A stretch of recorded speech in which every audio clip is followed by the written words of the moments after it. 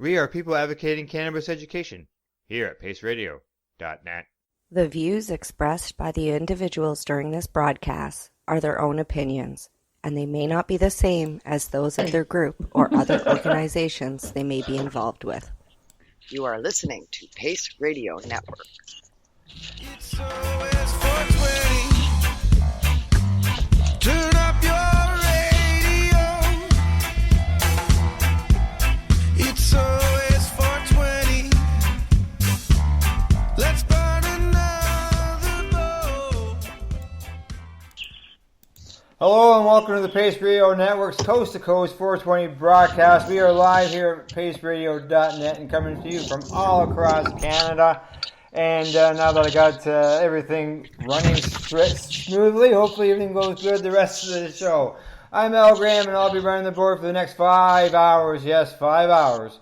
But I'm not alone, as several of the network's hosts are involved in today's celebrations. We'll be talking with them and their guests from across the country as we celebrate 420s in 4 different Canadian time zones. Joining me to discuss things are, let's welcome Kim Cooper. Kim?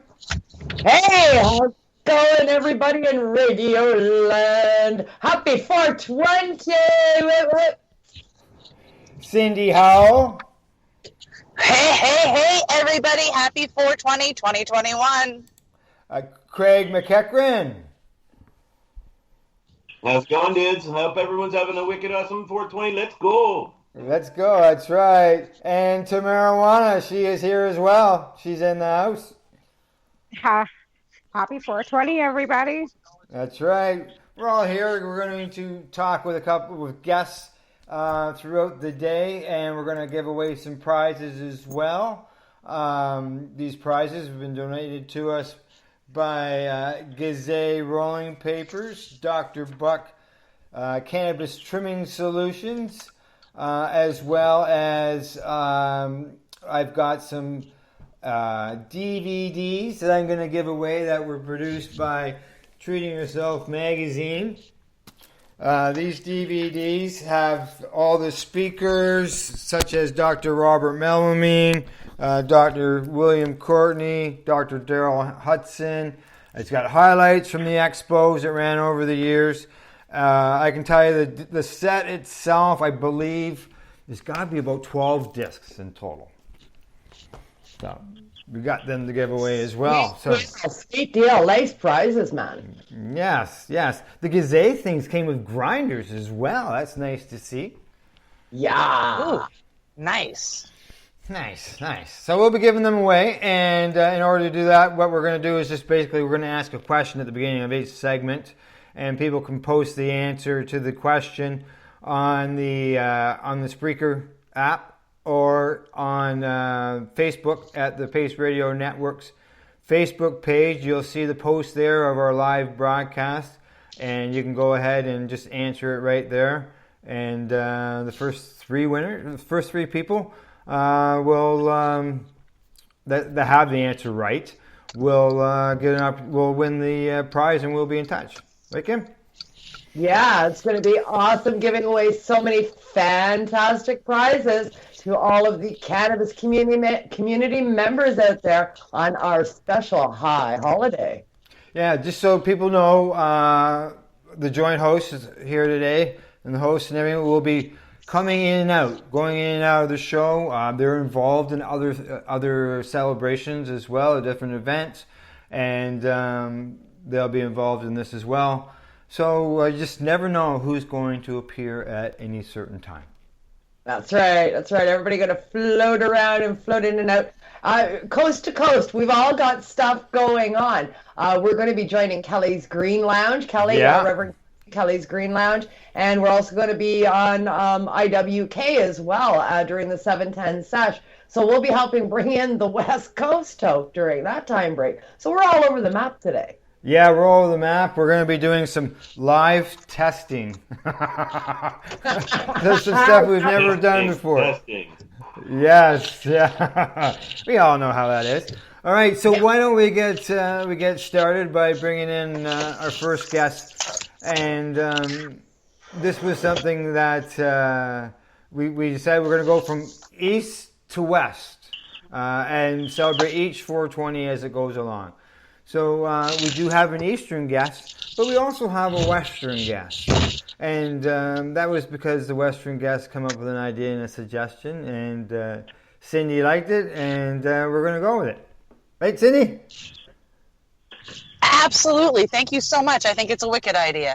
Yes. So what we've done here is we've reached basically as far east as we can go and as far west we can go by getting a guest in Brendan Quinlan from Newfoundland. Hello, Brendan. How are you? Not too bad, boys. How's it going?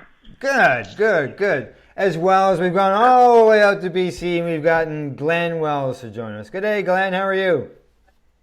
G'day, Al. How you guys doing? Good. Absolutely gorgeous here on the West Coast today. Oh, well, all of us Ontario hosts here are jealous because it's friggin' cold here. We're about to get a bunch of snow. I was just thinking, I was going to say, are you guys getting snow? Absolute snowstorm today. Well, you know what? Oh, my gosh. I'll be a good man, and I'll send this beautiful, beautiful weather east, all right? How's that? Right on, dude. What do you got going on? What do you got going on out there, Brendan? On the go here, but things are pretty slow. I suppose with all the crap on the go. No, yes. No, maybe few. That's about it. Nothing spectacular. It's never been heavy here in Newfoundland anyway. It's not been out like that. Most of the people have been pretty quiet on this side of it, I think. Yes. Yeah, that's right. Just so you know, Kim, as always, it's dog time. I'll be right back in like 2 seconds. And while Al's gone away, we'll carry on the conversation with our guest, Brendan Quinlan from the East, and of course, Mr. Glenn Wells from the West, and our joint host right down there in Nova Scotia, New Brunswick area is Cindy Howell. Tell us, Brendan and Cindy, what you guys don't have big events there like we do in Ontario and out in BC. Things are fairly subdued on the eastern seaboard, right? Yeah, oh my a lot gosh. of Yeah. Sorry, go ahead. Oh no, that's okay. I'm just in Nova Scotia. It's fairly quiet. On 420, we used to gather in Dartmouth at a specific spot, and we'd gather there, and we'd have some speakers, and we'd have some fun. But even that is very, very quiet compared to what goes on or what went on in bigger cities like Toronto or Vancouver. Very, very quiet here. I mean, at most we would get 100 people coming out for 420. That's so different, right? Because I mean, you have a large cannabis community there. You just do things differently. Absolutely. I'm not sure why we're not as go out and do things as larger cities. It might be because we are so small. We're such a small area. We prefer to travel away when we go to some of these festivities. Our normal Harvest Fest that we have once a year here. It can get up to about 1,000 people, but that's very quiet compared to what you would see at, say, 420 Sunset Beach of a couple of years ago when they had Cypress Hill. Yeah, 50,000 people converged onto that park in Vancouver. That was huge. That was the largest 420 event I've ever seen. Absolutely. Yeah, that was phenomenally big. 420s in Toronto are relatively large too. 10, 20,000 people attending there. But I can relate to the way it is out there for you guys as well, Brendan, because I live in Northern Ontario. So our 420 event is, like you say, 100 people. Yeah, it's a separation a lot to do with the island. I mean, actually, Newfoundland Labrador, I think, is the third biggest landmass in Canada. So it's very, very divided. So, I mean, you haven't got the concentration of people with the same interest to get together as you would have more so in the big cities, I would presume. Yeah, for sure. It makes a big difference with the population, right? Yeah, and how close you are. Like, I live in a community, I think it's 2,500 people. Yeah. I know about that. Yeah, so how many come out and they want their neighbors seeing them? So it's a lot. It's still a nice bit of stigma with it too, I think. Yeah. Still not over that. I'm just going to jump in here, Kim. You know what I forgot to do? I told everybody about the question, but I didn't ask the question. Yeah, you need to do Happy that. 420. 3 minutes. Buddy. 3 minutes before here. 3 minutes until you're 420. All right. Well, what we'll do is we'll wait 3 minutes and then I'll ask a question. You let us know. Because you have that different time zone. You're 30 minutes. You're keeper on your eastern seaboard there, Brendan. I must get without swimming. Right on. Yeah, I got a nice fat cone rolled here. JJ is rolling away. She's making cones and joints. By the time this is all over tonight on the West Coast, I'm gonna fall into my bed. Really? Oh. So, as Brendan, as far as I guess I must have missed the question. I'm assuming you guys had about 100 people out at your 420 rallies. Was there like different speakers, or it was just people that were just sitting around on the lawn holding signs? Was there a march or anything like that? No, there wasn't anyone on here this year in Newfoundland. I mean, with all the crap on the go. Correct. Right? Yeah, but in the past. Oh yeah, you get about 100 people here or there to a park or something like that. That's the size. Yeah. For the population. Did you do a march there? Well, they're not much like that. I mean, marching too, but it's not very big protest goes on here in Newfoundland. Like I said before, the population is so divided here. Newfoundland is probably the third biggest mass in Canada, and there's only 500,000 people live here, 527,000. What do you think will happen after, say, years down the road? Next year, this year, obviously, there's no 420 big events publicly, but maybe next year there would be. Do you think that's going to have an effect on things now that cannabis is legalized and you guys got stores? And do you think that crowd will even dwindle, or maybe it'll grow?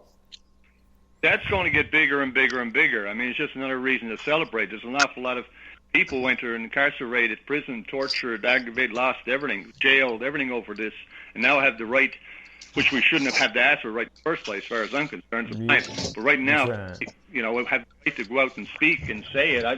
She's going to boom, and I think this is going to be an ongoing thing for many, many years to come. Yeah. Bigger and bigger. Right. All right. Anybody else got questions? Just jump in as we go along. I'm assuming we did the greetings from out west to all the way to the east. Oh yeah. Someone's having a puff. Me.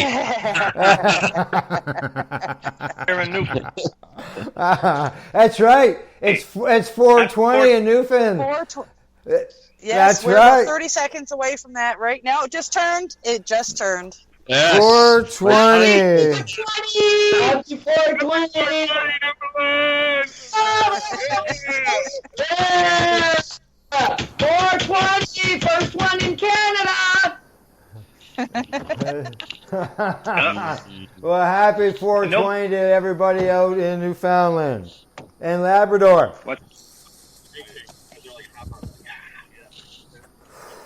Dab time. Now you're going to hear a bunch of coughing. Oh, yeah. Yeah, that's all about to come now. A bit of,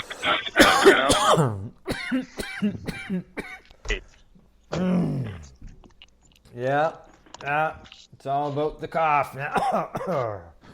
Oh, Jesus.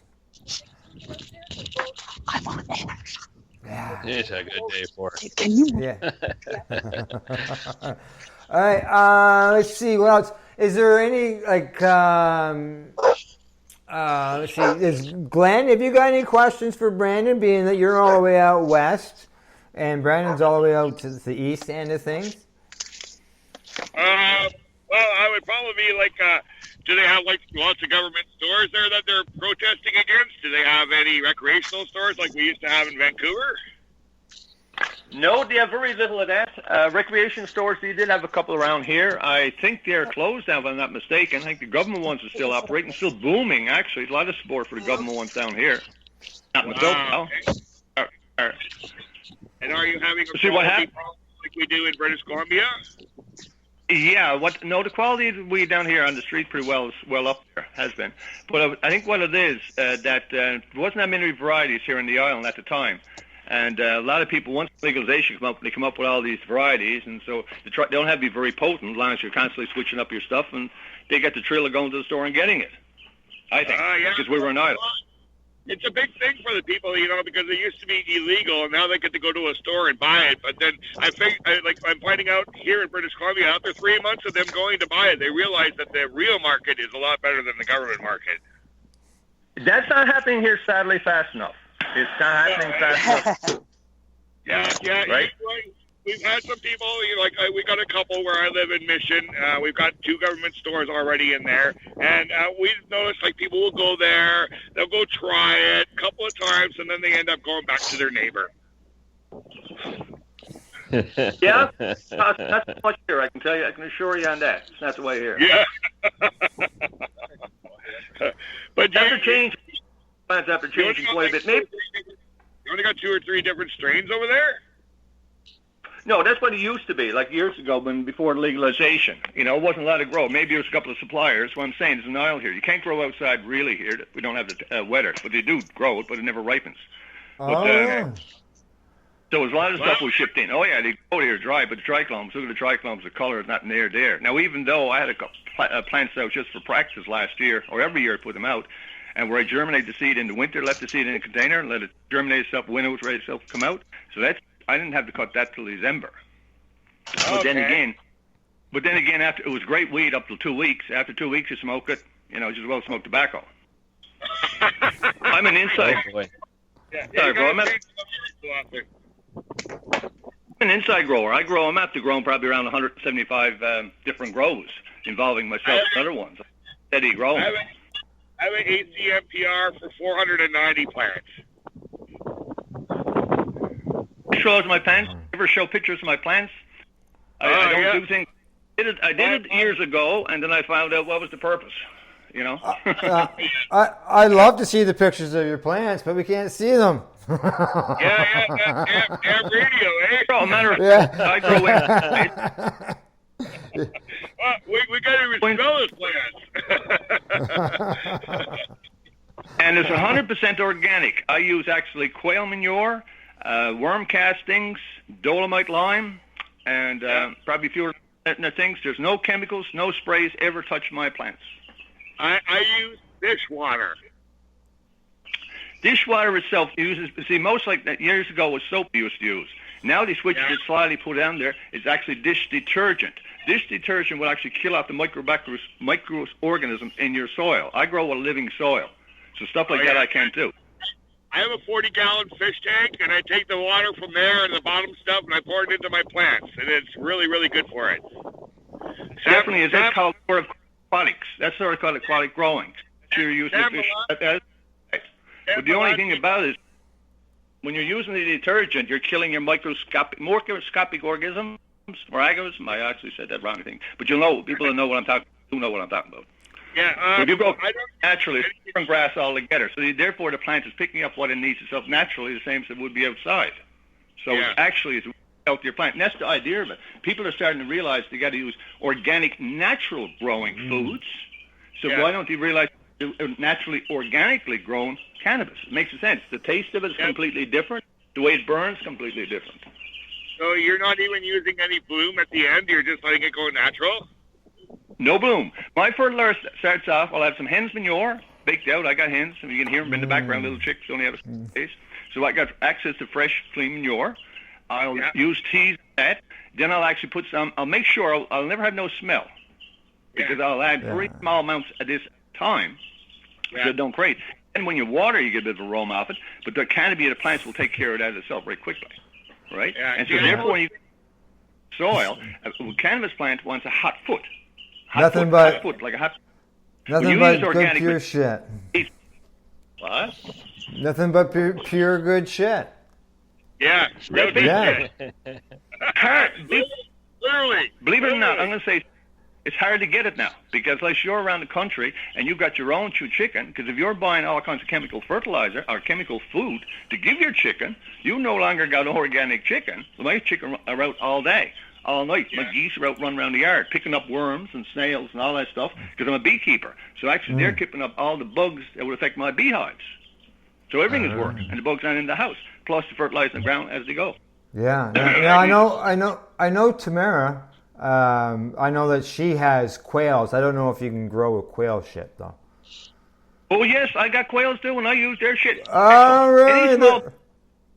Actually, if you think about it, U.S. used to guard islands, protecting the Ghana. I'm not using the right word. Basically, crochet guarding. It was such a valuable quantity. As a matter of fact, we still do guard a couple of islands.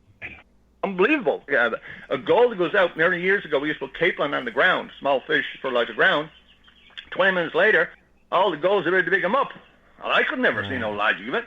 And everyone says if you don't do it, wouldn't grow. But what happened is a gull was crapping so many times, maybe 5 or 6 times each gull on the property, and more, that was your fertilizer. I mean, that's amazing. You're when you're nitrogen, as long as you're feeding them proper stuff. They're getting proper diet is like anything else. They'll say a plant. Plants is good vitamin B, whatever the case would be. But if it's getting all synthesized, it's only picking up trace minerals from the soil then. So therefore, haven't got them materials in the food. I've been growing a long time, and I never started researching. Right. Well, I know it's good to find out. Like I grow organically as well, so it's good to talk to another organic grower. That's for sure. I'll have to touch base with you afterwards. The cheapest way, best way to grow. You can't shag up because you're using dolomite lime. There's no burning of your plants. There's no stunning your growth with it. There's nothing. It's just absolute Mother Nature basically itself. You give it the light and then add water.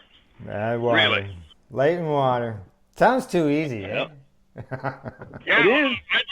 I do the outside organic thing. I get some soil, I plant some seeds, and keep watering it all year long and see what comes out at the end. Yeah, well, I usually know. Yeah, that's what I did last year, yeah.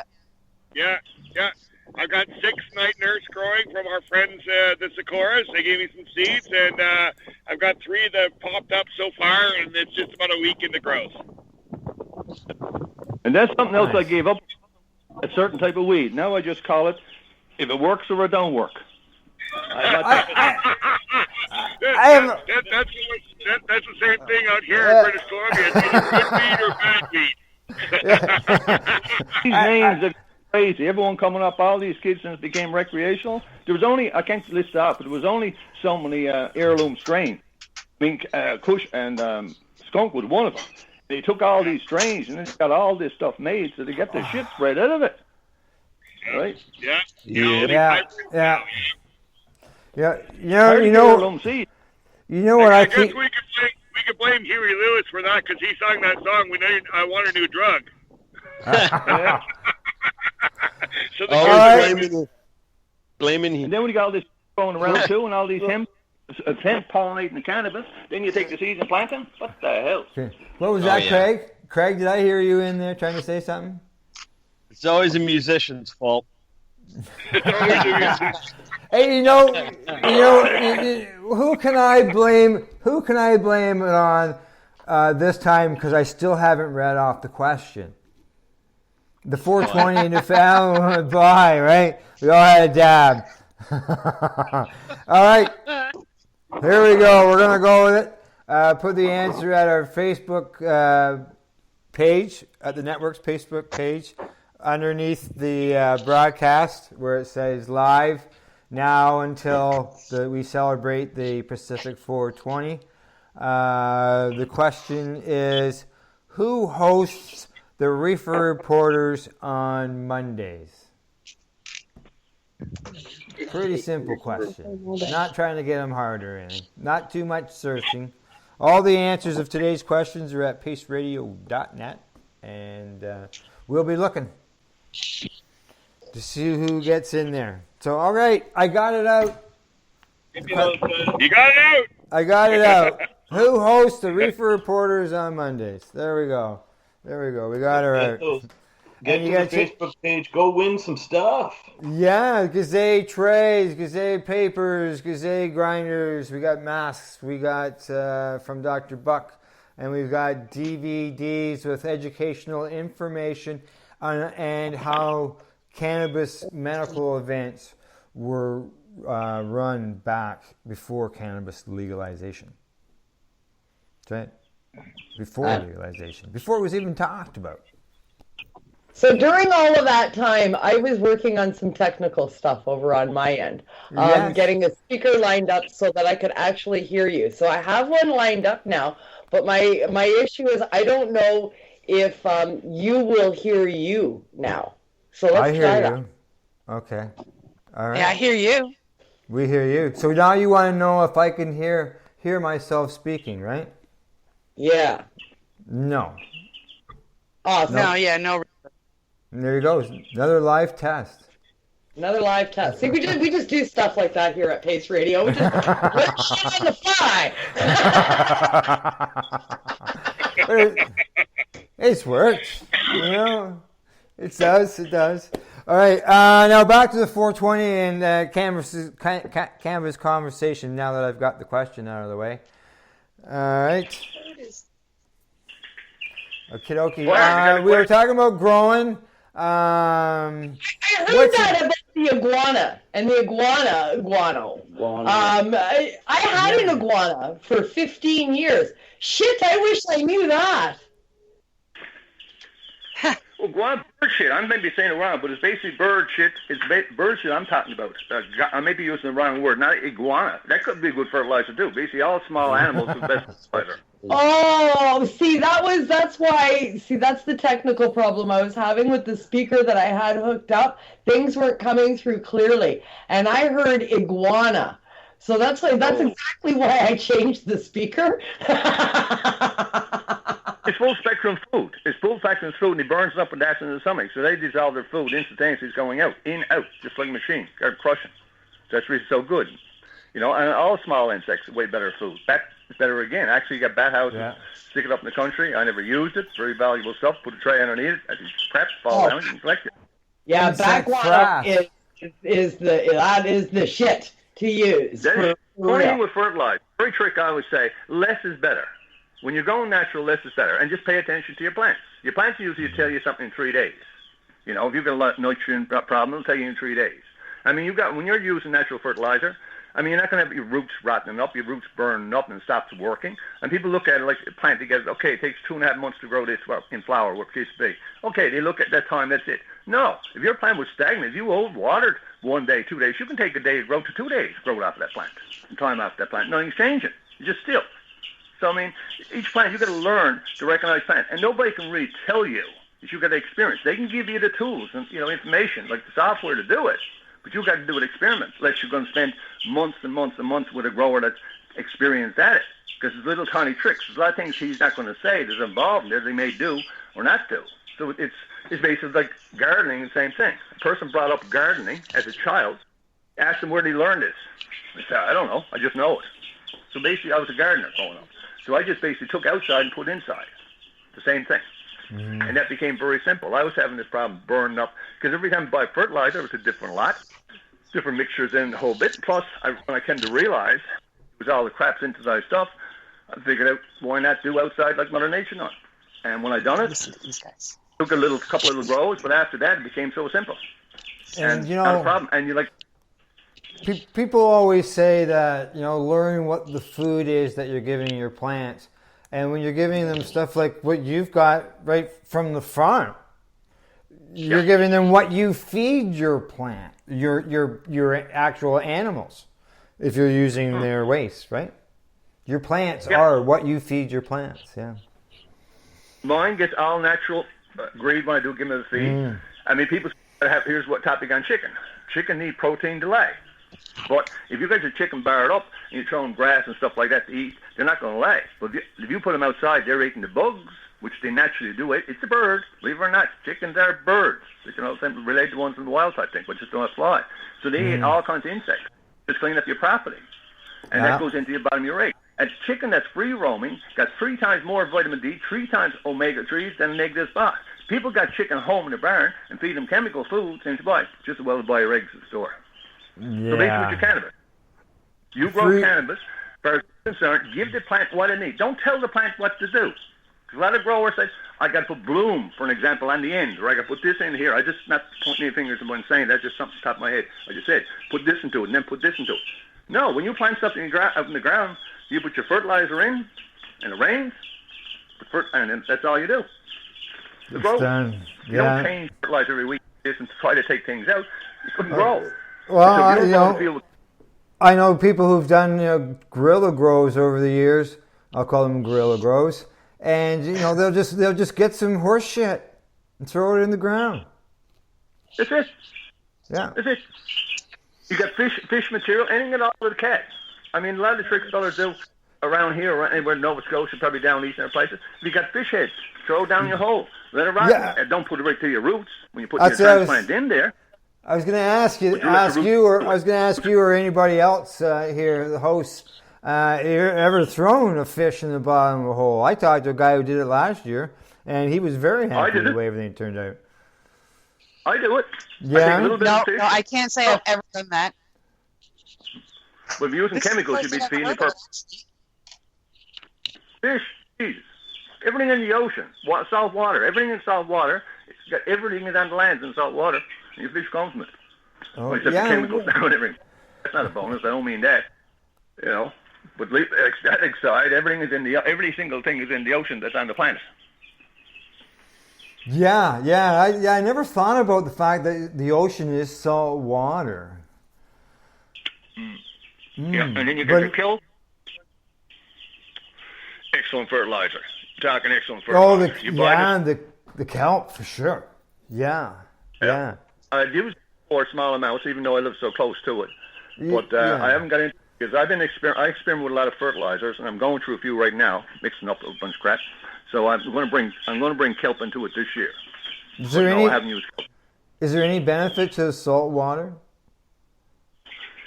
Well, if you're outside, you have problems with bugs, spray the salt water on it. But actually, to put salt water in your plants, no. Yeah, Salt is like okay. chill. I didn't think so, but I just thought I'd ask.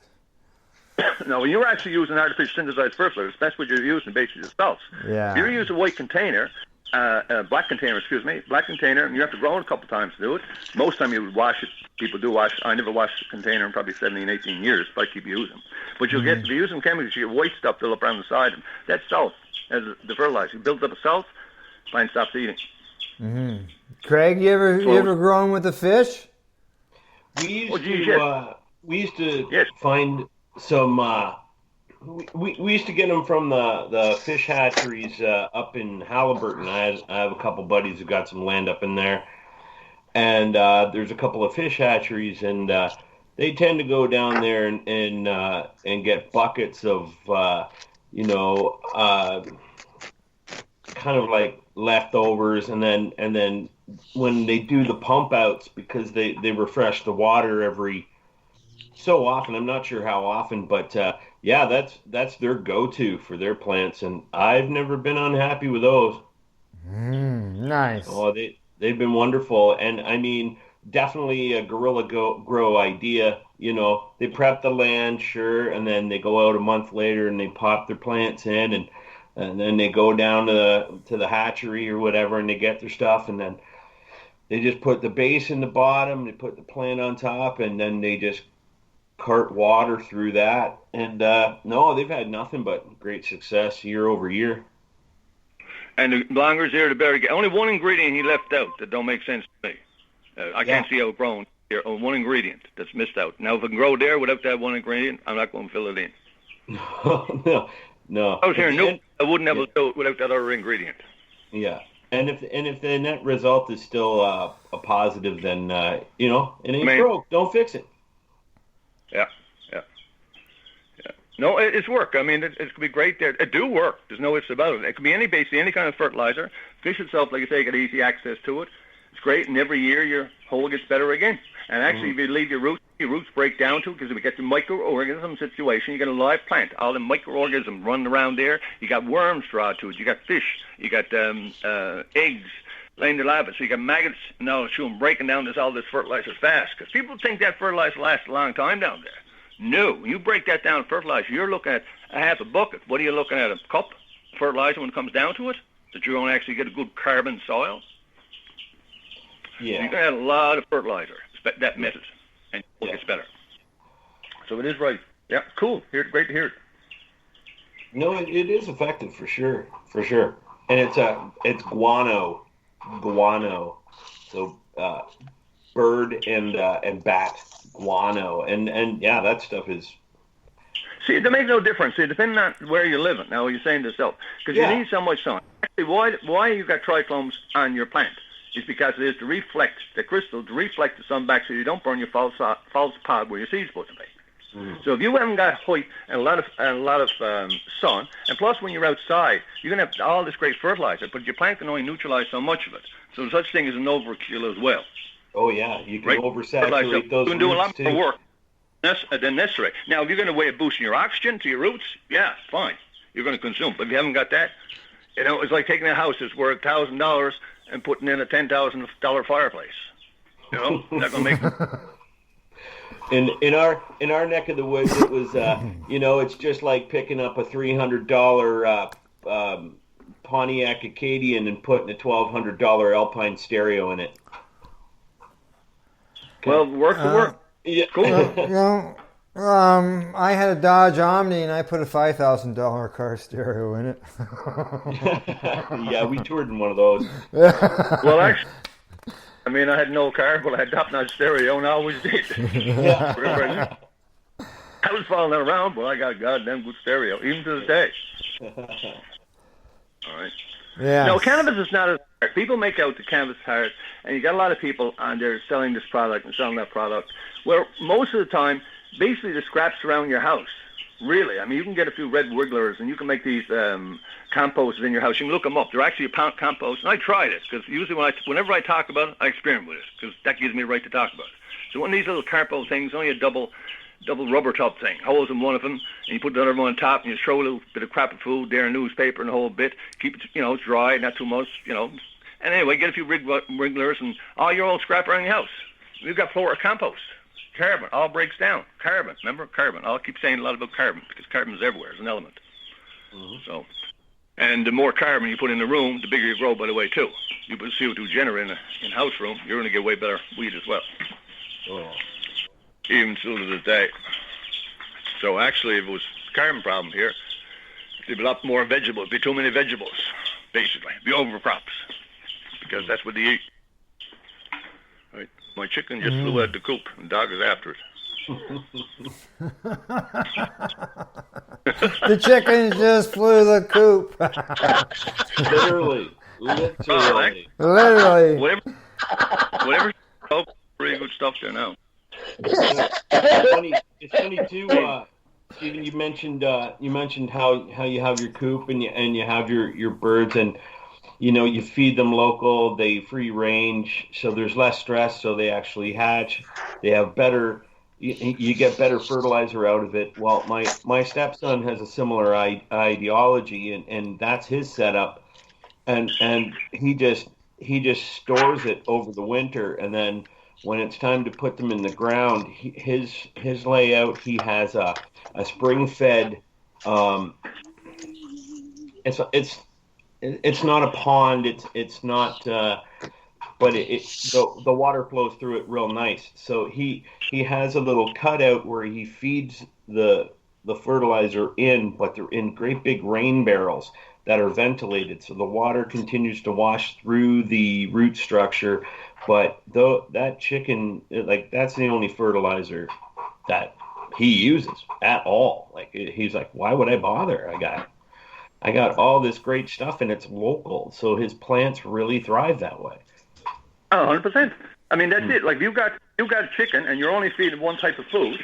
It's all at the end of the day, that's all the crap is coming out. The same to yourself. One time, when I was growing up, going to school, grade 6, grade 7, was all about health science. It was a chart. You had to eat this type of food, this, every type of day. You get a full balanced meal, bone structure, nerve structure, brain, development. Maybe I fucked up on them vitamins, but a lot of different ones there listed out. But today you don't hear anything about that.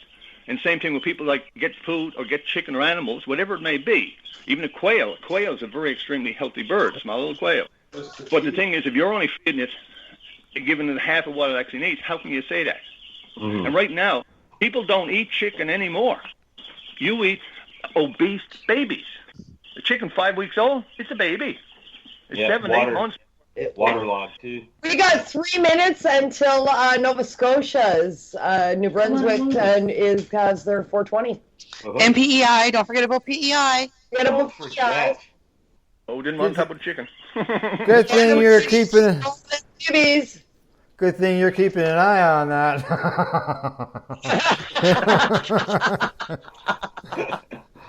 Yeah, I'm involved in a lot of things, dude. Constantly trying different things, from growing bamboo right here, growing sugar cane, and success Nice. with the bamboo. Doing good direct bamboo from seeds. But at least I got about a foot high, 2 years trying that. Yeah, it's fun to explore that knowledge, and I don't know. I think that's been the secret benefit of all of this, having to stay home, is I've learned so much about growing that it's just like, hey, there's the benefit right there. Yeah, I mean, just to sound, most plants, people believe actually need photosynthesis to grow plants. I've grew lettuce, tomatoes, peppers, bell peppers, lime peppers, no photosynthesis, 24-hour growth, way faster, way quicker, yield. Yeah. You know, people think you need that system, but people don't know. So if you're into cannabis, you can stretch that out and grow whatever you bloody well like. Yeah. Once when you start off with the pH crap, you know about that, and you forget about it because 90% bullshit when you go back to real growing, but naturally growing, I should say. So when you take all the information and put the vegetables, and you can have in your window, instead of a flower, a tomato plant is going to bear you fruit all year long. Because once when it goes into fruit, it seems like it stays that way. Because I got tomatoes and peppers growing here right here now. I can go over and pick tomatoes, long banana peppers, red peppers, well, a few other different things, you know. But it's just easy. It just attached to your house, a little room. Yeah. I'm gonna interrupt for a sec. I'm gonna interrupt. We got like a minute and a half till 4:20 New Brunswick time with Cindy Howell. I'm smoking some wonderful sativa here called Vortex. I've got JJ rolling cones. What do you got going on over there, Cindy? Hello, Cindy. Hello. Cindy, she's muted. Yes, no, my bad. I'm sitting over here in Lower Sackville, Nova Scotia with my girlfriend Nada, and we are smoking on some Violator, and we have some Master Kush dabs we're about to get into. Right on, right on. 420 Brunswick. Everybody got your doobs ready, your dabs ready? You got a minute? Less than a minute, right? Not even a minute yet. Yeah. Yeah, under a minute for 420 New Brunswick. I've got my dabs here with, of course, my black tuna, and I've got this wonderful Vortex bud that we've got going on. Had to have some cones going for 420, of course. Well, yes, well, get ready, Nova Scotia, New Brunswick, and PEI. We're about to hit your 420. And I can say, in just a few seconds. I am Six, just got the countdown. Countdown.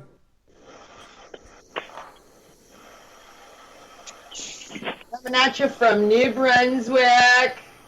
Oh, happy 420, Nova Scotia, New Brunswick, and PEI. Yeah, happy 420, Atlantic Provinces.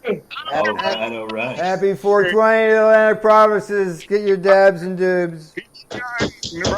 Happy 420!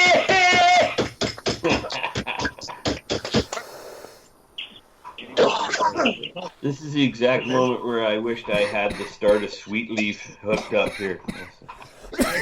Really, eh? Let me see. I can probably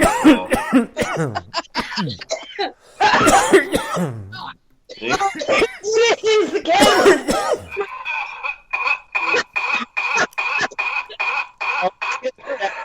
Yeah, nice one, Craig. Nice one, buddy. All right. Hello. That was unanimous. Hey! Hey. My cat sitting here is choking her lungs up. 20 recreational hazard. Yeah. I could use some help. I was going to move over there. Yeah. Let's do it. And of course, Mr. Glenn Wells on the West Coast, bringing in the East Coast. Coast to coast 420. Woo! Happy 420, everybody. Happy 420, Glenn. with a lungful.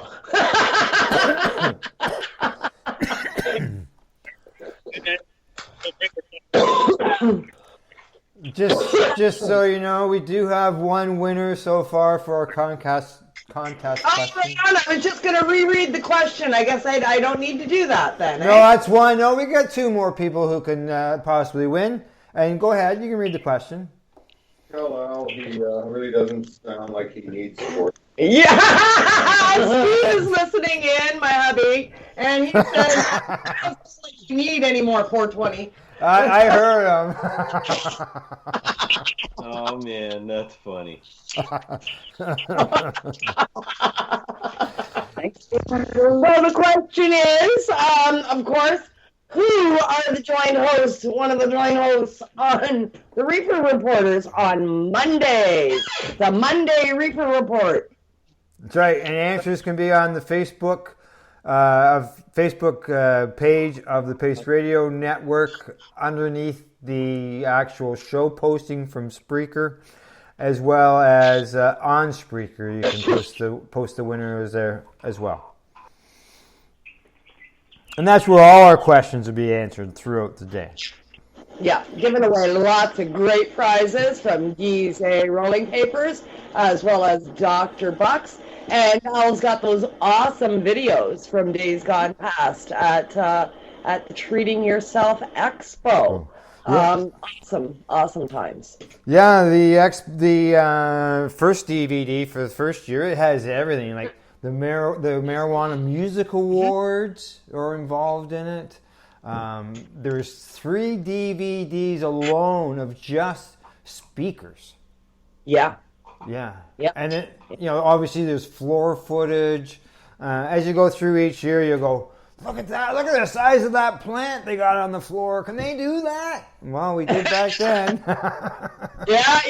And that was, pre-legalization during the heat of Prohibition when we were fighting for rights. Pretty bold moves were being made. Yeah. And we are today.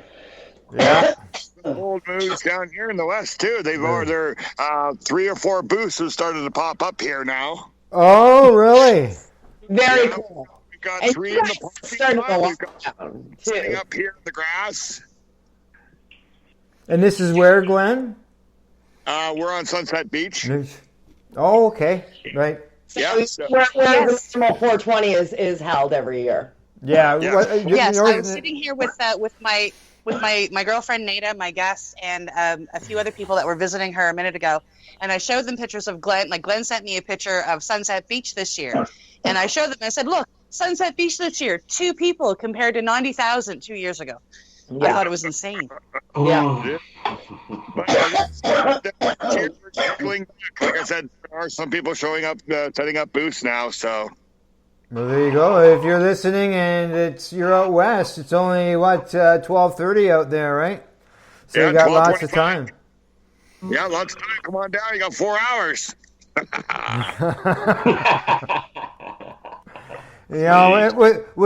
the cyber world and way technology is, who knows? Maybe someday what's that thing that they used to use Beam Me Up during Star Trek there? Maybe That's someday. Right, yeah. Yeah. And another report is that the Vancouver police came in. They looked at, they drove around the parking lot. They saw the blue tents, and they just drove away. There So you they're go. not doing any enforcement here. Not yet, anyways. Not yet. No. Yeah. No, Yeah. not yet. Hopefully it stays that way, right? Hopefully it'll Yeah, be a fingers nice, crossed. a few booths, and no, not too many cops. Yeah. Yeah. Awesome. Yeah. It's great You heard to see. here on Pace Radio. Yeah. That's right. That's right. That's right. It's great to see. I covered on the Reefer Reporters with Reverend Kelly on Monday, and there's events that are happening down in the United States. They're not stopping. They're holding events. Oh yeah, there's lots of them down there. There's states that aren't that aren't doing this. They're not at the same spot. They don't have social they- distancing and stuff. No, some of them aren't doing that, but I mean, it's more of an individual choice. Like, a vast majority of them are. Like, They don't have Ford. well, no, I'm sure they have their own kettle of fish, but I mean, my buddy Dion with Rocky Mountain Rolling Papers, he's down in Florida setting up a factory, and you know, like, although there's not all these really staunch rules, he's like when he goes to a store, he's like 95% of people are wearing masks. When they go to the beach, if there's not really a lot of traffic, not like you would see on an average, you know, Florida in April. You know what I mean? It's an individual choice, right? And people are doing what is right for them. They're opting for, you know, I think at the start they were a little bit fly by the seat of their pants, but I think people have come to realize that there's still people that can get very sick and can die. So they're just being common sense about it. I just think it's one of the things we need to kind of institute is, hey, you know, common sense, let's make it more common.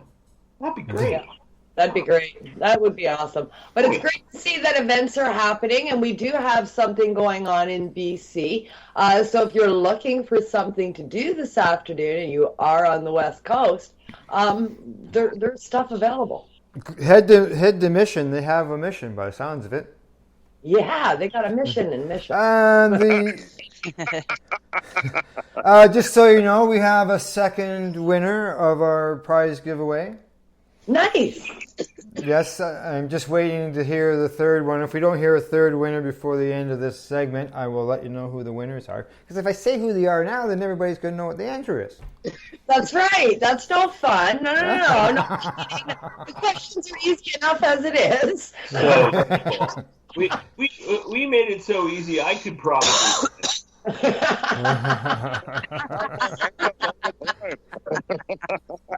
They're easy if you're a listener. Yeah. That's right, JJ. Mama J says they're easier if you're a listener. Yes. Sure.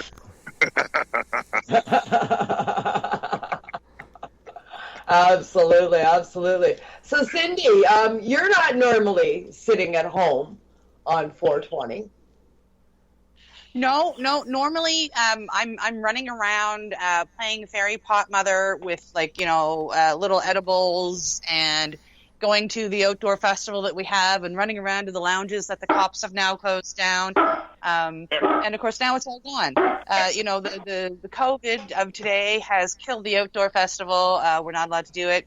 And then I shouldn't say we're not allowed to do it. There's probably some people down there sitting on the hill, undoubtedly. But I mean, the lounges, we don't have any lounges in Nova Scotia anymore. Like 2 years ago we had, there was 4 of them within Halifax, and it was so easy to hop on the bus and go visit them all and stop at the hill in Dartmouth and, smoke a joint with everybody on the hill with the cops sitting there watching you. And, pre-legalization, it was amazing because it was the one day of the year that they left us alone on the hill in Dartmouth, and they would stand there and watch us smoke weed, and they wouldn't actually do anything. Right. So the times have certainly changed. It's actually quite sad to see. Yeah, very, very sad to see. The age of legalization in Canada not really rolling out the way we want it, but here we are celebrating 420 anyway, sparking them whenever we've got them. Just because they've shut down our lounges doesn't mean that we're not going to get together and celebrate. Where there's a will, there is a way, and stoners are very good at finding that way. That's right. Virus or no virus, we're still celebrating. You can't stop 420. It's gonna happen. Nope. Yep. Right? The day has to pass once a year. Yeah, they did pretty good last year because there was hardly anybody here last year. There's more people here this year than there was last. And I was here last year at Sunset Beach. Yeah. Last year, it was brand new. So everybody was listening and we were staying home.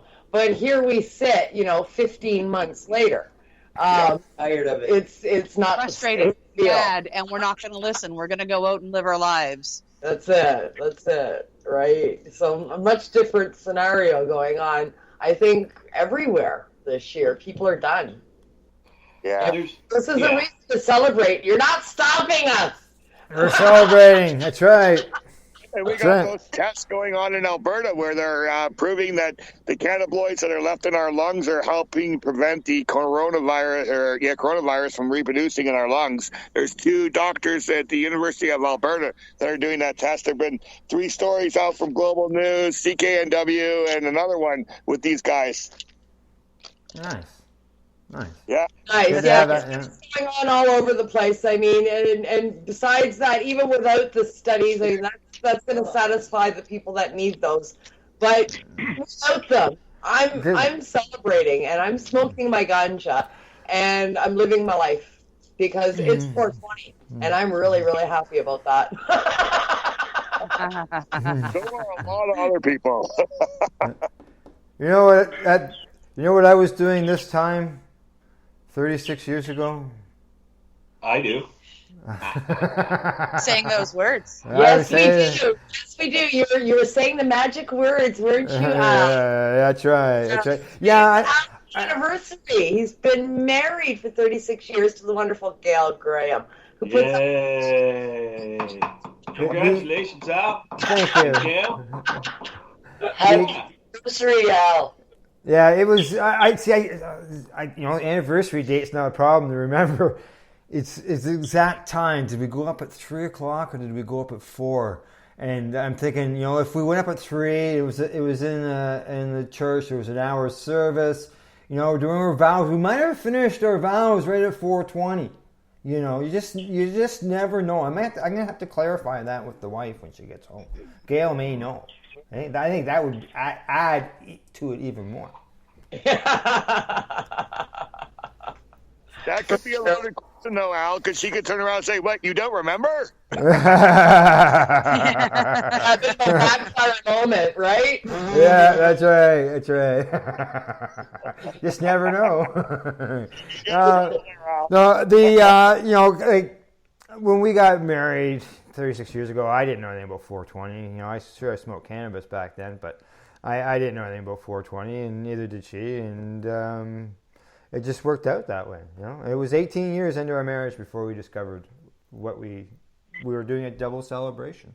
And for the last several years, Gail and I have celebrated our wedding anniversary and privately done 420. Whereas the last 2 years we've been able to do celebrate our 420 as our anniversary, or actually as 420, and she'll be home from work soon, so I'm sure at some point she may join in.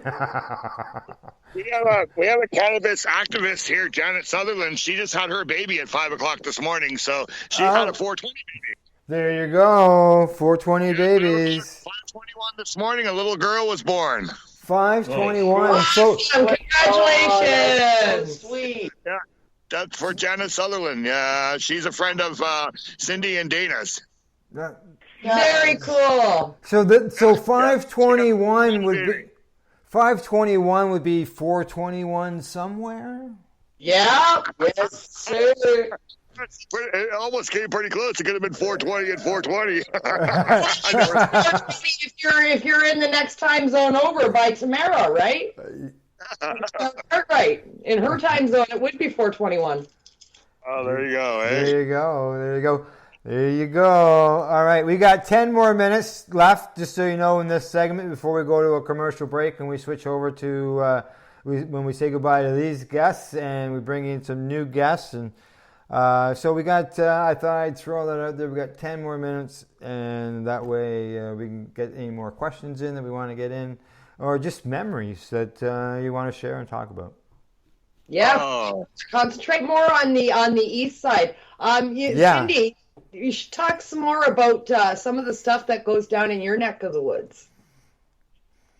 Oh gosh, in Nova Scotia, I mean, like we're pretty small. They have a festival, an outdoor festival every year. It's a rough camping festival. It's called Harvest Fest, put on by the Maritimers Unite for Medical Marijuana, actually, and they hold it every year. It's one of their biggest fundraisers every year that they put on to, they raise funds to do what they do and help people. So that usually goes on. They had to cancel it last year, unfortunately. I think they did have like a legal one, like they got together with the core people, but they couldn't actually invite anybody or sell tickets or make it into anything because of COVID. Yeah. Hard to pack up. Yeah, I was supposed to go last year. I was supposed to attend last year. Last year was going to be our first road trip with the RV, and I was going to go. And JJ was going to come with us, and we were gonna go. And then, of course, COVID happened, and everything got canceled. And here we are. Yeah. I was looking forward to attending that. I've heard a lot about it. Yeah, I mean, like they have some there's some local 420 bands that play. They usually have some pretty good music going on during the whole thing.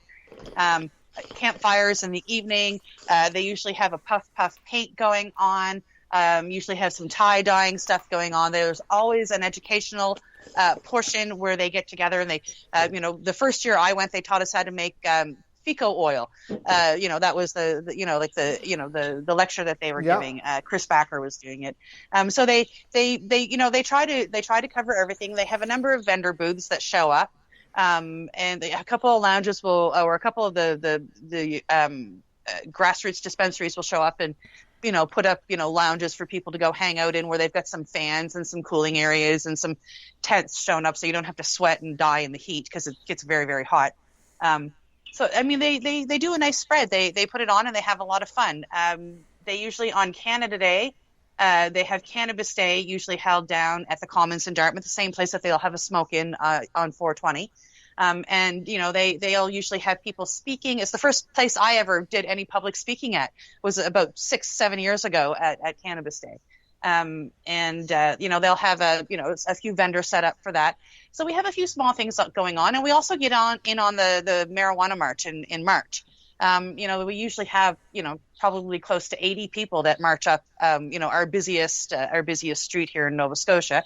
And I'm going to knock on wood while I'm saying it so I don't jinx anybody. I mean, we're usually left alone by the RCMP. They'll sit over there and they'll watch us just to make sure we don't do anything crazy, like they're expecting us to all go insane. And, I don't know what they're expecting us to do, but they sit there and watch us to make sure we don't do it.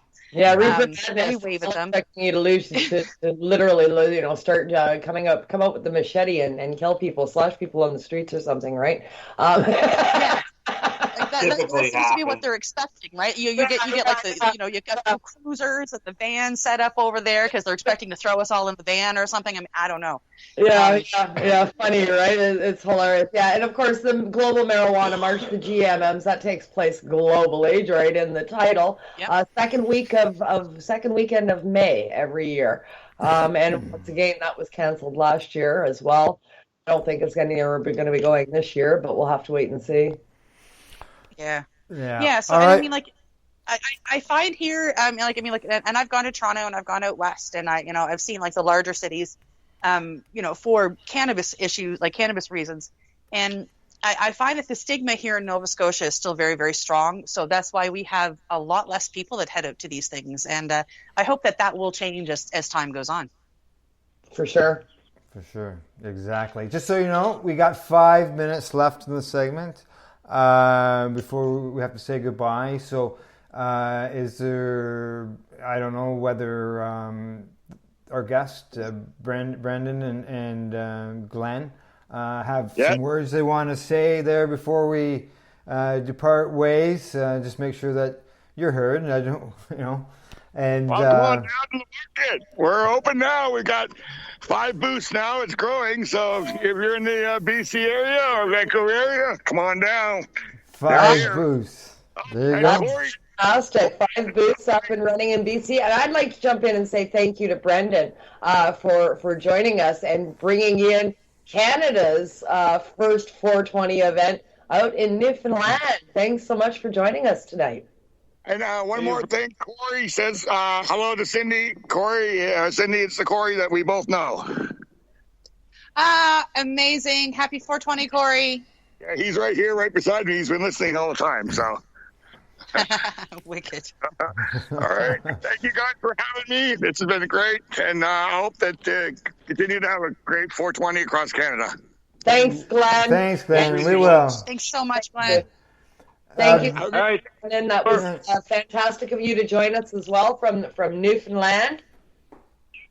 Yep, you're welcome. Thanks for having me, and have a great one. Yeah, good chatting with you. Have a great one. Yeah, Brendan, you have a Facebook group, do you not? I have a few of them, actually. Do you? Well, there you go. Like, you told us, you told us a lot about some shit here. That's good shit. That's good shit. That's good shit. That's good so, shit. yeah. Good shit about the good shit. Yeah. If anybody's got any questions about the good shit, then actually, I'll talk to pretty well anyone like that. No, I don't advertise my pages either. No. Okay. Okay. All right. I was gonna say. I don't plug the pages. Yeah. Okay. That's not a problem. Yeah, we still got about another 2 minutes here before we say actually goodbye to you. So if there's anything else, like offhand that you'd like to say, this is an opportunity. Maybe what you think down the future, what cannabis would be like. Legalization. Yeah, I mean, right now, those actually start to grow your own. It's nothing complicated. If you can grow a flower, grow it the same way you grow actually a flower. Grow a plant. Whatever you grow, just grow it like that. And in time, you change. You get better at what you're doing. Main thing is genetics. If you got a good genetic seed, you're going to come up with a better plant, obviously. If you got low genetics, bad quality, low, whatever, you're not going to get a good product. Even the best of us don't always bring it to the full genetics of the plants. I'm not saying, any of us do or whatever. A lot of conditions there. Don't be afraid, Buy a seed, help a grower, give up the government grows or buys, or anything like that. Support the people that kept us on the go and fought the good fight to get us where it is. And grow organic. That's about it. And grow naturally organic. It's not the point of growing organic. They go pick up a bottle of liquor and say they're growing organic. No, dude, they're not. Yeah, that's right. That's right. All right, you can grow with anything, like a compost bin. Make your own compost. All this stuff you can Google. Actually, better search engine. Do you have Do you have a worm farm? Do you do your own worms? Actually, I have grown too. Yes, I had them grown, and actually outside last year, a stupid little thing. We had a freak storm and blew the lids off the covers of the two of them. And I just had a swimming pool with the worms when I got out to them next day. Man, they drowned. Oh. They sort of swim long enough. It was, whatever. But I had them prior to that. I had like a thing in the house one, like a compost one that you actually throw a few vegetables into. There's no odor. Actually, it's an earthy smell to it itself, but you can Google that as well. Very simple, 2 Rubbermaid containers and, get a few worms online, red wigglers that you need, and make your own stuff for your plants. It's all basically when you're using organic worm castings. It's not the worm casting itself. You're using microorganisms into it. That's basically a start. I'm saying the word wrong. People criticize. People know the right word. Please post it up. You're using microscopic organisms, living bacteria. 1 teaspoonful over a period of time will fill a gallon container and go on. Yeah. This is stuff what eats the sugars, the salts from the plant. Eats the fertilizer, and then makes your grow. It spreads. So basically, worm casting itself, the worm cast, the beneficial off the gut part as the worm. And natural worm castings are better than ones in a bag because they're not, sterilized, whatever. But to Brandon, we have to let you. Go ahead. Worm casting is important. It's that people believe worm casting is a worm casting. A worm is only getting cardboard newspaper its life going through it. It's not the same as one that's actually organic. Your plants are what you feed your food. All right. Well, Brandon, we're going to have to let you go. And we thank you very much, and we hope to talk to you again soon. Not a problem, dude. All right, Brandon, talk to you later. Bye-bye. Just for the hosts here, just so you know, we have successfully got 3 winners during this segment on our question. All right. Congrats, winners. Oh, excellent. Okay, and the winners are JJ, Nadia Tracy, and Ron McNabb. And they got the answer right with Reverend Kelly and myself. Here we go. Nice. Congratulations, winners. Winner, 420 dinner. Winner, yeah. 420 dinner, that's right. All right, well. That's awesome. That's awesome. That's right, I agree. Okay, well, that's the Atlantic time. We're going to go for a commercial break and set up our next guest, and we're going to be going to the Eastern time zone, and we'll celebrate 420 in the East. Yeah. Well, we're at it, right? Okay. Good. Good. You're listening to the Pace Radio Network's 420 Coast to Coast celebration. We are live here at paceradio.net. You're listening to the Pace Radio Network here at paceradio.net. At Legacy 420, we believe in being different. Experience the difference of quality control. Our labs provide tested formulations for all of our products. Experience the difference in trust. Our customers can trust that we are following up-to-date COVID precautions for their safety. Experience the difference in accessibility. We're open 7 days a week. Please visit our website, legacy420.com, or contact us for curbside pickup as well as nationwide mail order shipping. Legacy 420 values overall wellness. Come and experience the difference of Legacy 420. The People's Alliance of Cannabis in Canada is an organization working to improve cannabis legalization in Canada. They have a mission and values that includes all Canadians, no matter where they come from. The values are including everyone, as no one should be excluded from participating, equality, diversity, advocacy, along with cannabis education and research, plus industry, safety, and professional standards. If this is an organization that has the same values as you, check them out at peoplesallianceofcannabisincanada.ca. Once again, peoplesallianceofcannabisincanada.ca. Check them out. Enjoy the buzz of legalization with Campbellford Lifestyle Shop. From lights to plant nutrients, books, consumption accessories, and more, we've got all your basics to grow or consume cannabis. Visit our info center or take a look at our piercing services and body jewelry, now available in-store through Campbellford Lifestyle Shop, 17 Bridge Street West, Campbellford.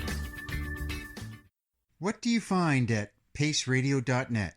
People advocating cannabis education. A doctor's job is to relieve your pains, and when it comes to growing cannabis, the biggest pain is trimming. Let Dr. Buck Cannabis Trimming Solutions take the pain away. Whether you're a home grower or a commercial operation, we have the cure. From 4 plants to 400 plants, garden size doesn't matter. Dr. Buck Cannabis Trimming Solutions comes to you with years of experience and professional discreet service. It's simple. We trim your weed, and we do a damn good job. Visit drbuckcts.com to book your trimming. CP operates a medicinal cannabis signing clinic. If you want to grow your own medicinal cannabis and are located anywhere in Canada, then I'd like to suggest that you give them a call. They can be reached at 1-613-967-9888. That's 1-613-967-9888, and grow on with CP. Growing your own vegetables, flowers, or even medicinal plants can be a challenge without the right equipment and proper know-how. At BMA Hydroponics, not only are they your urban horticultural experts and suppliers, but their staff holds the customer's needs paramount to making a sale. Family-owned with decades of experience and knowledge, they offer free advice in person, by phone, or email. BMA Hydroponics wants to ensure you have the advice you need, which is why you'll find tips and tricks on different ways to grow, like wick, ebb and flow, drip, or aeroponic system, as well as other helpful links at bmahydroponics.com. If you can't find what you're looking for, just let them know, and they'll do everything they can to get what you're looking for. At BMA Hydroponics, each staff member also possesses a federal exemptee MMAR license, making their strong suit empathy, experience, and dedication to their customers. Because when you know how to grow, you'll have results that make you proud. BMA Hydroponics in Belleville, Ontario. Visit bmahydroponics.com. We are people advocating cannabis education here at paceradio.net. Meeting. Hello, we are back and we are live. You're listening to the Pace Radio Network's Coast to Coast 420 special. We've just wrapped up with the Atlantic time zone, and we are now into the Eastern time zone as we celebrate every 420 or as many 420 celebrations as we can across the country. And now I am joined by host Cindy is still here, Craig is here, and Kim is here, and Tamara is here as well. Nice. Nice. as well as our guests. And I'm going to introduce them one at a time. Jordan Brandt from Legacy 420. Hello, Jordan. How are you? Good. How are you? How's everybody today? Good. Doing very well. This is your first time using Skype? No, I've used it before. Just haven't used it in a really long time. All right, good. Sound good. As well with us, Ross and Deb Middleton of BMA Hydroponics. Hello, Ross and Deb. How you doing today? Great. How are you, Al? I'm doing well. Deb, you might have to get a little bit closer to your mic there, Deb, but don't eat it. Is that better? Yummy microphone. Somebody. Go ahead again, Deb. Yeah. Okay, good. Ross is there with you as well. Yep. Yes. Right. As well, joining us on the phone is Wayne and Shallon Matheson. They're with Camelford Lifestyle Shop. Welcome, Wayne and Shallon. How are you doing today? Good. Hey, everybody. Hello. Hey, Wayne. Hey, dude. Hey, Ross. Hey, Deb. Hey. Some connections from old times getting together here. As well, joining us in this. Hey. Also joining us in this segment is Scott Mocon of Dr. Buck CTS. And welcome aboard, Scott. How are you doing? Hey, I'm doing great. Thanks for having me. Hey, welcome aboard. CTS, so everybody knows, means Cannabis Trimming Solutions. We'll get into that, and I can tell you, it does a bang-up job. All right, saves a lot of time. Okay, so basically what we've been discussing is, in our last segment, we talked about some 420, some memories. We talked about growing cannabis. We talked about legalization. And we're going to basically do the same thing during this segment as well. So basically, who would like to start? If you haven't got a 420 memory, but maybe you've got a good cannabis memory, maybe I'm going to volunteer Wayne and Shallon to speak first, because Wayne is a former organizer of a 420 event rallies. Yeah. Back when 420 meant something. Yes. We discussed that in the last segment. We don't know what's going to happen after all this. You know, legalization's been around for a couple of years. You know, we've been away from doing these rallies. Everyone's gone virtual. You know, but Wayne, back in the day, you were hosting them there in downtown Peterborough. Yeah. We did quite a few events in Peterborough. They were a lot of fun. I don't think we'll ever see it go back to what it was pre-legalization. I think those couple of years before legalization, they were kind of our glory years, and we're never going to get them again, I don't think. You think we were peaking? Yeah, we peaked. Yeah. We peaked. Shallon? I want to repeat the. Yes. Shallon, you were always there with Wayne, you know, helping out. Got a memory? Something offhand? Doing a lot of the... Sorry, what were you saying? Got a memory, something offhand that, that you want to share? A lot of it, I did the behind-the-scenes stuff. Those are memories that that can be great, and can be glad that they're over memories too.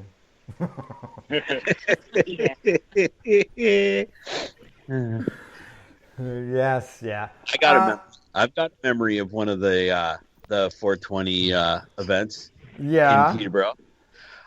I got a call from Dave, who was doing the music at one of them, I believe.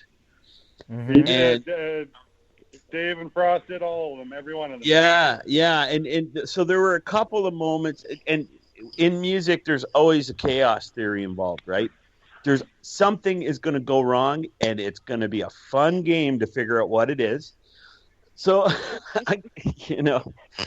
and you're dealing with Mother Nature too, and I think this was one of the wet ones, if it comes to mind. Yeah. And there was a power supply that went zzz, And so I got this frantic message, dude, you have this and that. And I'm like, yep. And so I hop on my bike and I roll down, and everyone's just battening down the hatches. But everyone's just such in a good mood. And the first person I talked to, don't even know who it was, is like, I already want a joint. And I'm like, dude, why wasn't I here before? What am I thinking? Right? So that happens. And then I said, oh, well, I'm in the neighborhood. I'll go by Pipe Dreams and see if, somebody else is around. And so Dion was in the shop there, good buddy of mine. And he's like, oh, yeah, that's happened today. Yeah. And he's, oh, crap, that's happening today. And I didn't give him anything. So sure enough, here's some papers. Here's a bong. Take this shirt. And so here I go again. I'm running down the street, bringing in more armaments. I'm like, yeah, let's go. So, yeah, I mean, that's the community I've always known. It's just like, I like being the guy that just smiles and has a Band-Aid. Come on, let's fix this. Let's go. Let's go. All right. Just so you know, we're going to try another live experiment here today, as we tried earlier. We're going to try to get involved in a broadcast with Kelly's Green Lounge, who's doing something over StreamYard. Yep. Kelly has Kelly's Green Lounge TV has 12 hours of stuff running today. So we're going to try to join in with her and see if everything works. And hopefully we're going to be in two different StreamYard rooms, because I'm here with you guys and I'm also live on StreamYard in 10 minutes. I will. I'll be live on StreamYard in about 10 minutes, so we'll all be on StreamYard and Pace Radio. There you go. Well, there you go. Sounds to me like it's the right time to load the enormous 420 Bowl of Champions here, which I did acquire from Campbellford Lifestyle Shop. Now, before I do that, I want to also hear from Deb and Ross and Scott and Jordan as well, because they're here as well. Deb and Ross, 420 memories. Yes, I remember quite a few marches in downtown Toronto and sitting in trees and being either rained on or baked or actually ushered through the streets by the police as we were carrying banners and they were stopping cars and things. And I think Wayne is right. Our heyday was back then. I think it's over now, and now what we have to look forward to is when a lot of the vape lounges open back up again, is vape lounge hopping. Yes, and will vape lounges be opened up? And when they do, how will they be open? How will they be run and stuff like that as well? Ross, 420 memory? Yeah, a lot of my 420 memories revolve around the old 420 radio show. Al, remember we used to get together and we'd go do the live broadcast from all the different events, whether it was in downtown Toronto or on Tyendinaga or in Peterborough. We'd be right there interviewing people, going from booth to booth and looking at everybody's wares and products and whatnot. It was really cool. I really enjoyed doing that. Yes. Good times. And we'll get back to doing those times once this COVID stuff is all over and done with and we can hold events again. That would be nice. Scott, 420 moment? Actually, I gotta be honest. I was living in the swamp, buddy. I never went to any of that stuff. There you the go. doc was in the swamp. I missed all that stuff. I was zero contact with that, but I want to make some. All right, make some memories. There you go. We start with it today during a live broadcast on Pace Radio and talking to people about cannabis and trying new experiments with phones and technology. All right, Jordan. You work with you work at a place with 420 right in its name. And honestly, since I joined the Legacy team, every 420's been pretty amazing. I haven't got to experience maybe as many events as some of the people that are in attendance with us today. I am a little bit younger maybe than, but anyway. Probably I don't think I'll ever forget my first 420 event I attended in Toronto. This was when I was in college, and me and a group of friends from school had decided to go down to the event happening down at Queen Square down in Toronto. And so we made the trek down there a little bit later than we intended, of course. And even though some like the bigger things that were happening during the day had passed on, there was still like a lot of people hanging out and having a good time, and there was a lot of really, really massive joints floating around and all that kind of stuff. So yeah, that was definitely a pretty amazing experience, especially like for your first time. Yes, I imagine, especially going to Toronto. A lot of people were packing those 420s down there.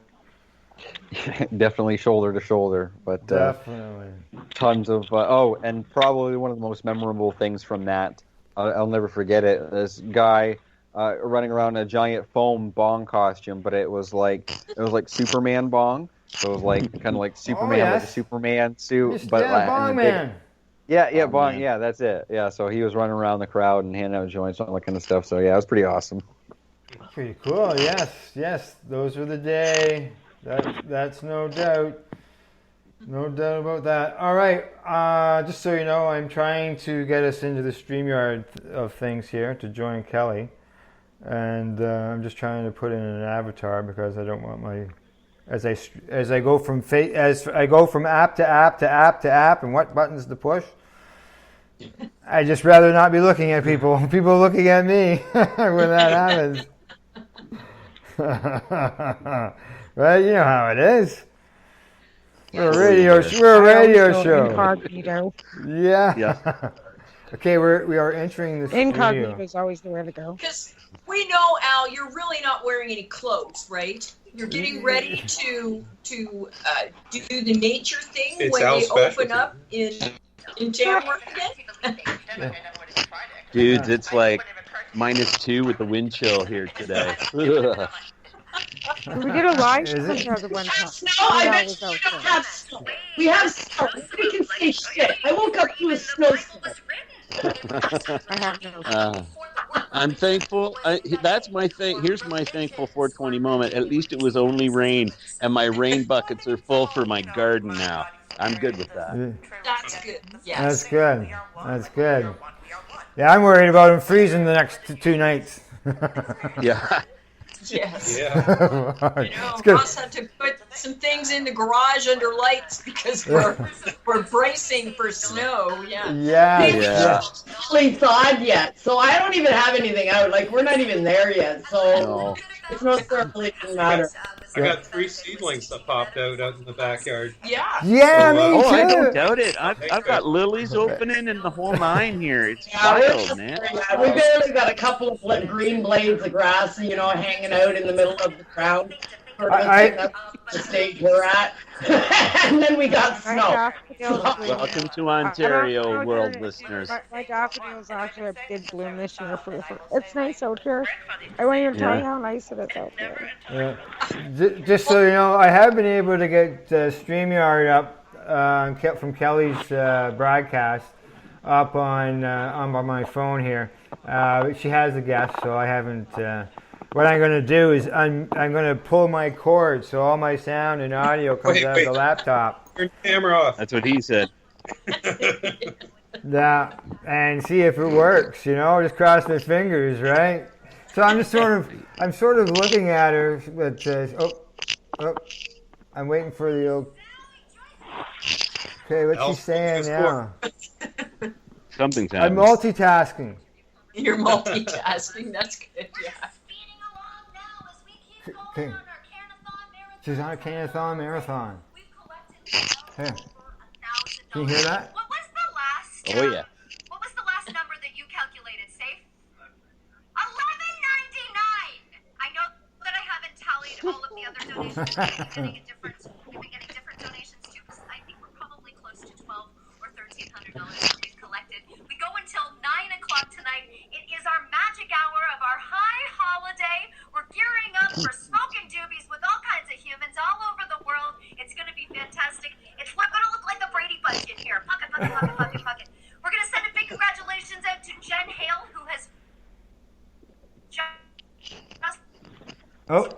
Uh-oh. Uh-oh. Uh-oh. Sibilance. Like they're having fun. Who has won some Healing House swag as well as an infused chocolate bar. Most recent donations, anybody that makes a donation today wins. Oh. And because I'm running out of time because I want to bring in my best friends. My best friends are backstage. And they have a new show, and the new show launched today. And they're called The Newbie and the Doobie, and they're working. All right, she's got the Newbie and the Doobie going on there with Mary Jane. I'm loving the energy. Yeah. So she is. She's just amazing. I'll just keep that running there, and we'll just keep up our conversation on what's going on. Yeah. So when it comes to next questions, we talk about memories of 420s in the past. What do we think? What's everybody? Let's just throw it out there, and everybody can jump in, and I'll try to referee the traffic here. Can I jump in real quick? I'm going to say one of the real memorable ones for me was the experience that I had doing the live running between Yonge and Dundas and the Hot Box that year. Yes. Yeah, I remember that. That was, oh my God. And I had Guppy's Ashes that I was launching at 420 at Yonge and Dundas as well, Guppy Fish, and I let them go at Yonge and Dundas. And then I ran up to the hot box and I was trying to interview people, but I couldn't hear anybody at the station because it was so fucking loud.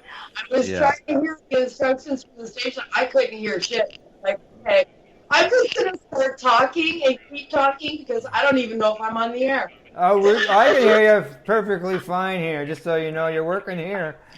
Yeah, no, I mean, at the time, at Yonge and Dundas, that's what I was saying, right? It was like, I'm have to wait because I can't hear you. Yeah. All right. Now I got it right. Yeah. Now I know what you're talking about. Yeah, that was. I think you were trying to talk to John Regatos at Skunk from Skunk. Yeah, and I was trying to interview John and Julie, and right up. Yeah. You want to get that? Yeah, I can. That's us. Yeah. Yeah, sorry. We're live from BMA Hydroponics. There you go. You're right at work. Oh, this is good stuff. Good stuff. There you go. Well, I'll throw memories out there as well, and that would be back in the early day, back in like 2007, 2008, and attending the only 420 rally that was in Ontario at the time, and that was at Highway 420 in Niagara Falls, Ontario. And and when I went there, I thought, wow, this is awesome. Look at all these people. And then over the years, it got to the point where buses were showing up with people, and the massive crowds that were going, like we were going down Victoria Park Avenue, I think is what it was called, and then you turn left and go down Clifton Hill Road, down to the big parks and everything, and the police would be protecting us and blocking the traffic, and I was going, wow, they stopped all the cars and let all those people who were smoking pot go across the street. And it was that awe-struck of doing it all, and then go down there and listen to the speakers and the whole bit, and get gifts and win prizes, and it was a good time. It was good. It was a fantastic time to do all that. So I was glad I was part of it. Alrighty, that was. Al, some of those cops are customers now. Yeah, really. Yeah. Oh, yes, really. Yeah. Yeah. Oh yeah. Yeah. What about you? Well, yeah. If I guess we don't want to get into all the customer information, but Jordan, I would imagine you see people of all different walks of life, being Legacy 420 patients and people coming through. Definitely super diverse, especially with us in particular being geared towards kind of more of a medical, and now expanding into like the wellness products type of space. We've definitely always had a bit of a unique customer base compared to a lot of places, for sure. Nice. Now, Scott, I would think your business got rolling this past year. Your trimming business, correct? Correct. And now, would you have noticed the diversity in the customers who you would have assisted? 100%. It's unbelievable how many people are like in their late 50s, 60s. A lot of them been in law enforcement with stuff like that they called me. It was pretty unbelievable for my first year in business, the diversity of people that I came across. Yeah, I would imagine. A lot of people out there that were probably, closet growers or quiet growers, and then all of a sudden somebody like you that comes along that can save them, 2 weeks worth of work. He saved my ass. Yes. Yeah. Yeah. And you can watch it on Grow Your Own on the BMA Hydroponics YouTube channel. There's something, but Scott is like poster boy for medical cannabis. Yep. You are. I don't think enough people know about your story and how at one point they never even thought you were going to walk. Well, hang on. Whoa, just before you go anywhere, Scott, I've got to do something. My joint hosts were going to laugh at me because they know this happened in the last segment. Damn, I forgot to read off the question again.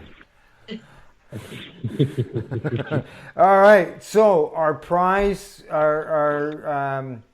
prize for our question thing here is what is our newest broadcast? So what is the newest broadcast that we have here on the Pace Radio Network? You can put your answers in on Spreaker in the chat room there, or you can go to the Facebook post of the show and answer the question there on our Facebook page. All right? So the question again is, what is our newest broadcast? All right. Now back over to Scott and Deb. Deb? Yeah, Scott. So, like I said, at one point when, not long after I first met you when we opened, and you had your medical emergency, they really didn't even think you were going to walk again. No, that's correct. My L4 and L5 was 8.5 centimeters on my back and 5.5 centimeters. No, I had a spinal cord injury, and they probably wheeled me into St. Mary's and said that I'd probably never walk again. So that would be correct. Yeah, and it was cannabis kind of helped turn your life around and gave you your new vocation that you have now. Oh, for sure. Like, then I invented Dr. Buck's hand and hoof salve. That was for my back and my knees, but if it wasn't for cannabis, I wouldn't be walking. No, that's great. That's great. No, I know it's great. It is. And now out there helping the rest of us who are old and decrepit and our hands don't work as well as they used to anymore. Just on that. Go ahead. Sorry. I was just on the combo here. I've been chatting away while I've been listening with one ear and chatting with the mouth on the other end. We are simulcasting now, as of now, live on IWK with paceradio.net, and going to bring in 4:20 Eastern Standard Time with everybody in our group here. Oh, great. Hello, everybody on IWK. Hey. Hello. How are we? Packed. Everyone ready? Yeah. Well, I got my dabs right here. Yeah, I have a joint, but I don't know if I can light it in the store. Oh, sure you can. It's in the store, Debbie. Light it if you want to. Blind, and I'll light it. 5 minutes from 4:20 to 4:25. Okay, we're ready. I got the blinds closed. I'm getting my lighter. Get your tubes ready, folks. It's almost 4:20. We got, 4 minutes left. And who's all here, Al? We've got a lot of people here with us at the station, right? Yeah, right now we got Tamara's here, Ross and Deb are here, Jordan from, we're back in. Ross and Deb from BMA Hydroponics, Jordan Brandt from Legacy 420, as well as Scott Mocan from Dr. Buck's Cannabis Trimming Solutions, as well as Wayne and Shalyn Matheson from the Camelford Lifestyle Shop in downtown Camelford. Did you count them all? In the house now. They're on IWK on the live stream, so they've just joined us from BC as well. What's going on, everybody? Hey. What's going? Hey. Hey, is that audio coming from your stream? Which one? Cindy was from my stream. Yeah, I know. I'm watching the meter moving and going, okay, where's that audio coming from? Is that from IWK? Or is for Al to keep track of. We've got another guest. We've got Irene. Green Irene is in the house. Hey, what's up? Hi, Irene. That's okay. I'm just getting the tip warmed up. Yeah, that's what she said. We're on radio. We don't know what you're talking about there. We can't see that. There's so many. Remember in Ottawa when you were a dab virgin and you lost your dab virginity in Ottawa. Do you remember that? Who are you talking to? Kim. Kim. Yeah. I can't even hear her. She's so low. Really? Okay. All right. Deb asked you about losing your dab virginity in Ottawa. That was fun. That was fun with in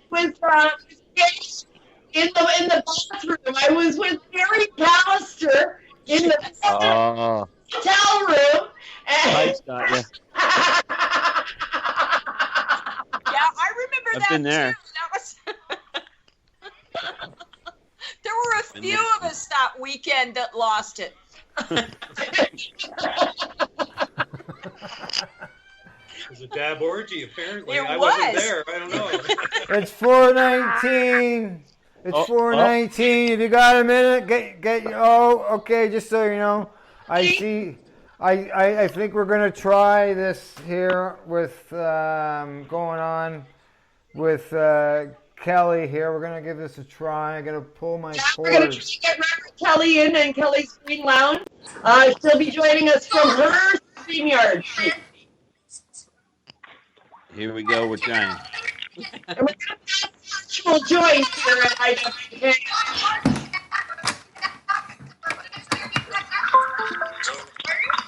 All right. Okay. All right. Alrighty, Kelly. I don't know if you can hear me or not. It's 4:20. Oh, it's going. 420. Spark 'em if you Happy got 'em. 420. Happy 420. 420.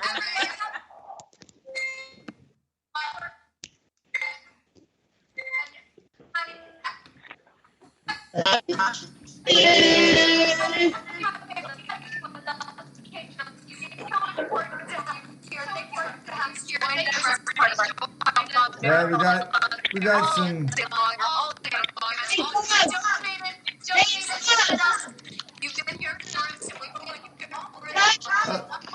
Yeah. I hear a lot of clicking going on. Hi, everybody over at Kelly's Green Lounge. I don't know if you can hear us. I gotta get my 420 dab in. Cindy? All right. Can you smell Smell that? All right. I think I can. I can hear that. You got that soundtrack again, Craig? What's that? Is that you bubbling there? Look out. Oh no, I was clearing my throat. All right. I'm backstage. I gotta plug back in here. This is a full-on coast-to-coast 3-stream party going on right now.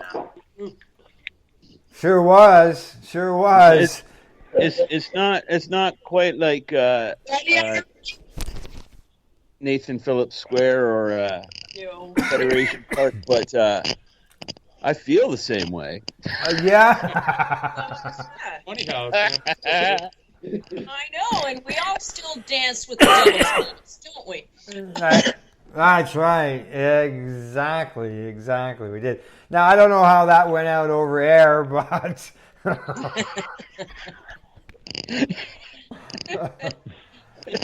we tried.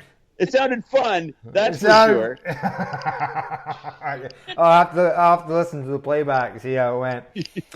So I've got to, just so everybody knows, I did get the question posted up on Facebook. Yeah. There you go.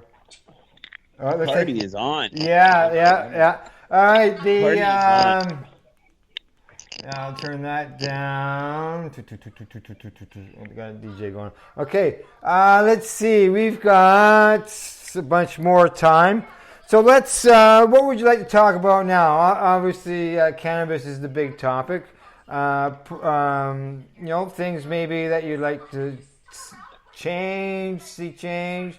Where do we want to go with our conversation-wise? I got a few ideas here, but other people have questions as well, I'm sure. I like having the opportunities to discuss the cannabis and more when we do these kind of things, because for me, I focus a lot on an entertainment, like a music side of things, right? But as most people know, I mean, I've been pounding the pavement for a long time for, the ability to, have cannabis first as a medicinal use, not the 20-second thing, which was my case, right? So, so for me, just being able to go coast to coast with advocates, with folks who know what's going on, people who've had their own unique challenges and stuff, that makes my 420. I remember the first 420 I was in Toronto and stopping at Toronto Hemp Company to gather up the crew, and there was that moment where I was like, oh yeah, we are all in this together. I get it. That was kind of like the aha moment for me, because and now I get to do it here. Yeah, you do it here. That's right. Jordan, 420 events at Legacy 420 in the past. What all did you guys do? Interrupt for a sec, Al. Sure. Ollie, you're in the house. Ollie Dog Pet Meds, also from Legacy, right? Yes, Ollie Dog and Legacy connected for sure, right, Jordan? Yeah. We partnered with them for our line of pet CBD products, oils and tinctures and drops and things like that. Well, all the same product, we've expanded that to like a paw balm for treating like rough paws and other skin problems and things like that. But we partnered with them for our pet line. Say hi, Ollie. Yeah, little love for our pets, our fur babies, right? Oh yeah. Oh yeah. Yeah, my dog appreciates it. That's for sure. Loves that hot spot spray when things get a little bit irritated. That stuff is awesome too. Oh, hot spots. Oh, yes. Had problems with that with our last dog. Jordan, back to that question again. As far as was Legacy doing? Did they just have specials, or did you host like an event out in the parking lot or anything like that? Usually on 420, we have some sort of giveaway. I think we had, we usually schedule other events throughout the year because there's so many 420 events that happen kind of around and things like that. We don't tend to plan special events for that day, but we always do something to celebrate the occasion, a giveaway and things like that. Most of our events we kind of try to schedule in between when not too much else is going on, so we can include as many people as possible. It would definitely be a bit of a challenge for you guys, say, having to stop out in Tyonega and then go to like a 420 thing in Toronto and stuff like that. So yeah. Well, as Kim mentioned earlier, that was something that we had to do in Toronto, and that was just trying to go to the lounges, trying to beat traffic. Never mind going from town to town to town. Scott. Now, obviously, your business is new and all that down the road. Do you think that, you're looking at maybe getting involved in 420 events as far as, sponsoring or organizing or being part of one or anything along that line? Oh, for sure. Like you said, I never smoked my first joint till I was 30. I'm 49, so I wasn't educated when I was a kid. Dopes for dopes, like you saying, that's how it was. But I was just uneducated and ignorant. So, yeah, I'm totally into it. I missed all that, and hey, I'm up for it. And anything I can do to help or promote or educate people what I've been through and how it's helped me, I'm in. Yeah, well, I can tell you will. If you ever get back to where we were, you will enjoy the old days because you'll be able to experience them. Hopefully, so. That's right. Al, sorry. Go ahead. I forgot to mention, when you had asked me about past events, I didn't mention what we're doing this year. Oh, great. We've got some gummies, a gummy giveaway going on again, just something kind of small to celebrate the event in store. But I'm not sure if anybody's been to the Legacy 420 website recently, but as of last night, it's been completely overhauled, and so now it's a really simple online ordering system. So you can go in, fill out your cart with all your favorite products or whatever you're looking for, and then just do a quick checkout system. You get an order confirmation. We'll send you an invoice once we get your order confirmation. And then, boom, your package gets sent right out through the mail for you. I was at the website and I noticed it was different. I had a little birdie send me a little message. I'm like, oh, good to know. Yeah. It looks pretty good, I gotta say. It does, yes. Nation to nation, product information. Yep. Shop. As well as educational information as well. Ross and Deb, did you guys ever do anything at the store, like have parking lot parties or anything like that? When we had our grand reopening, the weekend after legalization, we had a big parking lot party and had Rock 107, the radio station came, and we had free food and giveaways. And even today there's no tax today, and we are giving away Destiny kits and the Supernatural ebb and flow table, the turbo craft cannabis table, and it's actually worth about $600. So we had 2 of those. We've given away one, and we should be giving away another one very shortly, too. Nice. Very nice. Actually, I think you gave away one last year, Destiny kit, as well. Yep. Hey, so how does one get out on this again? Just come in the store. Yeah, just come in the store. Come on down. I gotta go. I gotta drive. See ya. How long I got is a this? place in town, but I would. I want Yeah. We also had a sale. The first 420 after legalization, we had a sale called the 4x4 by 420 sale. It was a package that would get you 4 plants, yielding 4 pounds for $420. And we advertised that on the radio. That was one of the greatest things because being able to advertise on the radio is just a big deal for us. I mean, it's almost like it is freedom of speech kind of thing. Now we can actually advertise that. Come on down and grow the biggest cannabis plants you've ever grown in your life. Yeah. You're advertising on Quinte Broadcasting? Yes, we're on Rock 107. Correct. And, Quinte Broadcast. Yes. It's always nice to hear cannabis commercials on regular radio, I'll tell you.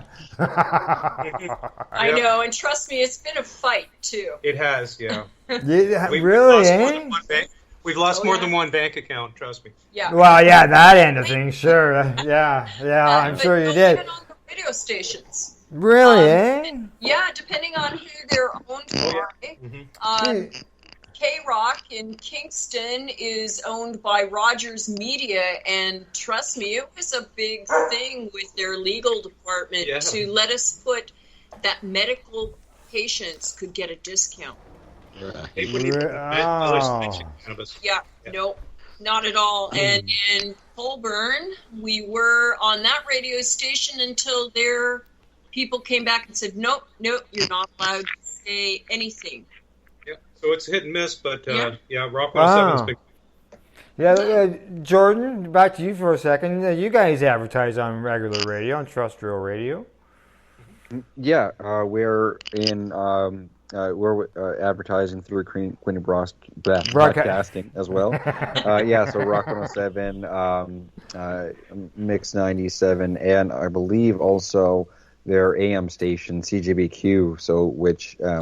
It turns out a lot of the older folks still regularly turn into for their broadcasts and stuff. So definitely a little more towards the demographic that we're trying to hit there as well.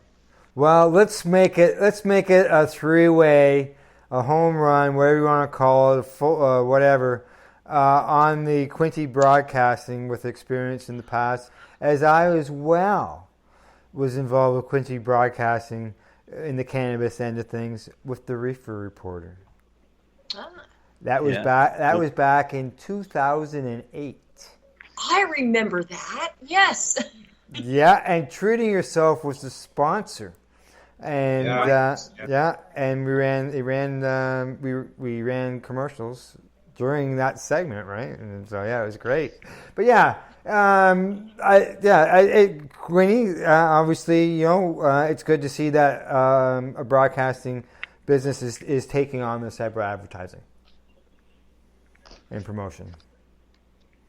And with no complaints. Nobody's complaining. No one's complaining to them, so why not keep doing it? Yeah, exactly. Alrighty, let's see. Scott, we're down to Wayne and Shallon. I know Wayne and Shallon, you have advertised in the past on terrestrial radio as well. We're on the local Campbellford radio, as well as we've been on the Coburg radio before my FM. Right. We don't do a lot of radio advertising. It's very expensive. Yeah. But when you approached them, how did they react? Especially the local guy, Dave. How did he react? Actually, I didn't approach anyone. They've approached me. So.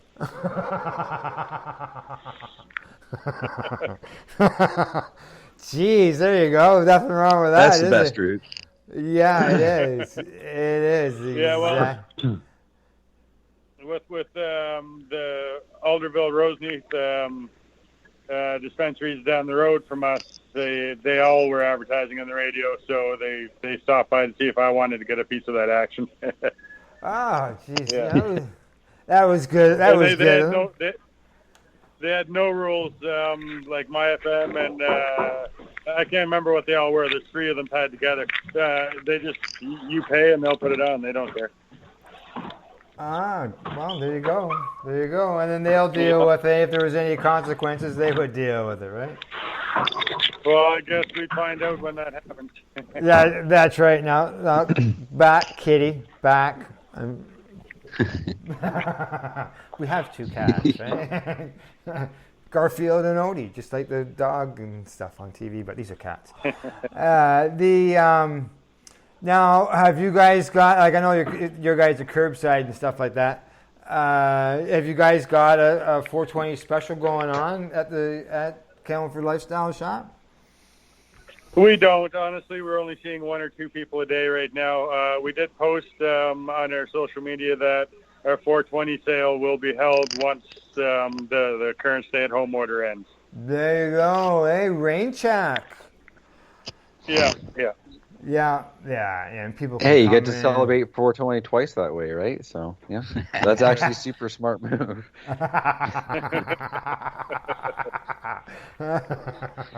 Yes, yeah. Let's see. Where are we going to go to next? Where shall we go to next? Greg, you got a question for our guests? There. Put him on the spot. I didn't hear that. Didn't you? No. No, you got any questions for our guests? Offhand? Bring it up. I got some. I'm just allowing people, other people. Yeah, yes, exactly. All right, let's see. Yeah, Tamara's still here. She's got her mic muted. She's doing something. All right. What else offhand? 420 specials. Okay, let's go to basically some updates on some things. Maybe some ideas as far as what's you guys, because you're all connected here to the network with sponsors, and obviously we appreciate your support here. So I'd like to give you an opportunity to tell our listeners maybe some things, some new stuff you've got that you like to let people know that's available at your business, or something along that line. How's that? Who wants to go first? I didn't see anybody's hand go up. I'll go first. I will. Okay. I can ask a question though. Sure, go ahead. With BMA Hydroponics, you guys still have the medical clinic going on too, so maybe Deb and Ross could kind of talk a little bit about what they do, if they haven't already, about how they help patients still, because I think that's super important. Perfect. Even Good. besides helping people grow and all the help they give people learning and all the education that they both pass on. I think that's another really great attribute. So thank you guys for doing all that. Thank you. And yes, we're quite proud of all the work we've done with medical cannabis. I've been an advocate for some time now in a lot of areas that I can't even talk about right at the moment. But things are still happening in medical cannabis. It's not over yet. If we have our way before it's all over, we'll have medical cooperatives and maybe medical dispensaries that are separate and apart from the recreational system, which is really, I don't know, it seems like medical's kind of got a little bit lost in the recreational stream. There's nothing wrong with recreational, it's great, but I just don't want anybody to forget that cannabis is medicine. And yes, we run a clinic. We do it every Wednesday. We've been doing it since pretty much since 2016 when the ACMPR came into effect. So we've been doing this for a long time. I've helped hundreds and hundreds of people get their medical permits to grow their own medical cannabis. There's no separate stream in the licensed producers for medical cannabis. They charge you the excise tax, which is a sin tax. For some reason, using cannabis as medicine is a sin. And there's no special, there's no tax off. There's nothing like that, anything for medical. So growing your own is the most cost-effective way to get all the medicine you need. And I can tell you that from experience, because with peripheral neuropathy, which is notoriously hard to treat, nothing worked for me from anything from medical science. Cannabis-infused topical cream does it for me in 5 minutes. And I tell you, that's made me an advocate for life. I'll just keep talking about why you should be on cannabis and not on pharmaceuticals. Oh, for sure. Yeah. Yeah, for example, just if I can go ahead. Sorry, if I could just add into that kind of same line of thinking, that same vein there. That's actually one of the reasons I really enjoy my job at Legacy 420. Some of you may or may not know I was part of the advertising team and still am, but also what my one of my secondary roles at Legacy 420 is I'm the staff trainer. So when you come into Legacy 420, we definitely get a ton of feedback about how we're different from most of the other places that are around us. And not just because of the products that we carry, but we put customer education on not just what we think is best for them, but say like on all of their options, and then we help the customer to decide on an option that works best for them. So it's a super focused on educating people primarily first, and then helping them choose a product or the best product second, after they've kind of heard all of the options and things like that. So definitely one of the main reasons I enjoy where I work so much is that customer focus, that patient focus as well. Yes, that's very important, as we all know. No doubt about that. So it's good, the two, BMA and Legacy 420 helping patients, access and get to their medications. It'd be nice if it would be easier for patients or to access. Some patients still have problems, while others don't. Well, most people's doctors, if they have a doctor, won't talk about signing for medical cannabis, let alone the part that allows you to grow your own. And that's the only reason, probably the only reasons I'm here, is because I'm not going to leave people who don't have a doctor or a doctor that doesn't want to know, hanging out on a limb. Everybody needs access to this wonderful program. That's right, exactly. I'm a long-time patient, as everybody knows. I've been a patient for forever. And I still have to use avenues such as Ross's because there are no doctors that will sign for me.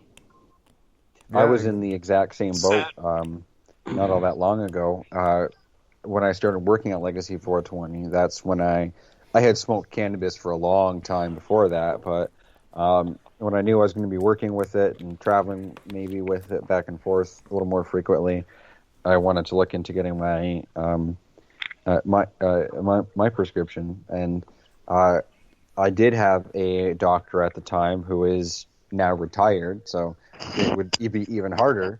But even my doctor at the time, like you guys had said, wouldn't even discuss it. But luckily, luckily, depending on how you want to look at it, there is a service here in Belleville.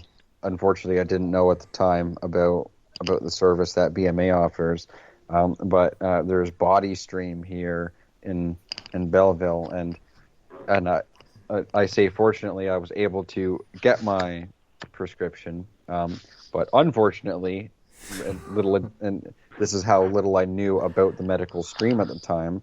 It's basically those operations are basically recruiting firms for LPs. So when you are done speaking with the doctor, they pull out a little dandy list. So yeah, you can sign up with any licensed producer you want. Here are the ones we quote unquote recommend, and then they hand you a list of 5 or 10 producers that they're getting a kickback from. So it's looking back on my experience, knowing what I know now, I would never recommend anybody to it unless they can get it covered medically somehow. Then all power to them. But realistically, it definitely is, unless there's an alternative service, like the one you guys were talking about. it's definitely nothing I'd recommend to anybody. That's for sure.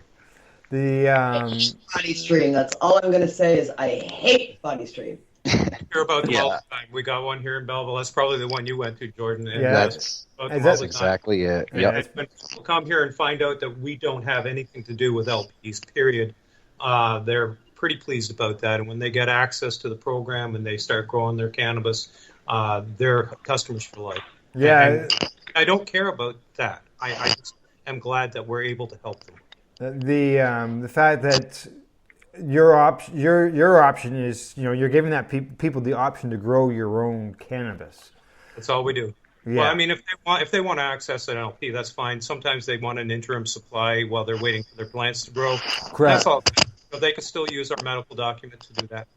Yes. That's a great system. I really love that system. That's something that, from my experience, I mean, I was a descendant of the Cameraman's years.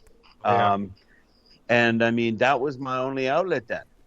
Like, I didn't have a choice, and we're not talking 40 years ago. We're talking, 11, 12? 12 years ago. 12 years so, ago. Like wow.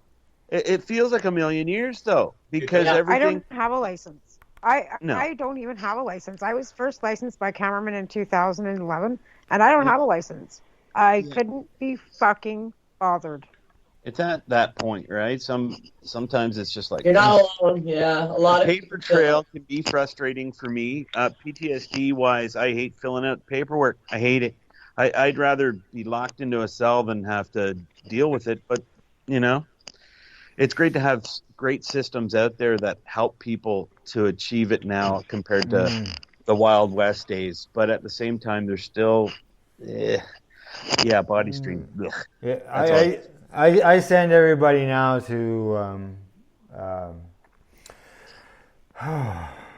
BMA so that they can go to CTCP, deal with the doctor, the whole bit. It's all there. It's not, that's wicked cool. And we help them with that paperwork too. Yeah, exactly. That's great. Exactly. That's a huge. It's a huge nightmare for patients, man. Huge. That's a good system. Scott, you've been quiet Yes. there. You're a patient. You were new to all this, as you said already. What was your situation like when it came to cannabis? Was it something that the doctor just said fine, or did you have to look? Or did you? Actually, when I came over from the hospital there, I was probably on 15, 20 different drugs, and it was just I was on Lyrica, and all the side effects, stuff like that. So that's when I just put everything aside, and then I just started my own cannabis and educating, and Deb and Ross educated me at BMA. I went online, and I asked my doctor.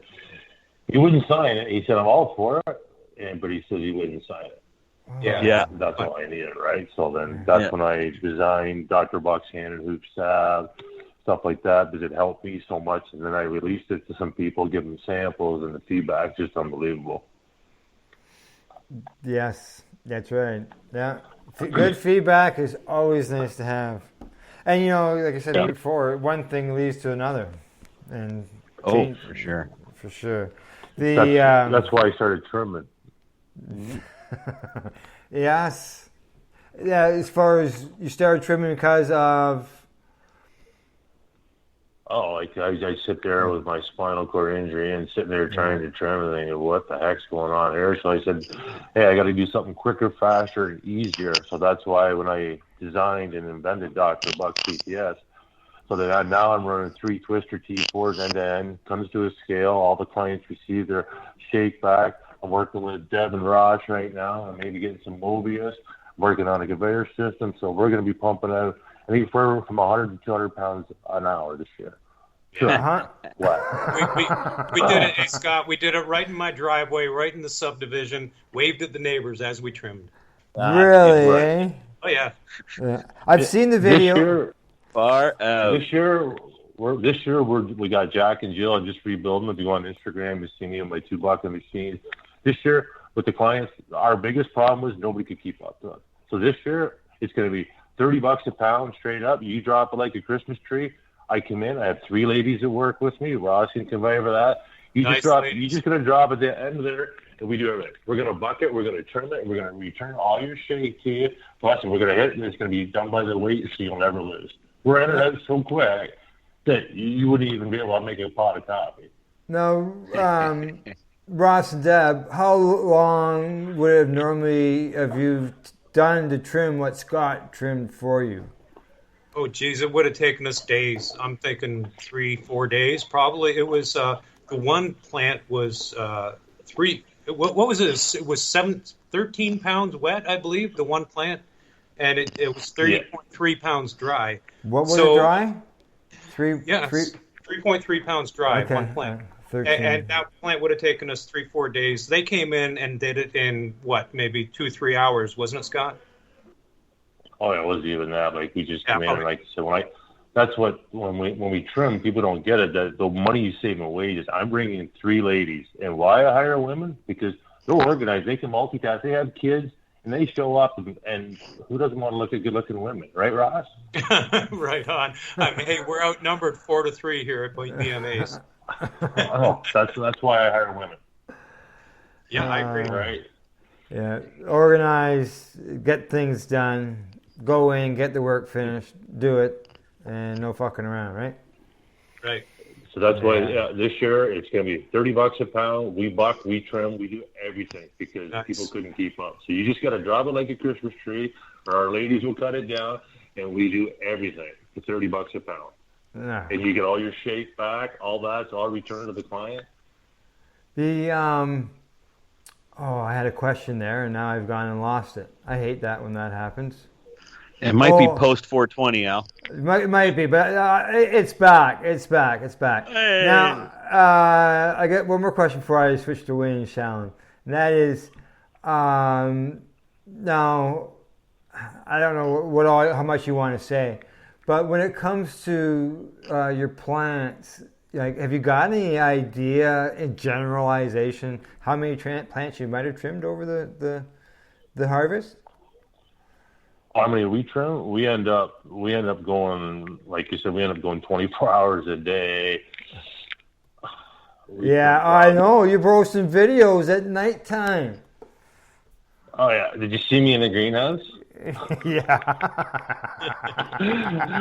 Everybody was checking in on me, so I just said to everybody, I said, all right, the ladies work during the day, right? I just went home, and I said, okay, I go in all night, and that's why I video it. You know what?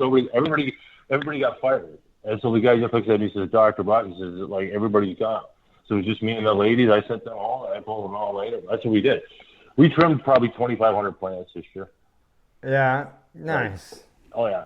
And if you'll see the field before and after shots that I've taken, it's fields like that. Yeah. If we were averaging 100 pounds an hour wet. Yeah. Fuck. Yeah. Lots there. Okay, Wayne and Shallon. You still there? Hey. Let's see. Where can we ask you? Where can we go with you guys? We did the 420s. Camelford Lifestyle Shop from Canada's. Wayne, a lot of people may not realize you have your roots, like we mentioned earlier, you did 420s for a long time. Not only were you doing the 420s, but what you did as for your 420s, that was really where Canada's started. It started in the parking lots. It started in the parks. It started, yeah, it did. It did. But by the end of the doing the events that we were holding, it became so expensive to hold an event that without a business to kind of fund it and be able to write off a lot of that expense, it was too much. So yeah, Canada's really was an activist-born business that has evolved since legalization into a lifestyle store.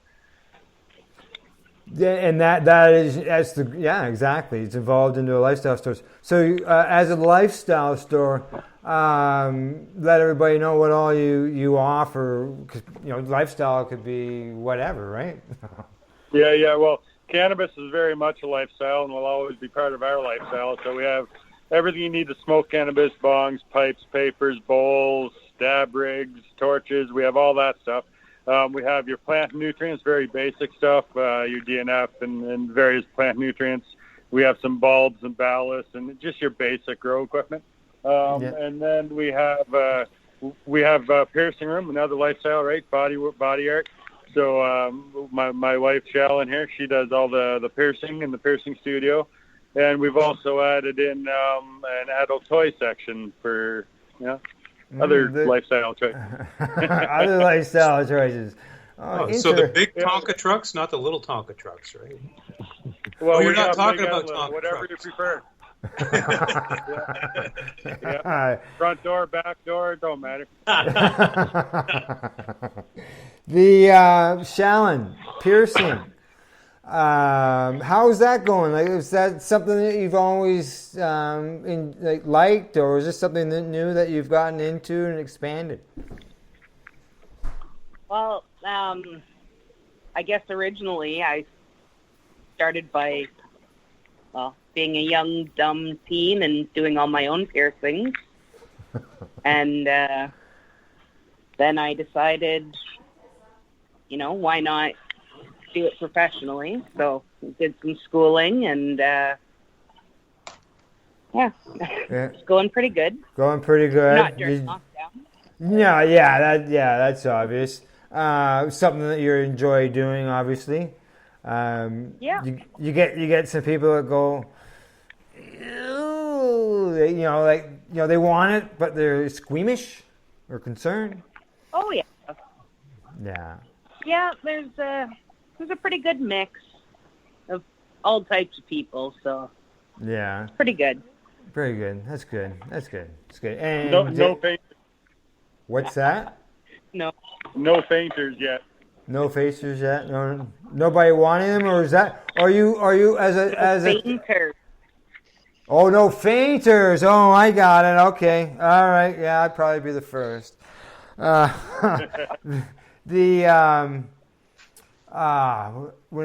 was going to ask a question, is there any restrictions as far as do you have to, my wife Gail just got a tattoo recently, and the person that did it, they had to sort of apprentice. They go and do certain things. Is it like that with tattooing, or not tattooing, but with piercing? Is there only certain things you can do, and then after you do so much, you can sort of graduate on to the next thing? It's more about how much schooling you've done, and how long you've been doing it. Yeah. Okay. All right. You ever thought about getting into tattooing?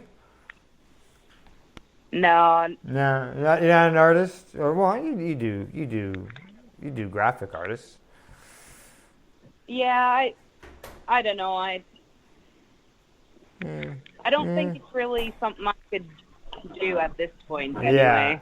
Yeah, that's true. All right. Just so you know, we got 15 minutes left. The question for this segment is, what is our newest broadcast here on the network? Make sure that you put your answer on the Spreaker board, or put it on Facebook, at our Facebook page for the Pace Radio Network, and you can put your answer with within the post of today's broadcast. So you're asking about basically the newest member of the team, the newest joint host, right? No, the newest show. Oh, the newest show. Yeah. Show. What is our newest broadcast? Our newest show. That's right. The name of the newest show. So, Al, let me ask you something. Sure. Isn't there a special event that happened with you a long time ago on this date? Yes. Gail and I got married on this day, 36 years ago today, and she is home now looking at me with a smile on her face. 36 years of 420 for Al. Oh, is Gail home now? Yeah. Happy anniversary, Gail. Happy anniversary, Gail. Happy anniversary, you guys. Everybody saying happy anniversary. I had a question. Okay, now in the earlier segment, we did talk. I did mention that it was Gail's my anniversary, and today, COVID, you can't really go out anywhere or, celebrate anything. So, we're home, which is a rarity at this time as far as 420. It's, we have, it's our anniversary, so we would go out for dinner, maybe go for a weekend someplace, whatever. But, right now we're home. I started supper, and Gail's probably going to finish it. Teamwork, right? Teamwork. Now, I mentioned earlier, Gail, I'm talking to you. She looked at me. What? What time did we get married? What time was it? Yeah. I'm trying to read the post quickly here. All right, yeah. Okay, Gail believes it was 3-something. Now, what I mentioned in the earlier segment, if it was around 3-something, and it was an hour-long service, okay?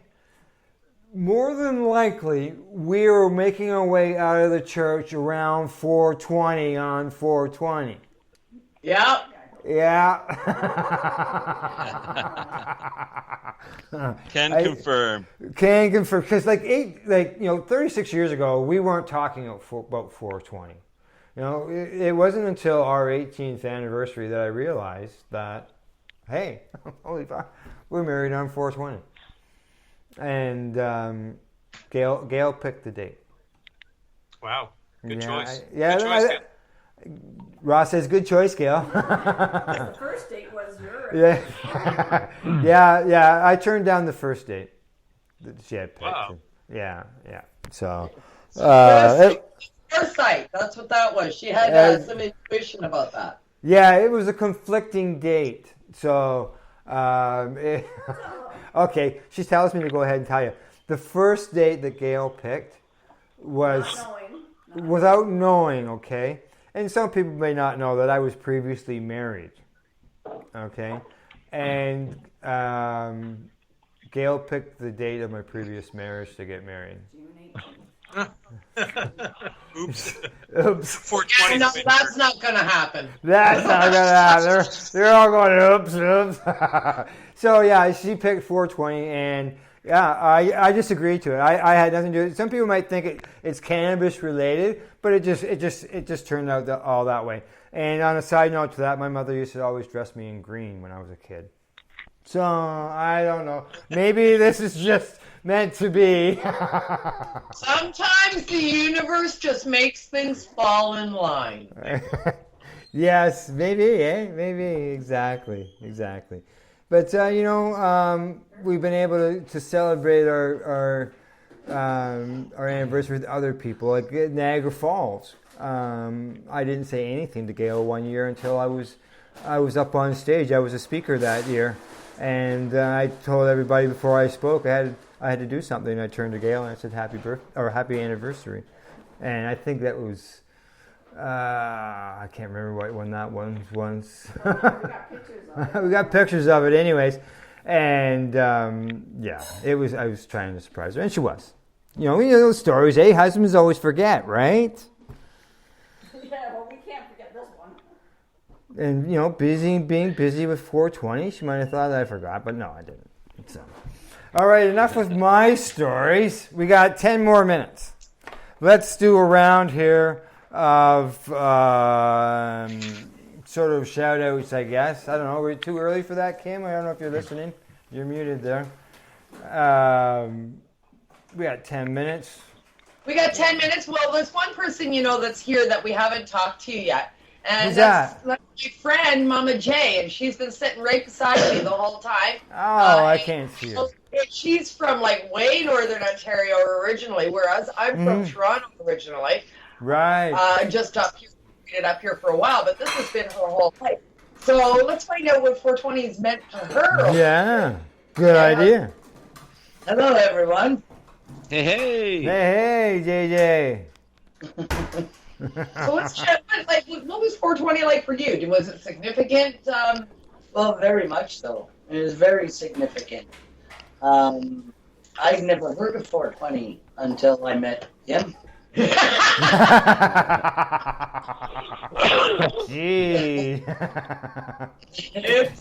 There was no such thing up here. There was no celebration of 420. It was always taboo. It was kept under closed doors. Yeah, different mindset up here. Very much so. Yeah. Yeah, a lot quieter up there when it comes to all that, eh? You know, Yeah, I know. Here we're talking about 420 events, and Kim, the lady who started one up north, because as JJ says, it's been pretty quiet up here. Kim, you organize 420s. All over the place, all over the north. 6 years in a row, we hosted 420s all over the north. I started in Temiskaming Shores. We held one in Hallaberry and in North Bay simultaneously, and then we wound up in Gagne, Smooth Rock Falls, Sudbury, all over the bloody place. Timmins. Yeah, it's been a journey, that's for sure. My old man, he works in the industry where I move around a lot. If he changes jobs, we're moving. His job change means usually a different city or a different town in the north, which is really widespread, right? Everything is spread out pretty far away. So just traveling around, every time we move, I'd host a 420. I'd organize a 420. And I'd fly in and host a 420, and next thing you know, he'd get another job, and we'd be gone. So, hoping that it catches on and keep going, right, after I leave. That's the whole idea. Yeah, plant the seed and allow others to get it to grow. Yeah. So I'm doing my thing, spreading it across the north. Yeah. I met JJ at a completely different event. I met her at a weed event in Moonbeam, Ontario. Yeah, Moonbeam, yeah. Moonbeam. Yeah, at Hempfest out there, and I went to cover Hempfest, and that's where I met JJ, and she was at Hempfest, and then I told her about 420s that I wanted to organize and stuff, and she's like, yeah, I'm in. So, and it's been a whirlwind ever since. All right, good stuff. See, and now, well, hopefully it all starts back up again and continues after all this. Those seeds that you planted. Yeah. Well, that's right. Just let it spread, let it spread. Like dandelions across the plains. That's right. She likes that, eh? I got a 2 thumbs up for my anniversary card. Nice. Nice. Good job, Al. Good job. Yeah. Well, thank you very much. All right, we've got 7 minutes in that area. So let's go around the table one more time with all our guests, our sponsors here at the network. Let people know where they can be found, what's going on, anything new and exciting that's coming up that you'd like to share with everybody on our network, the listeners and stuff like that. So let's start with let's do it in alphabetical order. Let's start with BMA Hydroponics. Oh, I got a good one. Deb and I have just worked together on building a drip irrigation system, and of course we film everything for our Grow Your Own series on the YouTube channel. We got some excellent results, and it was a lot of fun doing it. I know Deb had a lot of fun. We got a really good yield. We just finished trimming, and we're just going to be posting episode 1 probably within the next week or so. So everybody stay tuned for that. You're going to love this series. Nice. Good to know. And you got some new lighting in there as well, right? Yes, we do. We have the horticultural lighting group, so HLG, we've got the Scorpion Diablo 1000-watt equivalent LEDs, and we have the Gavita 1930 LEDs in here now. They're an upper end LED, but they're guaranteed to give you the results you want. The Gavita is a 1-to-1 comparison to a double-ended 1000-watt HPS as far as the micromoles that you get off of that a double-ended is about 2100, and the Gavita is 1930. So real close. Really close. And you know, we've held off on really selling LED lights until recently because Yeah, I noticed that. we've been waiting for some good ones. We don't want to sell half-ass lights. We now have some LEDs that I'm impressed by, and I'm hard to impress when it comes to LEDs. These two lights are fantastic. Isn't it nice to see? Well, for myself, I know what Wayne has grown with LEDs in the past, with the and seeing the purple. To me, that always drove me crazy. But I know with the new LEDs, you can. It looks almost normal, right? No, there's no purples and reds and things like that. It's a single color spectrum light and very intense. You have to shield your eyes. If you can look up and count your diodes on your LED, you have a toy. Yeah, it's nice and bright. All right, where can people find you? Website? People can find us in Belleville in the Maitland Plaza. You can find us online, and probably within the next 3 months we will be moving to shopping online as well, so that, because we never know what's going to happen with the situation of the world, so you will be able to go online and order off the website, and it can be shipped to you, or you can come pick up, all of those good things. But yeah, we're trying to do new things, be innovative, and have products that are not only reasonably priced, that will actually give good results as well. All right, good stuff. Website address? The website is bmahydroponics.com. All right, good stuff. All right, B. Next is C, and that is Camelford Lifestyle Shop.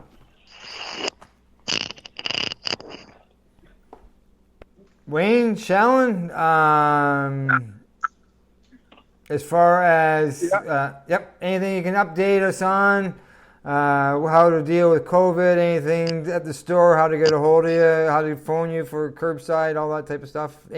Any products that you want to let people know about? Well, we're easy to get a hold of. You can either phone us or get a hold of us on Facebook through Messenger. As far as products, I think I kind of covered it earlier. Lots of toys to pass your time by during the COVID lockdown, whether you're smoking or playing in the bedroom.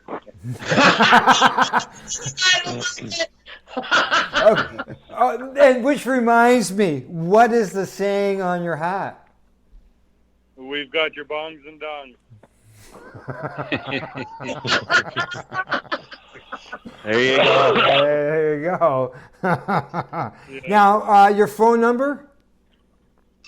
It's area code 705-653-0420. 0420. Very nice. It wasn't available when I lived there. When I asked, it's good to see someone got it, eh? Yeah. Yeah. That's right. Yeah. That's right. Exactly. All right. And anybody can find you in downtown Camelford. You're right at the stoplights, right? Downtown Campbellford, and during COVID, call anytime. We're just upstairs. Even if we're closed, we'll come down and serve you. Yeah, that's right. Yeah. I believe you're open till like 11 o'clock at night or something because of that, aren't you? Well, technically only 8 o'clock, but yeah, Okay. we'll help people at any time. Good stuff. All right. Hey, Dr. Buck. Yeah. You're next. Where can people find you, and what can we see in the new year?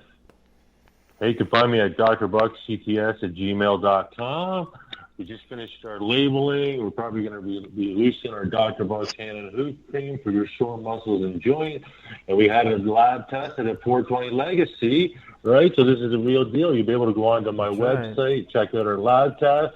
So this is the real deal. This is not something off the shelf. We got the paperwork, and our good friends down at 420C hooked us up. We're going to be running a conveyor system. We're running 3 T4s. We're working with BMAs and maybe some Mobius trimmers. So we're going to be quicker, faster, and more efficient this year. Super. Sounds good. I look forward to it. When you do a trim, we'll have to come and visit and do an OTR broadcast. Let everybody know what's going on. Sure. Yeah, for sure. I want to, and lots of video and pictures and stuff. Maybe we could do an OTR through StreamYard. Yeah, exactly. That'd be awesome. You know, I'm sure there might be some privacy issues we'd want to protect, but we could do that for sure. Masks and so forth. I mean, hey, wear a balaclava. That's right. Hey, I'm in a surrounded by green, nothing but green. See a bud. All right, Jordan, you're next. You can find us on the website. You can find our website at www.legacy420.com. And as I mentioned earlier, we've got the online store open there now. And also, we are still open for in-store shopping. We've got contact tracing and limited in-store capacity, but we're still open for in-store shopping. But definitely encouraging people to do curbside or mail order, which is again available from the website there. Good. Oh, and then we still have the testing lab open as well, so people can drop off samples or mail in their samples to get their testing done, of course. There you go. Get your buds tested. Legacy420.com. Everybody like to know what am I smoking? What have I got? What did I produce? Did I give it enough love?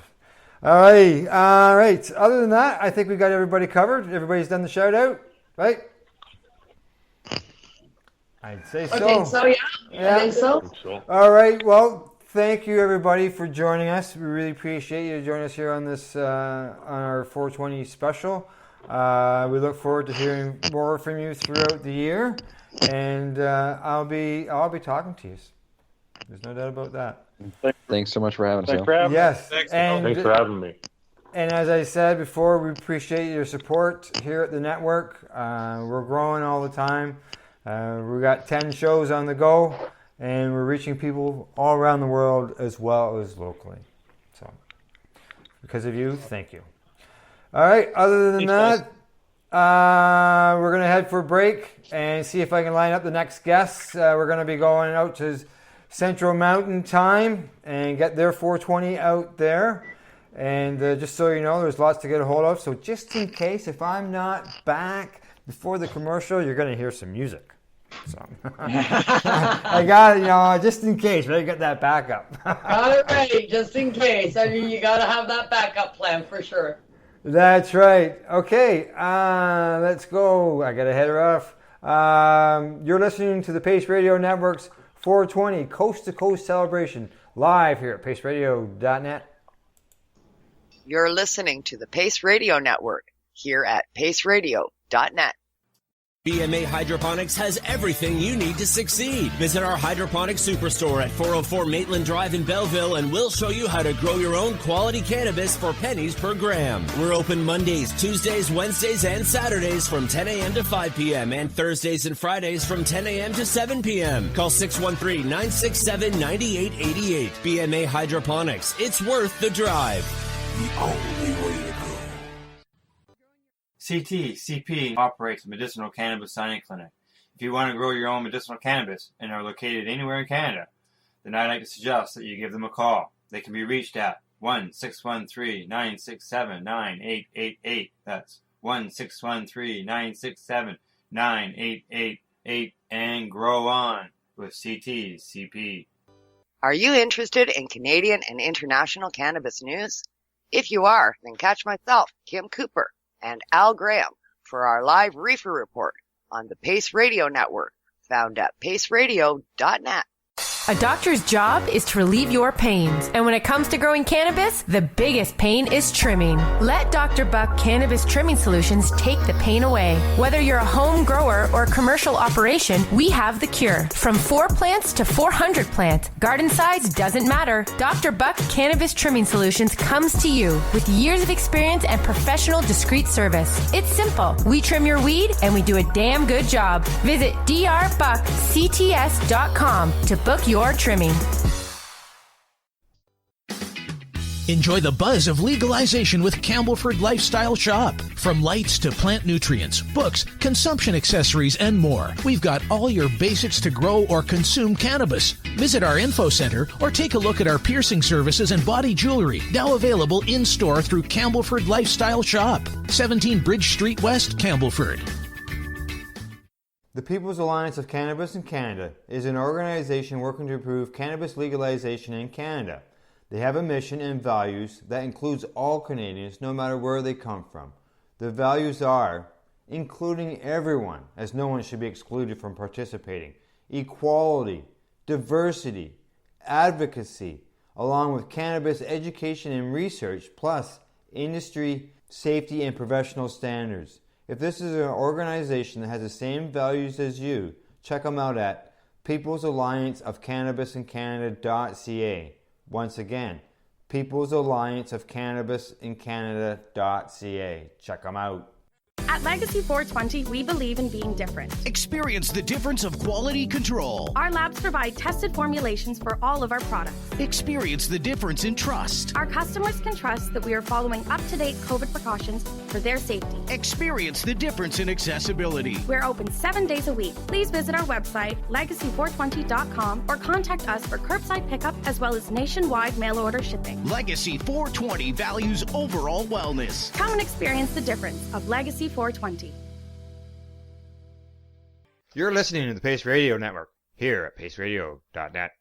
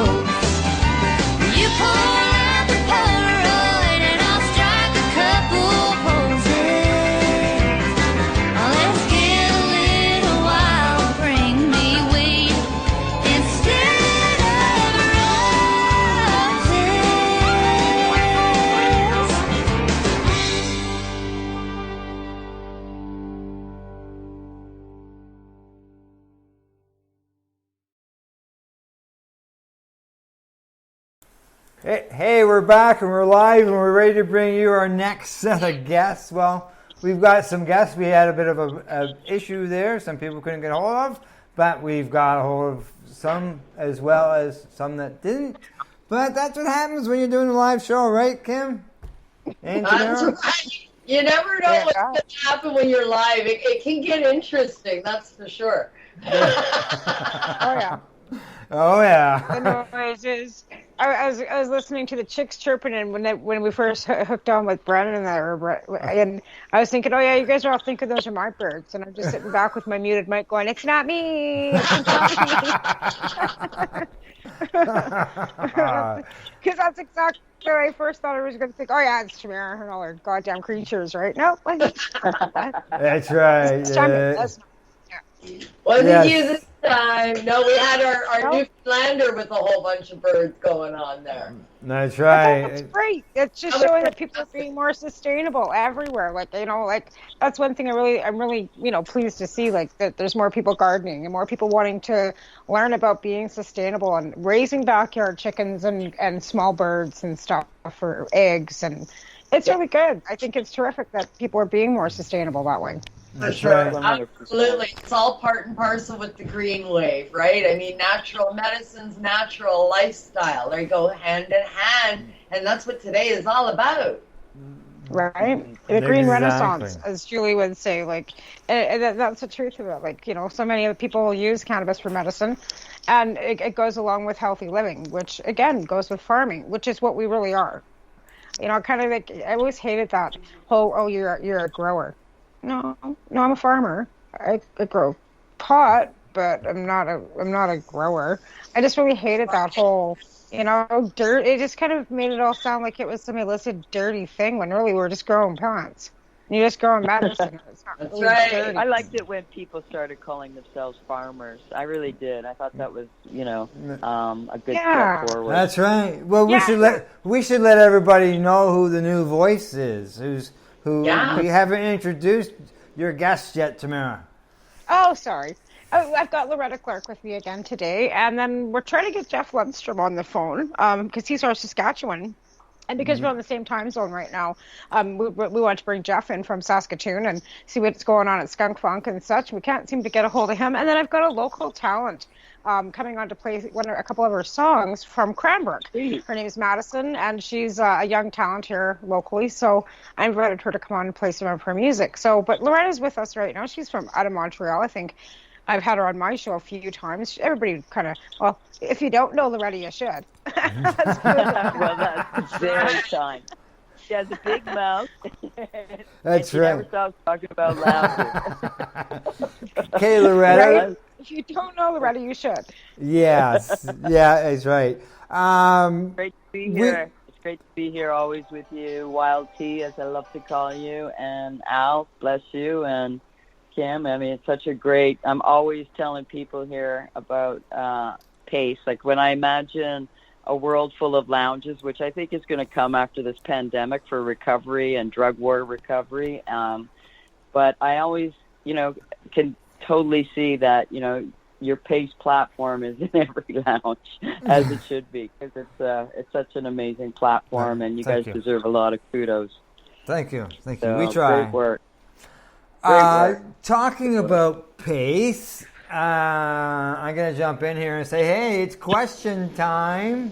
That's right. Time for more giveaways. That's right. We got some Gazé papers, Gazé rolling tray, Gazé grinder. We got Dr. Buck's. We take the pain out of trimming masks, as well as we've got some Treating Yourself DVDs from the Treating Yourself Expo that was held in Toronto at the Metro Toronto Convention Center, which was a federally owned building, which was very nice. And this was back in 2010 through to 2013. So I've got 3 sets of DVDs, 2010, 2011, 2012 sitting here. And each of the DVD, there's more than one DVD in the case, I can tell you. There's got to be at least a dozen discs in total. Well, that's the year Cannabis that you rolled history. around and did. You took all the videos and you interviewed everybody at the booths. That is exactly what you did, Noah. Well, it was what I did. I did stuff like that, but this is professionally done by a media company that went around and did this. Andrew Shaw, he did it 1 year. Fantastic videos. They really, really are. Yeah, there's the interviews with Dr. Robert Melamine, Dr. Courtney's on there. There's interviews of the vendors that are all inside the booths that are all in there. The music awards, the Marijuana Music Awards, the performances from the artists on stage that year. A trip into the Vapor Lounge. It was 4,600 square foot Vapor Lounge with the 12 volcanoes plus other stuff that was in there for people to do. Yeah, it was a good time. Good time. And it's all on disc. It's all on disc. Yeah. And this was the great thing. This was all before legalization, and it was an event that was put on by patients for patients. Yeah. Yeah, and in a convention center in downtown Toronto, which, we figured would be unheard of. You know what I mean? And then Marco pulled it off, year after year. And it was huge. Like, I remember the first year I went, it was like, what? It's like a great big, huge, it reminded me of in our towns we have Ag Expo, right, where you go and see the tractors and all the farmers and all that kind of stuff, right, and they got all their cows. So to me it was like a big Ag Expo, and it was all weed, and it's like, what? This is just great. Coming from Buckfuck, Alberta, it was like, woo, what the heck? So yeah, it was something else. It was history, definitely history in the making. It sure was, and it was the first one like that here in Canada, and it brought a lot of attraction. I know I talked to foreign media that year as well. But yeah, it was great. And it was the start of you want to do your giveaway. So get your question. Yeah, they have to answer the question. Hey, right, we're going down memory lane. The question is, what again, Al. Yeah, what does PACE stand for? Each letter stands for a word. What does PACE stand for? Answers go on to Spreaker or on to the Pace Radio Network Facebook page, and the answer has to go underneath today's show's post as far as the live broadcast here on Spreaker. All right? Yeah. And you can put it there. That's right. But what does the letter PACE stand for the Pace Radio Network? Yep. That's right, exactly. Now I'm going to let Tamara take over, ask some questions, get talking, and I'm going to go post that question on our Facebook page. There you go. Okay, go ahead. So, Loretta, what would be probably your most memorable 420 that you ever had?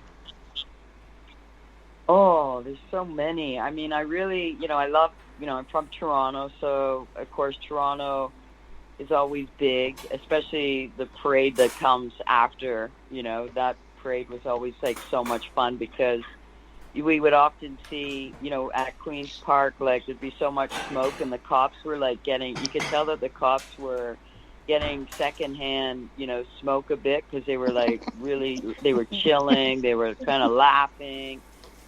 But also I have to say, being in Ottawa on Parliament Hill and the way that the hill is and how, the smoke just kind of stayed there. It just is so much fun. I just love that there's that freedom that we're not, our parliament is not barricaded and we can't use it, that. So, that stands out as well. I have to say I've enjoyed a few here in Montreal, but I think Ottawa and, probably Toronto, I don't know. I don't have one in particular, but, just moments of seeing so many people and always loving seeing young people. I remember some young kid said to me, "You're the Ellen DeGeneres of pot." I said, "Oh, thank you. Yeah, she's a dyke too. Thank you." Because I'd be handing out, whatever flyers and this and that, demanding lounges. We need lounges. Yeah. Again, that's true though, right? We do need lounges. So it's been craziness with all this legalization and stuff. Again, a lot of people are saying, well, why are you guys still celebrating 420? Because it's legal now. Because we're celebrating legalization now, that we don't have to look over our shoulder smoking that joint and getting some cop coming up behind us and grabbing you. You know what I mean? Like, it's one thing about legalization. It's one thing I do not miss. The fact that if we're out at an event, if we could gather this year, if we were all together in a park, the cops would be standing around going, meh. Nobody would, but previous years, you'd always have to worry about that line of cops, even though they were super chill and they let us get away with it. They didn't really do much, but still there was always that overlying, what I mean? We've been trained to look over our shoulders. I mean, I'm really good in this pandy in terms of, avoiding people when I'm walking on the streets because I'm so used to it, as a toker on the street, right? Like, you know what I mean? Like deking around them or whatever, crossing the street if someone's with a kid. Like, I'm just so used to having a way on the street that actually did kind of make me, adept at dealing with this pandemic and, in a crowded city that, has had a lot of, terrible COVID. So, I don't even know, because we're so conditioned, like how long that will take to not still kind of look over my shoulder. It's still, actually here in Montreal, unfortunately. Hey, sorry about that. Fine. People fine. So people. That's still great. do have to That's look fine, over Chef. their shoulder, yeah. Sounds like we've got on now. We do. We do. Yeah. We do. Jeff Sorry about that, Loretta. Yeah. Sorry about that, Loretta. We've got How's Jeff everybody? here as well. Good. You're doing very well on yourself, Jeff? Well, surviving it out in the prairies. Yes. We always have the weather forecast. How's things going on out there? Good? Weather's been nice. Typical April weather, kind of chilly, but still sun shining, so no complaints. All right. No good stuff. tornadoes. No tornadoes. There yet. No tornadoes yet. Give it till midsummer. Right? As I was just thinking, you're on the prairies, man. I remembered it was like living out there. It's like, okay, there comes that funnel cloud. It's going to land somewhere in Saskatchewan. There's always some gale force winds pushing something around, Yeah. Right. That's why the weed crops grow so well. Right? Yeah, absolutely. So how you're managing okay out there? How's the store going? Are you guys open, or are you just kind of taken back? How's that work for you? Yeah, no, we've been opened pretty much through the whole time. We claim to be essential service. I mean, things are tough and people need to smoke, so we've been pretty much steadying through the whole last year.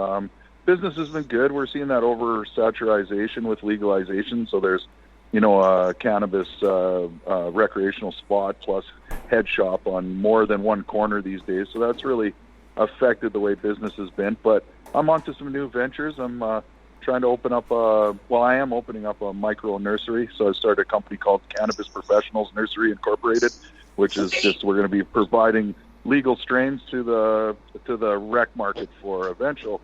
So people get to smoke strains that are at least delicious and come from somebody who knows what they've been doing for the last 25 years. Oh, sweet. Oh, so sweet. Oh, thank you, Jeff. Thank you. I said thank you. I think for me, it's the only way that I see to affect change from the inside out. If I'm the guy that's providing these genetics, then I know they're top quality because I've been doing it for so long. So I just want to see things get better with the rec market and be able to focus on what I've done for so long, which is grow and pheno hunt for new genetics. So we're really excited to be doing that. Excellent. Well, congratulations. That's great to hear. Yes. Thank you. Yes. That's fantastic news. I mean, we need more of that, right? I mean, but it is. There's so many barriers to entry. It's really difficult to navigate, isn't it, Jeff? We've found it to be somewhat problematic. Health Canada has a lot of regulatory control, but I think it's all about having a good team behind you and making sure that you follow compliance. I mean, they just want good safety practices and good hiring practices. They just want companies to be across the board. So I can respect that business profile as long as they're allowing people in the industry to be involved. So I think that's why we went with the micro nursery instead of going towards LP or licensed production micro grow, because they have a little more loopholes and a little bit more stringent security measures, as where when you're not flowering plants to go to finished product, there's a little less measures and hoop jumping to get through that. So for me, it was a smarter choice, and like I said, it's affecting that change from inside out. But yeah, a lot of LPs and micro guys they got to jump through the hoops to get licensed. But there's a lot of good compliance companies out there. Just don't get overcharged is what I recommend. Yeah. Well, there's a lot of good companies, but there's a lot of sharks in the water too. Those are choppy waters sometimes, right?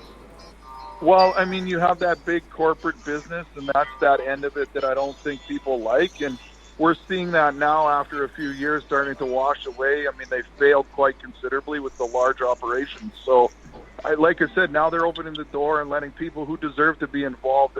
So I'm really excited to be able to bring CannaPro to the front line of what that looks like for the future. It's very exciting for me. Oh, that's fantastic. Well, I wish you nothing but the best with CannaPro. I'm going to have to talk more. I'll have to have you on the Pace Radio Show for an interview and to talk more about this in depth. Yeah, absolutely. Anytime. I love to talk to you guys anytime, Mom. I appreciate all the hard work that everybody in the industry has put up just to even get us to where we are. So it hasn't been easy, and it's nice to see people finally coming around and being involved the way they should be. Absolutely. Oh, fantastic news, Jeff. I'm so happy. Now, if we could get it fair across the board for medicinal patients, I think we'd be in a better place, but that's a different battle to fight a different day, I think. Yeah, absolutely. Lots of uphill battles to fight for sure. But I mean, one step at a time, like you say. And if you can get some, kick-ass medicinal strains into the market, then that's a big step forward. Like I said, it's the best way to affect change from the inside out. So, yeah. If you can't beat them, join them. And then beat them. and then beat them. Yeah. And then once you're... Because like I said before, Loretta keeps going into lounges and stuff. Like, you have recreational bars. Eventually they're going to have to give us recreational. The recreational market is going to demand places for them to be able to consume like a bar. So, we sit back and they say, oh, no, we're not going to do this. We're not going to do that. Pretty soon the recreational market's going to demand it. And they're going to have no choice. Oh, for sure. So there's hope for... lounges and infused bistros and all kinds of different avenues. It's just going to take time. And again, not everybody's going to be able to be involved, and that's okay. Whatever, it's going to be what it is. But like I said, over time, the recreational market's going to demand bistros and Airbnbs and lounges and patios where you can consume and be able to just freely, it's going to be the same supply and demand. Will lounge be a lounge as you and I remember? Will lounge be something that's new, where people might be able to, order a drink or a beverage? I don't think you'll be able to order alcoholic beverages, but because but as far as a cannabis beverage, why not right, order? Exactly. Yeah. So you can order a cannabis beverage and a brownie and a smoke maybe, rather than they won't ever probably mix alcohol and cannabis together, nor would I want them to. We don't want them to. But I think on because so many bars have been devastated, and cafes and restaurants, there could be pilot projects. We know that cannabis is great harm reduction. I mean, they won't let people smoke, but maybe they will allow some vaping, or they will sell. I see it as there's lots of possibilities. It's just the pandemic, I think, will make it happen sooner, because there really needs to be, especially in downtown Montreal, there's a real sense of, our denigration that's been going on since this pandemic. A lot of places closed, and a lot more visibility of people on the street. So I think in terms of recovery and tourism, and Montreal will be jealous of Toronto. I always like to use jealousy in a positive way and say, hey, if Toronto, because they like to think Toronto's not a cool city, that Montreal's way cooler. But, whatever, the dynamics are there. But I'm sure it's going to be part of a recovery. And, we should have community-based ones that are more inclined towards, what medical people have been through, and drug war recovery, but also, sure, recreational ones too. Like there's definitely room for different models of lounges, for sure. Yeah, absolutely. Absolutely. But again, like I said, I think the rec market's going to push it because the medicinal patients have been pushing and they pushed us off onto the Cannabis Act. So, the rec it's a whole has one. different, that's a whole different show. You know what I mean? But again, like,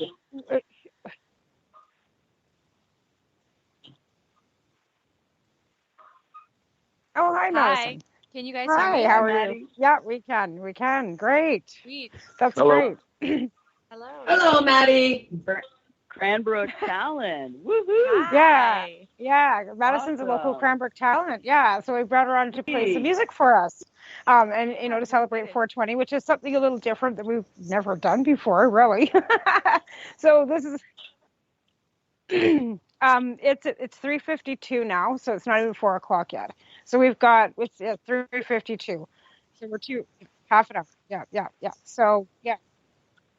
So I thought it was something a little different to celebrate 420, which is to bring on some local talent in our area and introduce her to the rest of the country and let her play a couple songs and enjoy and celebrate 420 because that's what it really is about. We got legalization. We might as well celebrate a little bit and enjoy, the sunshine that we've got. And I mean, times are tough for everybody. So if we can help her out too and get her music out across the country so you can, check her out on Spotify and buy her music and help her out as a local talent. That's what I think it's really all about is just helping everybody. So Absolutely. That's why, Tell us a little bit about the music that you play. Like, do you have a particular genre or style? And Cool, yeah.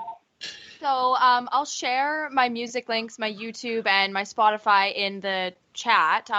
I'm pretty sure Tamara's shared it around, but if not, I'll put it there. And my music it's definitely got like a Canadiana feel. So it's like roots rock, singer-songwriter. But I do I have an album out that I released and recorded at a really cool like off-grid studio in Winlaw, out in the Slocan Valley, and that was really amazing. And the whole album is just really like genre bending. It's called Self-Reflections. And I was supported by Creative BC Grant to record it, which was really cool as well. So I encourage you guys to listen to that one because it's got a lot of different sounds on it. There's some electronic, there's some reggae type music. It's a lot of different stuff. I don't really like to abide by any rules of genre with music. Nice. You play music that you enjoy. Exactly, and I enjoy all types of music. So I have definitely a big classic rock influence. So a lot of my music is based on like 70s music, Heart, Blondie, Fleetwood Mac, ELO. You got an older crowd here, hon. All of us are in our 50s. I know, and so that's good because a lot of my music actually is written to an older audience as well. Like I do have some pretty like blues type music on my album, and that's a lot of the music that I listen to as well. Nice. That's awesome.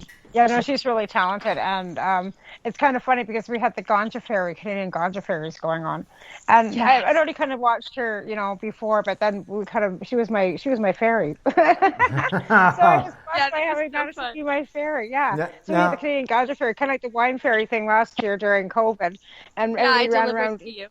And everybody was running around giving away cannabis rather than giving away wine because some people don't drink.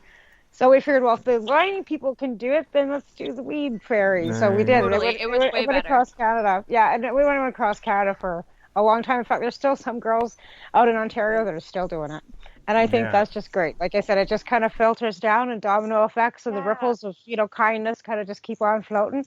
And I love that. That's the best part about, I don't know, this community I've always felt. Since I've been involved, it was the giving. It was the sense of community that we've all had. 420 was somewhere where I remember in Edmonton, 420, we drove up, we were supposed to speak, and Keith and Debbie Fagan were there, and Arlene was there, and Kelly Christie, and we all met up in Edmonton. It was snowing, and you know what I mean? Like, it was just going to meet your friends. It was the event, it was the gathering, it was the camaraderie, it was it was everything. And I know COVID's really put a damper on all that, but that's why we have virtual events like this. You can hear some decent music and I celebrate the fact that we've got legalization as much as, you know, it is what it is. But, you know, and celebrate across the country, which is what we're doing. Because right now you've got Saskatoon on the line. You've got Kim, who's up in Northern Ontario. Al's in Ontario. Jeff's in Saskatoon. And Loretta's in Montreal. And these are people that are on the line right now, plus everybody else that's listening. So maybe we'll let you go ahead and play a tune. Cool. Yeah, well, thank you, everybody, for giving me this space to play my tunes. It's really definitely a welcoming space, and I agree, like, we all just kind of need each other, need to support each other, and us musicians really need the community right now as well, because we don't have gigs, right? And so it's really hard. So a share means a lot. Okay, this song is called Meant to Be, and it's a new song that I put out in January, and it's just feel good vibes and staying true to who you are.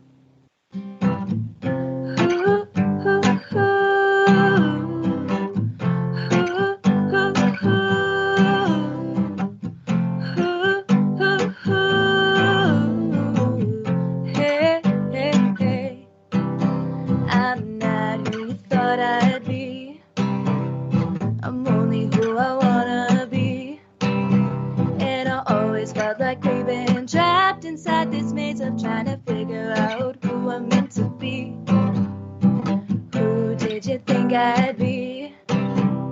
Someone that you'd wanna see. And I'm getting so tired of trying to be what you need. And I'll break away today.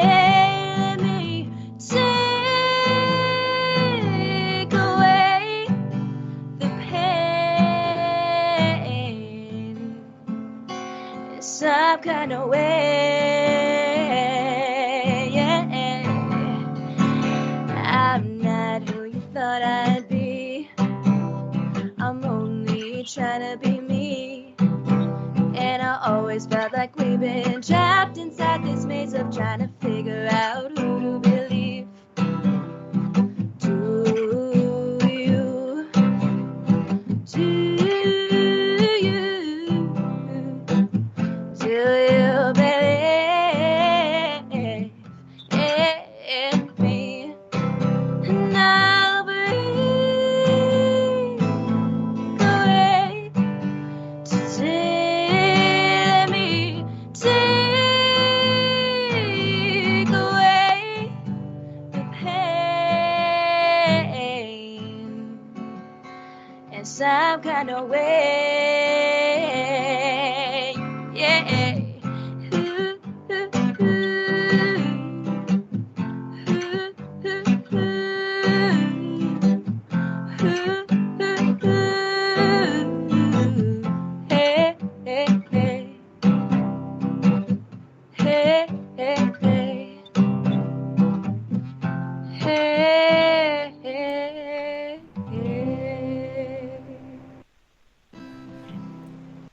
Awesome. Thank right. you. Oh, that was amazing. That was great. Thank you. Yeah. See, Thank you that's what guys I mean, so much. The East Kootenay produces some really amazing talents, and that's one thing that I like to focus on, you know, and showcase too. But besides the cannabis that is produced out in the West Kootenays, because there's some amazing growers here, we've got some amazing micro crafters out here too. And I think that, you know, because Vancouver is so focused on when it comes to BC bud, that we don't get recognized enough out here for our talent and growing, our talent in music, our talent in the restaurants and stuff that we've got going on in this little community. Like, Cranbrook is a really happening little place, to be honest with you. If COVID wasn't going on right now, we've got some amazing restaurants. We've got some amazing talent. And the nice thing about it is we've got a community that really sticks together. Even when it comes down to, like, this whole bullshit with COVID. Like, you know, Maddie's done some virtual things on her page. The restaurants have got the patios trying to get open. The city's waived, you know, all kinds of fees and stuff so these restaurants can at least stay open. But the restaurants too, if they could allow her to come in and do the gig, they have, and they would, right? Because they know how tough it's been, right?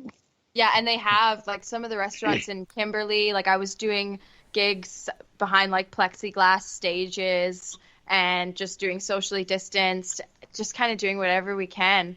So I really appreciate all of the support from everyone, and it's great as well, like to just have the online support too. So if any of you guys have anywhere you can share the music, that would be really appreciated. I'm will. I'm not sure, Tamara, whether is Maddie here for the whole segment or is she only here for part of the time?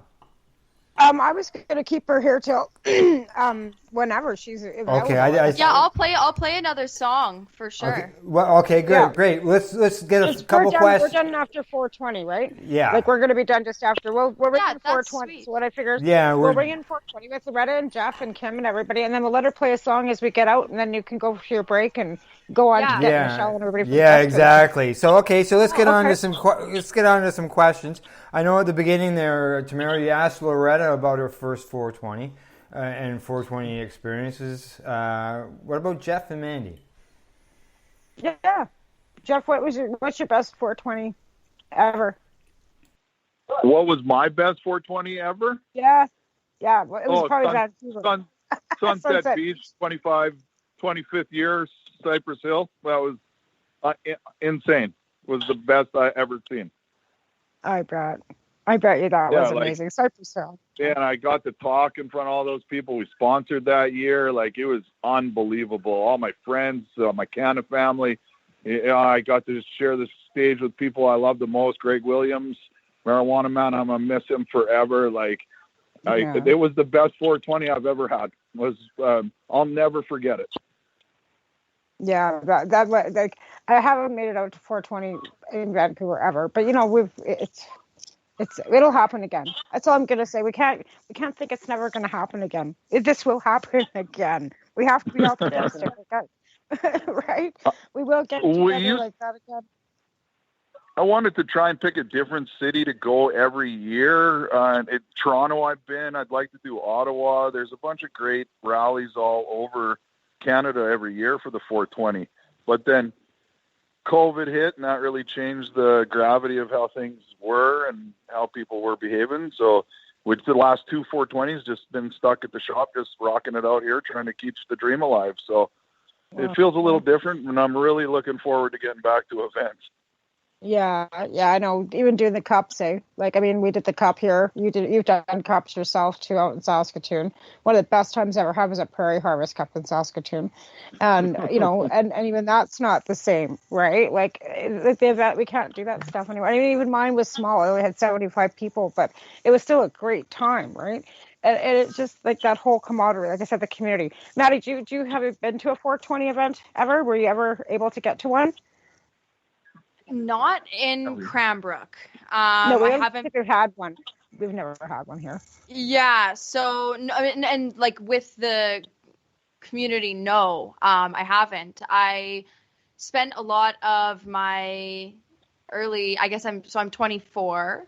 So I spent a lot of my adult of age time living in Europe, actually. So my best 420 is when I was in Amsterdam. Oh, yeah. Yeah. That would have been fun, Very too. nice. Do they celebrate the same in Amsterdam? Do they celebrate the same in Amsterdam 420 like they do here in Canada? Oh, yeah. Yeah, it's pretty worldwide. Amsterdam wins. Yeah, Amsterdam wins. It's considered the international light-up time. Oh, yeah, there should be. I've seen it. I've never... I'm the one that can't Amsterdam's travel. pretty touristy as well, so it's there's a lot of people doing a lot of different partying there, and it's just another reason to party. Europe was on my bucket list. I was supposed to do Europe, including Amsterdam and Spannabis with Janine Mora last year, and then of course COVID happened. Right. Spannabis is amazing. Yeah, I was going. I was finally able to go last year, and I was gonna travel with Janine, and I was gonna tag along with her for the year, and I was so looking forward to it. And then our reality set in, and it was like, "Fuck! Are you kidding me?" It's still on my bucket list. Yeah, well, there is the world. I've been to Spanibus. I've been to Canna Fest in Prague in the Czech Republic, and I've been to sweet. Yeah, I've been to the High Times Cup in Amsterdam 4 times. But there's actually a World Cannabis Cup that's coming back in August of this year. I'm planning on going. It's supposed to be huge in Amsterdam. Where? In August. Yeah. In Amsterdam, in Holland, right in. I want to It's go. called the World Worldwide Cannabis Cup. Yeah. Nice. Yeah, it's gonna be big. so It's supposed to be the replacement to the High Times Cup. Well, people are traveling no matter what, whether it's this COVID, whatever. If you've got money and you can pay for the hotels and get your passports and get all your COVID tests, you can. Because I know somebody that's just got back from Turkey, so I know people can go. You don't even need a COVID test. I read a news report today where people in Europe, the officials health unit is saying they're freaking out at the airlines because now there are phony COVID test documents floating around that people are using. Oh no, she was tested. She's been basically documenting everything. You don't even need I'm not saying that about your friend. I'm just saying in general there are tests now that you can purchase the paperwork apparently. Just saying. God, that's terrible. That's terrible. That's terrible. People are just like, why can't they just deal with it? Like, it's just what it is. Like, deal with it. It's not going to be over unless people just deal with it. True. Rapid Just deal with testing. it. Yeah. Well, like I said, we're not gonna bring this Debbie Downer show to that. So anyway, Amsterdam sounds like a lot of fun. Yeah. Well, I have a really good song that I'm gonna play as well. In a bit here that talks about kind of my life in Europe. I used to live in Dublin in Ireland, and so I'm excited to play this song for you guys. It's about my life in Ireland and then kind of returning home to the mountains of the Kootenays. Ireland. What's the cannabis situation like in Ireland? Dire. Oh my God, I'd be buying off like the weirdest, randomest people. Like, I never had a consistent dealer. It's obviously quite illegal in Ireland. So I would get these tiny little bags that would last me like months. They just opened the first cannabinoid clinic in Ireland. We covered it on Reefer a couple of weeks ago. There you go. Cool. Yeah, that's a good step. That's a really good step. It's got to start somewhere, right? I think it's becoming more mainstream worldwide because, Canada legalized it.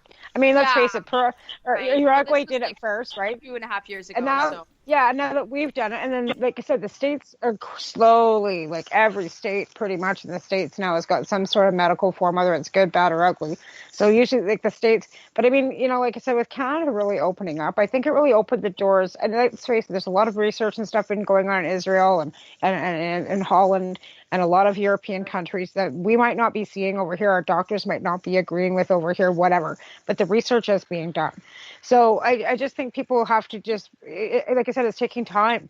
But 10 years ago, did I think we'd be here? When I did the first, the Global Marijuana March in 2008 or the first 420 in Lethbridge in 2011, did I think I'd be sitting here 2021, with legalized cannabis? I didn't. I truly didn't. I didn't honestly. Loretta, we were at the convention 2014 in Montreal. We didn't know where this was going to go. And here we are 2021 with a regulated system. It's not the greatest system, but at least you can go to a store. Like I said, now it's like not a matter of, oh God, I got to go find some seedy guy in the alley and, try and hope that the weed's good. And, is it going to be weighed or is it going to be wet or, you know what I mean? Like at least now you can go to a store and it might not be the greatest. It might be dry. It might be, what the whole, thing is with some of the legal weed. But again, it's not wet in a bag, because I remember being in Calgary in the late 80s and buying 3.5 grams of wet weed for $40 and not being able to smoke it at all. I mean, I've been ripped off. You know what I mean? Like, there's so many things about the black market that work out. Swag in the 90s, that's for sure. I know I fucking sure did. Right?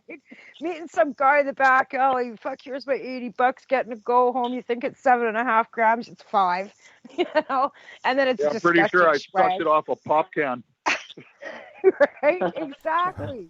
Like, there's so many bad stories we could tell.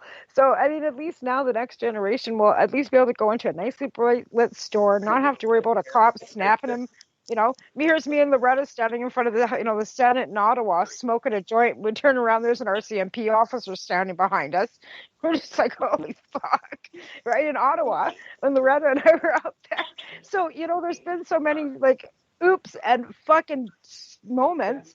And you think about it now, we're in our 50s. Now these 20, like Madison, she's 24. She's never going to have these stories. Well, no, my stories Never gonna from really Dublin. know those I had pivotal some moments. shit weed in Ireland and some funny stories from getting weed when it was still illegal as a teenager. Yeah, I guess, right?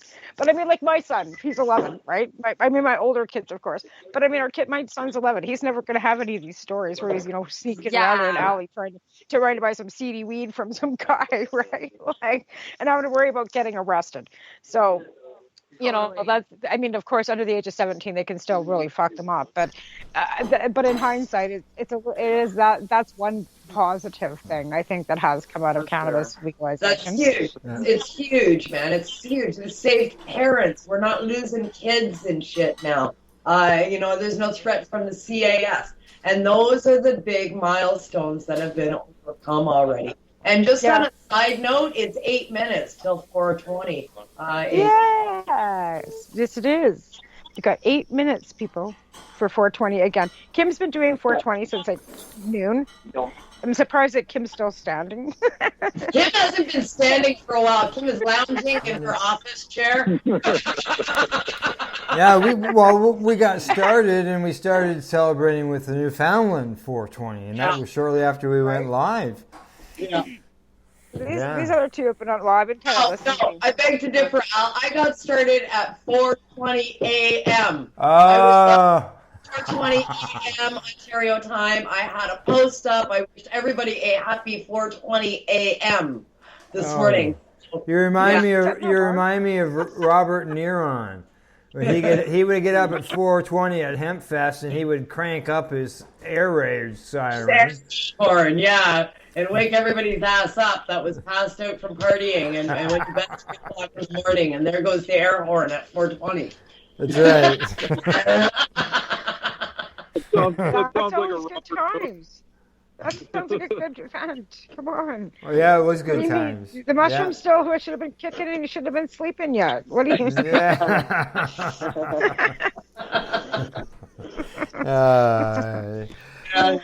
Right? That's all, folks. Well, everybody still. I'm going to be right back. I don't want to miss out on this 420 smoke sesh, and I'm in my studio, so I need my supplies. Right on. All right. You got time. You got time, hon. Okay. But yeah, it's a super talented girl. Yeah.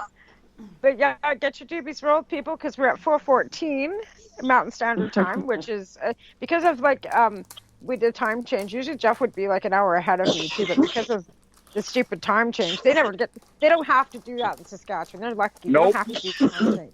You guys, change the rest the of us. clock. Yeah, they never changed the clock in Saskatchewan. So us, the rest of us fucking flunkies out here have to change the fucking clock. Oh, that is so awesome. So who we're do on the same time right now? Yeah. Yeah, who are we encompassing in this one? So it's like what? Saskatchewan all the way over to Cranbrook? So what's in there? Yeah. So you got all of Alberta. So from Saskatchewan, well, you pretty much got all of Saskatchewan. So from the Manitoba border all the way to pretty much Yaak, BC here. So that's the southeast corner of British Columbia, all of Alberta, all of Saskatchewan. Wow. So, yeah, and then we've got Loretta, so she's in Montreal too. So we've got and then you guys too. So you guys are all the same Eastern Standard Time still. And then but we're we pretty much all of Saskatchewan, all of Alberta, and the southeast corner of British Columbia. Is that all Central Mountain Time, or is that just Mountain Time and Central Time, or what is that? Well, it's different because Saskatchewan, it's both in the same. Because Saskatchewan doesn't ever do the time change. They never change their clock. Yeah, so when we change our clock, that's Central. So Central Time is Saskatchewan. We would be Central Time.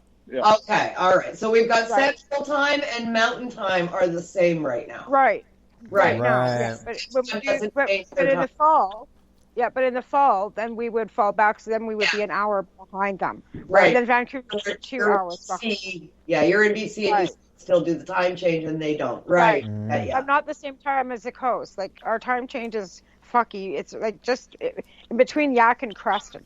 So it's literally like about 45 minutes west of me. The time changes. Yeah. Oh, really? Right? Yeah. So in the I'm on the time, same it time as feels like Calgary it's 9:30 at 5:30. Yeah. Right. And it's going to Creston because it's only an hour drive. So when you get to Creston, you can leave Cranbrook at 5, get to Creston at 5. Right? Yeah. But when you come home, you leave at 5 and you're home at 7. So it's fucky, right? Like, Oh. so yeah. So, and it's only an hour and 15 minutes to Creston from here. So Yeah. it's not far, but Creston's great because in the spring and you know, they have the cherries and stuff there too. We don't have to go as far as Kelowna and Penticton to get the fruit. So I'm only an hour and 15 minutes away from orchards, which are all the peaches and all the fruit and the cherries and that kind of stuff too. So it's nice to be that close to that. It'd also be close enough to 2 really nice ski hills, and I'm only 3 hours away from my folks in Alberta. So it's a nice place to be. Like, really, it's kind of central to the best of all worlds because of the lakes and, I don't know, the beauty. And we've got everything here that we need. So Yeah. it's a place to be. You got a cannabis store?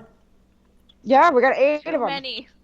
You got We got 8 of them. Hey, that's a good answer. Too many. We have 4. Yeah. Listen to this. We have 4 liquor stores now. 4. There's only 4 liquor stores. There's 8 cannabis Goddamn stores. drug dealer on every corner. That's right, Jeff. That's That's what it right. sounds like. And then we have the reserve too that has 2 nugs. So if you go to the reserve, you can actually get medicinal stuff for a little cheaper. Yeah, and which is way actually better edibles. Right, and way better stuff, right? And then we got the legal stores in town. But there's actually 8 legal stores in town. We have 4 liquor stores, 8 legal, and 20,000 population. So, and then Kimberly's got 2 stores, and they're only 35 kilometers away. Creston's got like 4 stores now. Forney's got 4 stores. So it's just overkill. But that's what's going to happen. We knew that's what it was going to be. Any one of us that have been in this long enough, it was going to be dog eat dog, saturate the market, and only the strong will survive. So, Right on. Minute and a half till 4:20. Yeah. I gotta go roll one too, and I'm actually gonna have to go sit out here, so we might hear some brought my dogs and some. Oh, good. Here, I got find a my- history question for everybody on the line. Sure. All right. Okay, so who was at the coalition party for the start of the Allard case in Langley and watched that kid do a face plant after Jason Wilcox gave him a fat ass first dab? Oh, I know I wasn't there. Not if it was in BC. I I was at the wasn't party. there. Yeah, I was at Party. yeah, I was in Ottawa What for the changes? Supreme Court thing, but Yeah, me too. We were all Yeah. at the Ottawa one, but I wasn't at the one in BC. Okay, well, give us a hint. Where was this person from? They were part of the Cannabis in Canada crew. oh, cannabis in Canada. Yeah, they used to do stuff for like Todd and all those guys. Yeah. Yeah, yeah. Jason's little film crew used to follow him around, especially Was it during the Chad? Allard stuff. Was it Chad? No, No, I don't know. Sorry. Yeah. but I was just wondering Yeah, who was there other than me. Might have just been you. I wasn't there. Well, Kim, like, There was so many activists. That was a huge, it was the very first party they had for it was the start of the Allard trial. light them if you got them. Light him if you got him. Happy Happy 420. Happy 420. 420. That's Calgary, Edmonton, Saskatoon, Regina. Everywhere, Lethbridge, Cranbrook, Fernie, Kimberley, wherever you are. Montreal again, Ontario again. The kid who did the face plant, his name was Rusty. Rusty? Yeah, Remember him? his first dab. Had it with Jason Wilcox and then fell on his face. Well, probably. Yeah. Like I said, if we could go through the list of people that we've lost in the last few years, Jason, yeah, that's a real hard one. Oh man, that was a hard loss. Jason, That is a hard Horatio, Greg Williams, Tracy Yeah. Curley, Med Pot Mark, Like, you know, I got a Gail list Quinn. of people. Yeah, Gail Quinn. Missed Yeah, them Sam all. Malachi. Yeah, Yeah. Gail. Yeah, I And missed Sam. them all. Like, there's just been Every one Sandra of them. Petit, Sandra. Yeah, Sandra. We should honor. We should have like a candlelight vigil somewhere in Canada at some point and do an honoring when When we you can know, all we're get out of- together. Absolutely. Yeah, absolutely. Well, we talked about It'd be a getting good together. It's ritual. our 10-year anniversary for our protest in Ottawa, because we went out in 2011. So 2021 would be our 10-year anniversary, which is past now, of us all meeting in Ottawa. And yeah, we wanted to get together, and we talked about that. Loretta and I talked about it. I talked to Lori McCracken. We were going to try and do it, but here we are. That was back in February of 2011. Now it's into April of 2021, and it's 2 months past the anniversary, and there's no end in sight to this. So it's not like we can all jump on planes and head to Ottawa. But that was our plan. Like, I really wanted to But do there that. will Like, be I an wanted end to this. you know. There will be an end. I mean, and shout it'll out be- to everybody involved with that stuff too, because like it's amazing the people out on the East Coast, Sean McAleese and Alex Newcomb and everybody out, like Dad doing all their work out in Chris out in Newfoundland and Halifax. Like those guys are just, yeah, man. Everybody's the still working their ass substitution off. programs. Yeah, and that's the thing. Nobody's really stopped. Like, we were talking to Ross and Debbie Middleton too in Belleville here just before you came on in Ontario, and these people are still working. They're still signing patients for grows. They're still doing the same stuff that nobody's like. There's a few that have gone into the legal industry, and all the power to them. Like that's great. Like you said, hit them from the inside, but there's still the same community. It's just that it's been scattered a bit because of different dynamics, right? But we're all still here. We're all still trying. I think we're all still plugging away. Our shows are still going. Al, you got a answer for your question yet on the page? Yes, we've got one that I've seen, and I'm just in the process of going there right now to see if I've got a second. Because I want to keep. I keep wanting to say it, but I don't want to say it unless you got an answer to it. Because then I've answered the question. You can join us here on the network. Like I said, we keep doing our shows, and that's one thing. Like I said, getting it across the country. Like, I've been doing this 6 years now. Al's been doing it 10, and Kim, you've been doing it 10. Well, I've been doing it 10. Like, activism's been like right from the beginning. But the shows are really important. I think these podcasts are super important. I see other people that are starting their own podcasts. Great. The more, the merrier, because the more education that we can get out there, the better. And Loretta and I are still working on getting our show together. We are still going to do Canada Connection, and we just have to get Loretta a laptop. So, that's still in the works. We're going to have the second show come out. And on that note, we should probably get Madison playing her lovely little song so we can get on to the next bet. Yeah. Madison. Is this the one about her experiences in Europe? Yes. It is. Awesome. So this is. I'm really excited to play this song for you guys. This is my song called Mountain Air. And I wrote this a little bit about some experiences I had traveling and living in Europe, and then about returning home to the mountains here in the Kootenays.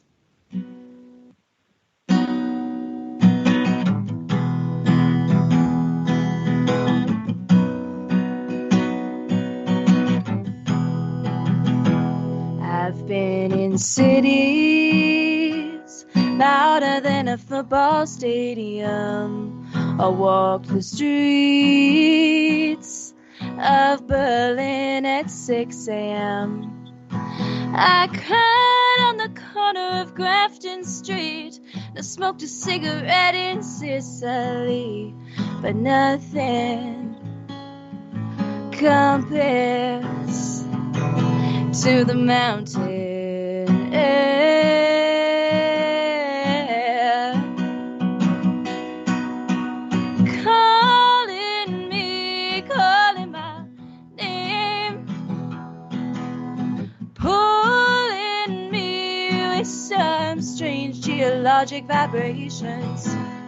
Something is special here, and I can't fear coming home. Oh, I'm coming home. I drank in a pub the size of your bathroom. I marked the walls with my lipstick signature. I jumped into the Mediterranean Sea, and I smoked a fat joint in Amsterdam City. But nothing compares to the mountain air.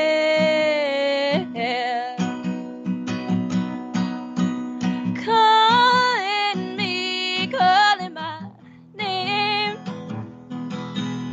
pulling me with some strange geologic vibrations. Something is special here, and I can't fear coming home. I'm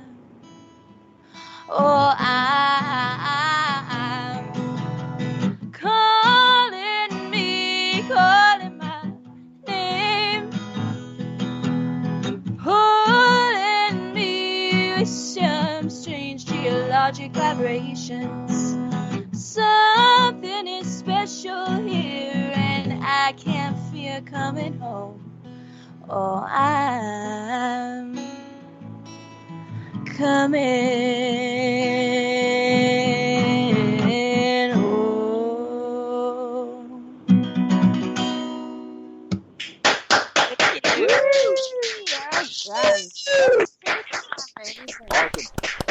Can't thank you enough for coming on and sharing your beautiful voice with us, because you definitely have a beautiful voice. That was awesome. Thank you, guys. The hair on the back of my arms are standing up. Woo! That was awesome.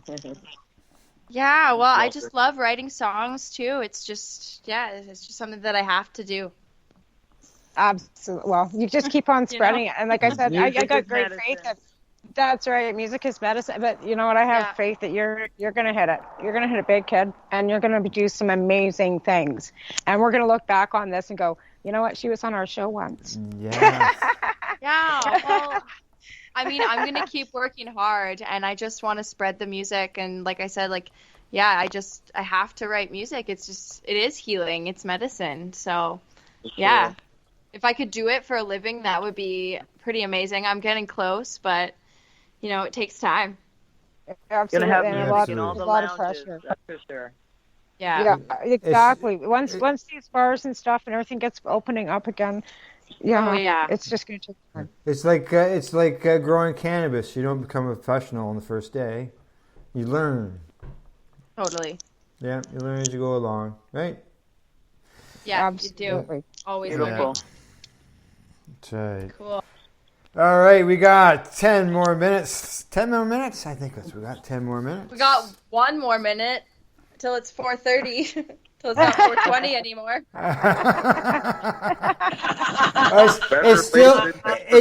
It's still 4:20 to midnight. That's when it turns to 4:21. It's 4:20 something. It's 4:20 somewhere all day. In fact, we used to have a clock that always stayed on 4:20. It never left 4:20. What time is it? It's always 4:20. Oh, I have 2 of those in my office. Exactly. I want to start a new trend. I want to start a new saying that it's 7:10 somewhere. Yeah. Yeah. And who knows? Yeah. Maybe we'll be able to gather on 7:10. I doubt it. I doubt it. But a little something on 7:10, actually. Like I said, this isn't going to last forever. I mean, we've all got these stupid restrictions, but maybe this is the last time. Maybe this is let's put it this way. We got 5 weeks. Yeah. Maybe in 5 weeks, if everybody would just stick to the regulations, maybe in 5 weeks we can get back to some sort of what we used to have. For sure. But if we don't, then we're going to be another. Even if we can't, there are ways that we can commune virtually. I mean, it's not great, but it works in a pinch. And I'm doing a little something with people online. I'm going to post instructions on a page on what you do in advance so everybody has the stuff ready. But we're hosting something called 7:10 Stoner Games. And we're doing it July the 10th, and it's happening at my farm with a small group of people, and we're going to live stream it and invite everybody to join with us.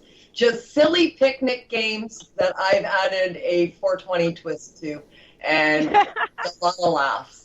That's so great. 7/10 is August the 10th. Is that it? July the July 10th. July the 10th. I mean, that's such a nicer time of the year because one of the Isn't things about 420 is that it's often always raining and cold.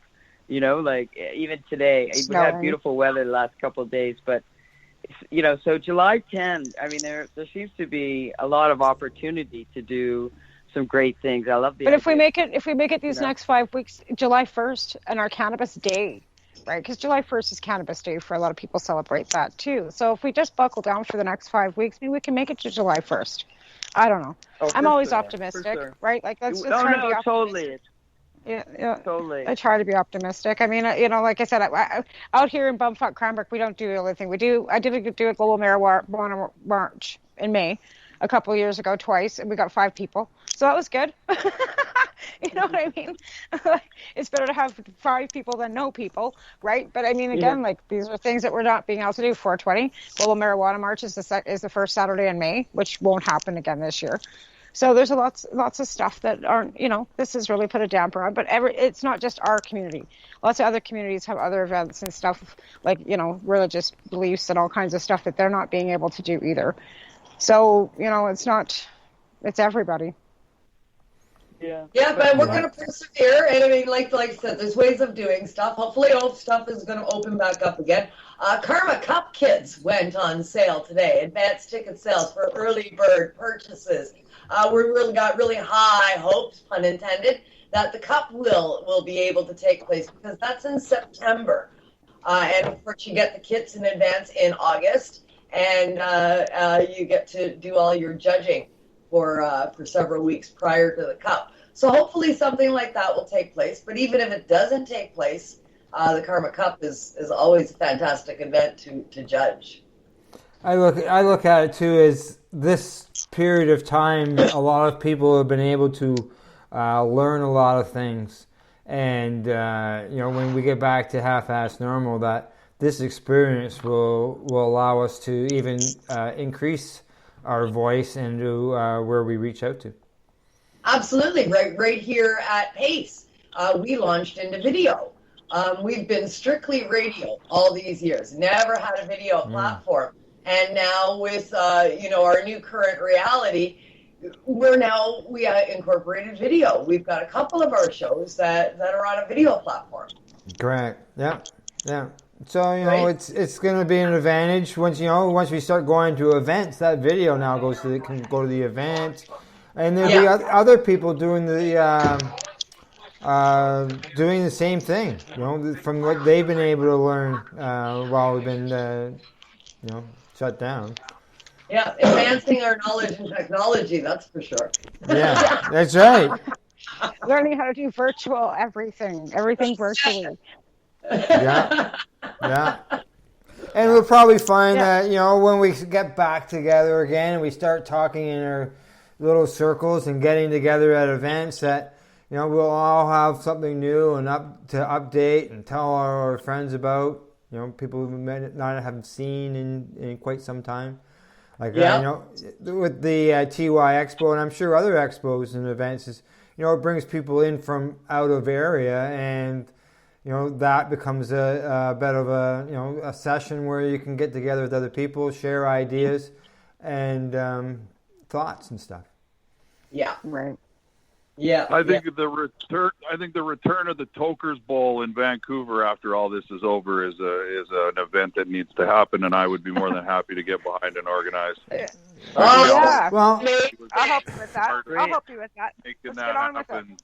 Yeah. Yeah, I think if we use that to honor everybody's memories, because the people that were involved in that, you know, it was Michelle's baby, and Greg was a big part of all. Like, they were all part of that. It would be something special to return to the Tokers Bowl. I've kicked that around for a few years. That would be now. a good place to do a ritual of honoring people who passed. That's awesome. Yeah.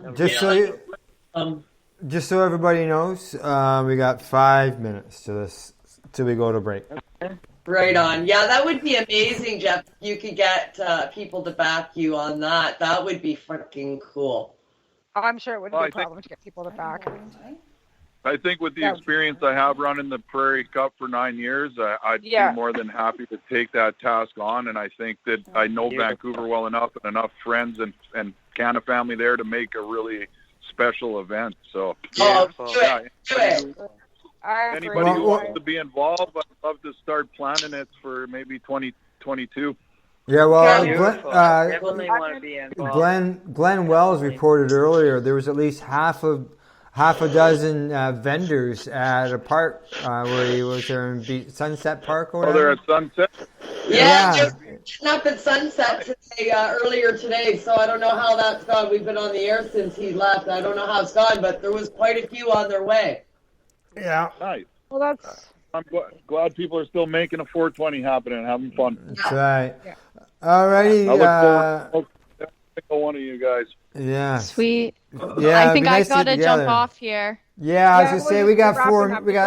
We got 3 minutes. We got 3 minutes thanks left. very So much. yeah. So let's do a shout out with Shout our out. list. Shout- She's got it out. Do them both. Ah. Might as well. It's gonna take us 3 minutes. Oh, the Yeah. police. So are- Maddie, go ahead. Sweet. Yeah. Thank you guys so much. So, you can listen to my music under Madison, MADDISUN, and it's on Spotify, Apple Music, YouTube, wherever you listen to your music. And I'm also going to be on the show with Craig on Sunday. Music and Mary which is Jane. like Music and Mary Jane, yes. So if you want to tune into that, I'm going to play some more songs, and I'm Good excited for stuff. that. Go. Good That's stuff. so awesome. Yeah. Yes. And we're gonna have you on. We're gonna have you on Cannabis and Coffee too. Yes. We have that planned for in a couple weeks here. Just kind of trying to pin scheduling down. So she's gonna be on my show as well. So thanks again so much for coming on. Thank you guys for having Yeah. me. This is really sweet. Yeah, Happy 420. Happy 420. Happy 420, Exactly. Okay, Loretta, what about you? We'll say thank you to you for coming on too and being with us from Thank you so Montreal. much. Always a How do you? pleasure. Yeah, if anybody wants to get a hold of Loretta's going to be my co-host on Canada Quebec Connection here. Once we get our poop in a group, we're going to be having another show coming on to the Pace Radio Network. And Jeff, shout out to you. Tamara's going to learn how to run the board, and she's been practicing. I have been. There you go. I'm going to be my own. I'm going to produce this myself, and then I'll do my own She's show a too. smarty So pants. yeah, I'll get a life back. And then thanks to Jeff too for coming on, and shout out to you at Skunk Funk out in Saskatoon. How do we get a hold of you, Jeff, and all the good things you're doing with your micro nursery and stuff? I appreciate that. I appreciate you guys having me on, and happy 420. How do we get a hold of you? Jeff? Micro nursery. Skunk- You can reach us by email at skunkfunksmoker@gmail.com or our website, skunkfunksmoker.ca. Are you on Facebook, Jeff? We are also on Facebook, Skunk Funk Smokers Emporium, Instagram, the Skunk Funk Guy, and then of course my new company, which is cannabisprofessionals.ca. And Very cool. yeah. Very cool. Right on. Congratulations again on that, Jeff. That's awesome. Yeah. Thank you. All right. And happy Thank you, 420. Jeff. Thank Happy you, Jeff. 420. Thank you, and happy 420. Thank you, Maddie. And, Thanks. Thank you guys. Thank you. Happy Great. 420. Take care. Great name, Peace Maddie. and It's the fun. same. Maddie's my granddaughter's name too. So. Love it. All right. Well, Al messed up, and we're 5 minutes late for the next segment, so we better get started. We're gonna go for a break. and get our next guests all lined up. How's that All right. sound? Sounds good. All right, we'll be back shortly. Talk to you soon. You're listening to the Pace Radio Network here at paceradio.net. At Legacy 420, we believe in being different. Experience the difference of quality control. Our labs provide tested formulations for all of our products. Experience the difference in trust. Our customers can trust that we are following up-to-date COVID precautions for their safety. Experience the difference in accessibility. We're open 7 days a week. Please visit our website, legacy420.com, or contact us for curbside pickup as well as nationwide mail order shipping. Legacy 420 values overall wellness. Come and experience the difference of Legacy 420. Enjoy the buzz of legalization with Campbellford Lifestyle Shop. From lights to plant nutrients, books, consumption accessories, and more, we've got all your basics to grow or consume cannabis. Visit our info center or take a look at our piercing services and body jewelry, now available in-store through Campbellford Lifestyle Shop, 17 Bridge Street West, Campbellford. The People's Alliance of Cannabis in Canada is an organization working to improve cannabis legalization in Canada. They have a mission and values that includes all Canadians, no matter where they come from. The values are including everyone, as no one should be excluded from participating, equality, diversity, advocacy, along with cannabis education and research, plus industry, safety, and professional standards. If this is an organization that has the same values as you, check them out at peoplesallianceofcannabisincanada.ca. Once again, peoplesallianceofcannabisincanada.ca. Check them out. What do you find at paceradio.net? People advocating cannabis education. The People Advocating Cannabis Education Radio Network provides its listeners with news, information, and a place to be heard. This is done with a twice-weekly broadcast of the Reefer Reporters and by providing cannabis advocates a place to be heard through Cannabis and Coffee to Marijuana and the award-winning Pace Radio Show. Catch it all here at paceradio.net. A doctor's job is to relieve your pains, and when it comes to growing cannabis, the biggest pain is trimming. Let Dr. Buck Cannabis Trimming Solutions take the pain away. Whether you're a home grower or a commercial operation, we have the cure. From 4 plants to 400 plants, garden size doesn't matter. Dr. Buck Cannabis Trimming Solutions comes to you with years of experience and professional discreet service. It's simple. We trim your weed, and we do a damn good job. Visit drbuckcts.com to book your trimming. What is the People Advocating Cannabis Education Radio Network? It's a network of people advocating cannabis education. CTCP operates a medicinal cannabis signing clinic.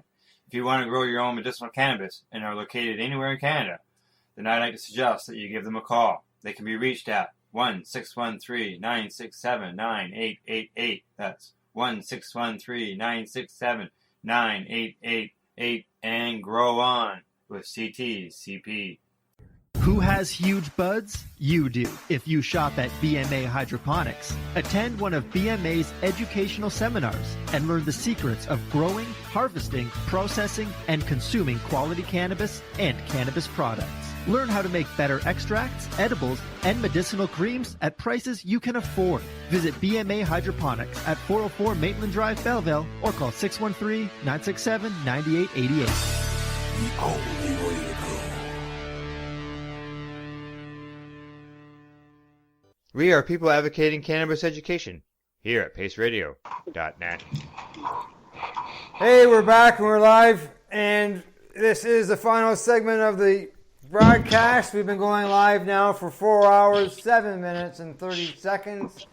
And we're in their final segment on the Pacific Coast. We're going to help them celebrate their 420 as well. And we are now joined by Michelle and Doug Sikora, as well as our guest, Kirk Adamson of Gazette Papers. Good afternoon. Good afternoon. Happy 420, everybody. That's right. 420. I think this is what, Kim, has got to be like our 5th or 6th 420 today. Yeah, we're up there now. There's a lot of them. I lost count. Okay, great. Who's all with us? Let me check and see. And we got Doug and Michelle, and we got Craig McEachran. He's here. Kim Cooper, Kirk Adamson is here, as well as Tamara is here as well. She's muted, but she's here. Good. I'm not muted. I'm here. You're muted. Yeah, you're there. Yeah. You know, maybe you're trying to keep the dogs quiet or something, you know? Okay, so basically... It's an option around here, yeah. Now, to get things going here, usually what we've been doing, we've been talking about some memories and stuff of 420s, being that, you know, we're not, you know, gathering like we used to due to what's going on.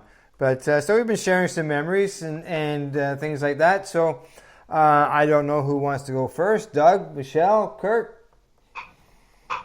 Well, it's kind of funny, Doug and I, that's what we've been talking about all day is 420 memories and how it's so different since legalization. Yeah, I remember every year when we were down at the 420 celebration, we used to do a candy scramble. We'd throw out 1,000 pieces of candy out to the crowd for something to do to celebrate 420.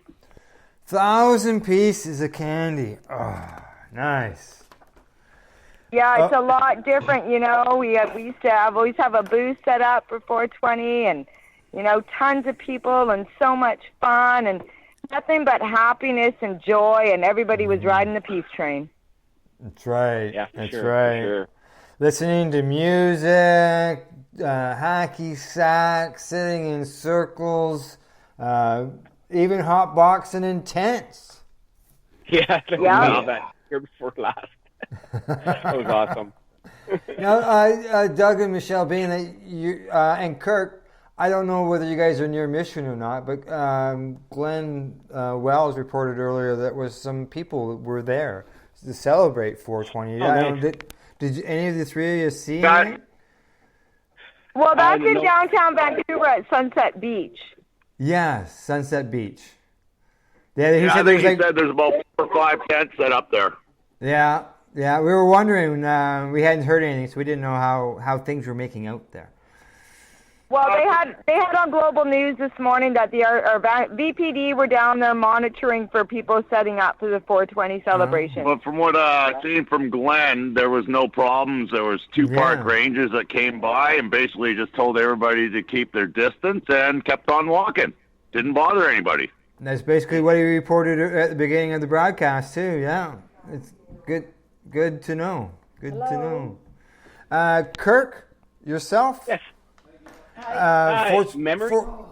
Yes, being that I probably ran into you at a 420 event somewhere. Who knows? Well, I think most of my 420 events have been in Vancouver, and I was really the last 2 years surprised at the incredible number of people and everyone seemingly getting along. We took, year before last, we took. I can't remember 6,000 or 7,000 packs of papers, and they were gone in the first couple of hours, which was really cool because then we just got to wander around and hang out with everybody. And again, everybody getting along, everybody sharing, which is we won't be doing any more sharing of doobies coming forward, I think. Wondering myself what 420 is going to look like in the future.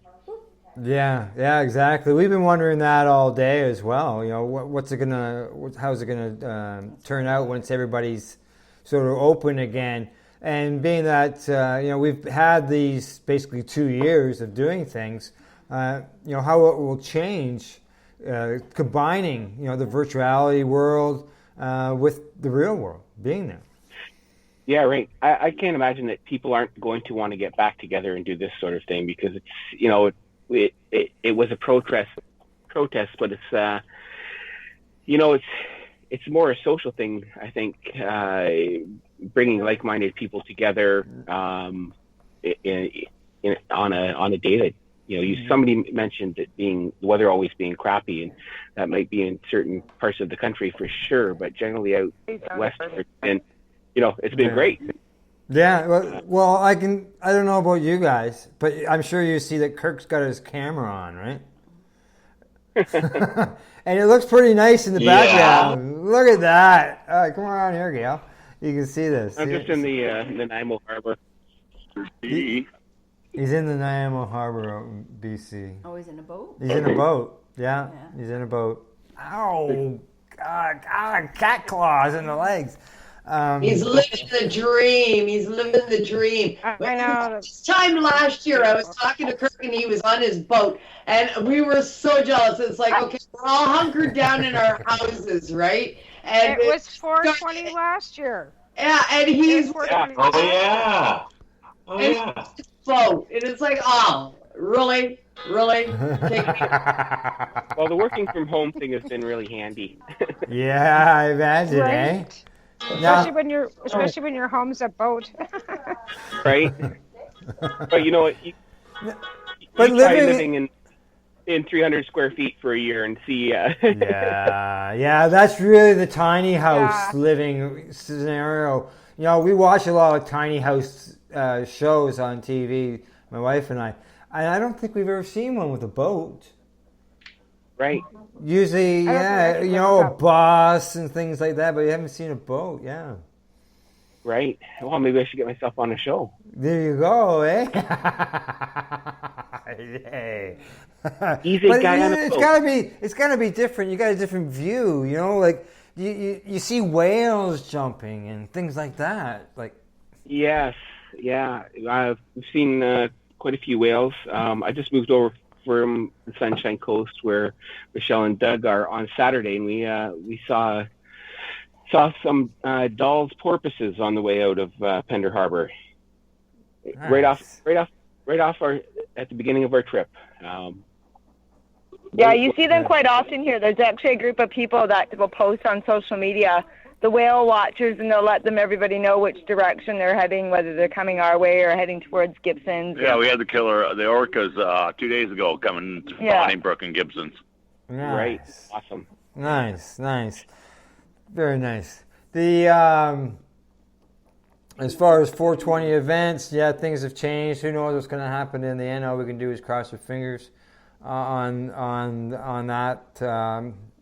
Will there be 50,000 people in Toronto? Or, like Kirk says, cannabis is legal now. The protest part is over, but will be more of a celebration. Yeah, and I think it's muscle memory. I think people just, this time of year, this event is ingrained in their being, some of them, and some of us. Yep. And, we'll just gravitate towards that, whether it's a formal thing or not. Yeah, correct. Yeah, true. That's right. Exactly. Doug and Michelle, out there in your little town, you're in a town. You're not in the big city or anything like that, right? Do you guys have? I guess obviously you must have had 420s there. You just didn't go run. Everybody doesn't run to Vancouver, right? Yeah, no, it was pretty quiet up here. Yeah. Yeah, no, the BC Cannabis Store did their big grand opening today, and they had balloons all out front and that, but the 5 other private recreational stores weren't allowed to do anything like that. No. Except for the government store. Yeah, and I didn't see a single car in front of the store when I went by. Yeah. So the government store could celebrate, but the private owners couldn't? Yep. What the fuck's that all about? That doesn't seem right, does it? Because that's our government. Come on. That's why it's just, It's because they don't have, because they want them to spell legal pot. So Michelle could probably get it if she wanted to. It's up to her, but she could get legalized and have to sell the LP crap. A lot of these people don't want to do that. Michelle doesn't want to sell that. Never will. Right? So she could have a store. It's not like they're saying no. Private people, like our stores here are not all governmentally ran. They're private stores owned by private people. They have to get a license through the BC government, but then you're stuck selling the licensed producers crap. You can't pick. Exactly. And that's what a lot of the stores here went. Right. So that's exactly why when people say, why aren't you doing it to her? You know what? You could give me a fucking store. I still don't want it. If I can't pick and choose what I'm bringing in and making the product myself or selling my own edibles and be able to do and maintain my own testing and take care of my own people, fuck you. I don't want to be involved. Exactly. That's my stance. Exactly. Look, I got my hand raised. Two things. Somebody's got a TV going in the background. Not me. Oh, that's me. Sorry. That's what I thought maybe it was. And I didn't mention my question for this segment. And so we can give away prizes. And the prizes... You're going to do that. Yeah, that's right. Exactly. Right here in front of me, we got ourselves a Gazette tray, rolling papers. We got something from Dr. Buck. Also, we got a Gazette grinder, new this year. Never seen them before. And we got some... And we got some Treating Yourself Expo DVDs. There was 4 expos. 3 of them had a DVD set that went out, and we've got all 3 DVDs here, consisting of about 12 discs in total. I'll cover everything that happened at the expos. So, Kirk, Once I ask the question here, I'm going to find out about these papers. And the question... I interrupted you there because I'm like, okay, I think I might be cut off. We're standing here going, okay, I need a dab. We're looking for the dab tray. It's on my desk in front of me, filled with just dab tools and dab trays and rolling papers and joints, and just everything is all over the place. Fucking tray was sitting right in front of our faces and nobody could see it. All right, we're cut off. I'll give you guys a little heads up on the Sunset Beach. Glenn just posted it live that the cops have come in. Oh. That's too bad. Yeah. He and I are watching that. I told him to message me. Neil Magnuson is there right now, and I can hear it. He sounds like he's giving it to the cops right now. I asked Glenn to message me. I don't know if he's seen it yet, but I did ask him to message me. Yeah, because your 420's in another, what, 25 minutes? 25 minutes. Yeah. Oh, and I just looked at our timer. 4 hours and 20 minutes. That's how long we've been recording. That's a celebration to be had right there. That's right. And I got to get to my question for our draw for prizes. This time, the question is, we broadcast 5 days a week with programming. What are the 2 days of the week that we don't broadcast anything? As far as anything that we broadcast, we have something that goes out 5 days a week, 2 days a week. There's nothing to go out. The answer to that is at paceradio.net, and you're going to have an opportunity to win some of these fantastic papers. Because I can tell you, I got a friend here, Kirk. He drives 20 minutes, 25 minutes, bypasses several stores and opportunities, and he drives into the Camelford Lifestyle Shop, and he gets his gazees. I love that. We should make it easier for him to get. I mean, I don't want him to not come there. But yeah, and nonstop. Ever since I met you in Toronto, and I got a hold of those Gazette papers, I went, yes, this is for people who want a replacement for players in export, but don't want something that is too thin that, as soon as you lick it, it breaks. Right. Well, and that's a cool thing about... I replaced my zigzags with them. I don't use anything else but those now, too. I replaced the zigzags. Everybody in our home is a Gizeh fan, big time. Yeah. Awesome. So I'm getting my job done then. I'm having some effect. I'm glad to hear that. So Glenn reported that all the cops left, and they left him alone. Yeah, good. We're about to go live on IWTN. Can mute myself for a few minutes while I launch that, and then we're going to be coming back as a simulcast. Okay, all right. Sounds good. Now, your papers here, Kirk, it's not just one paper. You guys have several? Yeah. So I'll give you a little company history, my usual spiel. Sounds good. Gizeh's from Germany. They've been around since 1920. Always roll your own company, but over the last 15 or 20 years, the lineup's diversified for more cannabis-friendly papers. And that's particularly relating to the moisture content. So we've got the only certified organic hemp paper in the world, the Gizeh Pure. And then the rest of the line is hemp and cellulose, hemp and flax, and cellulose for different burning qualities. So we've got the original, which is a regular burning paper, the fine, which is a good everyday use, and then the super fine, which is slow burning paper. So fresh cannabis, super fine, everyday use, the reds, and then left your cannabis open on the coffee table, the blue original for faster burning paper. Blue paper is probably one of the better papers to have in the legal or the cannabis stores these days, with things being quite often not humidified, right? Right. I know they're the ones that I buy. I just ask for the blues, and Wayne says okay.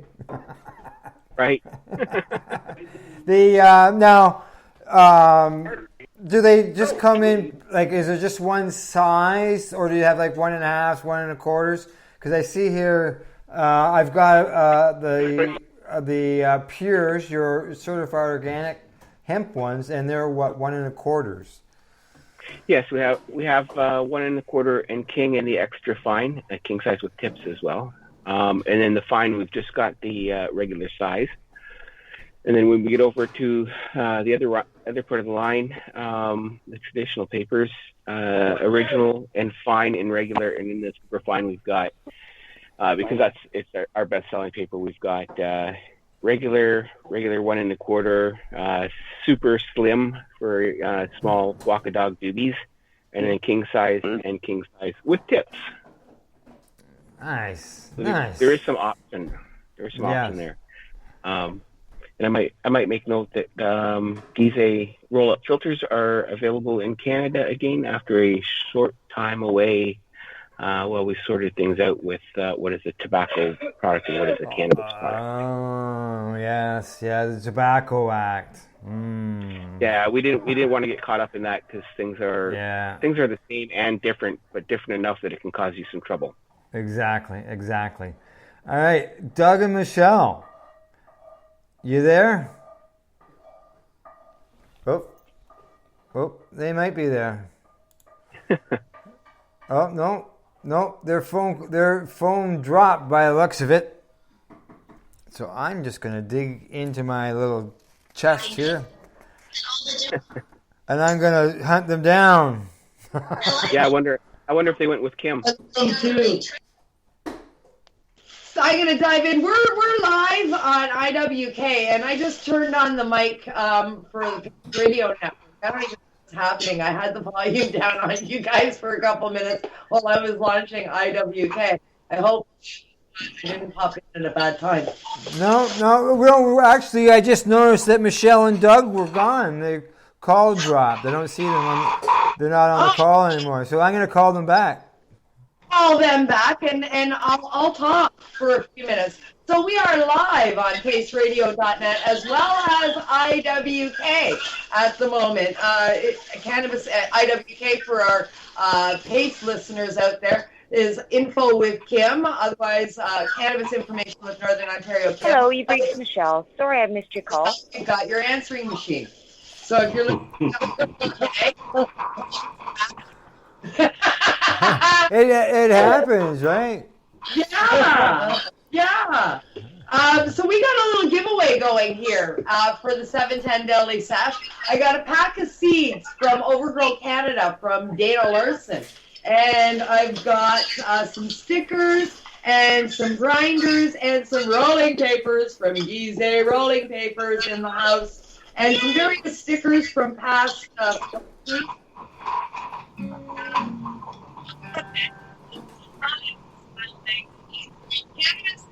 Canada, the illustrated history from Dana Larson.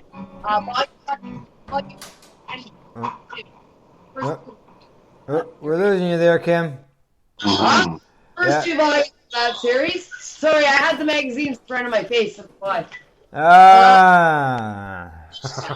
This is a t-shirt that I made last year at this time, and I found one in my chest while I'm moving. So that's going up. And it's a men's t-shirt, and it says, "Don't panic, it's Toker's Cough." I love mine. There. And we also have a drawstring bag, canvas bag, from a past 420 in Timmins from 2019. So that's going to come out yet at IWK. Pick a number between 420 and 710. We've got a number chosen already on a piece of paper, and whoever comes closest or guesses it exact will win this prize pack.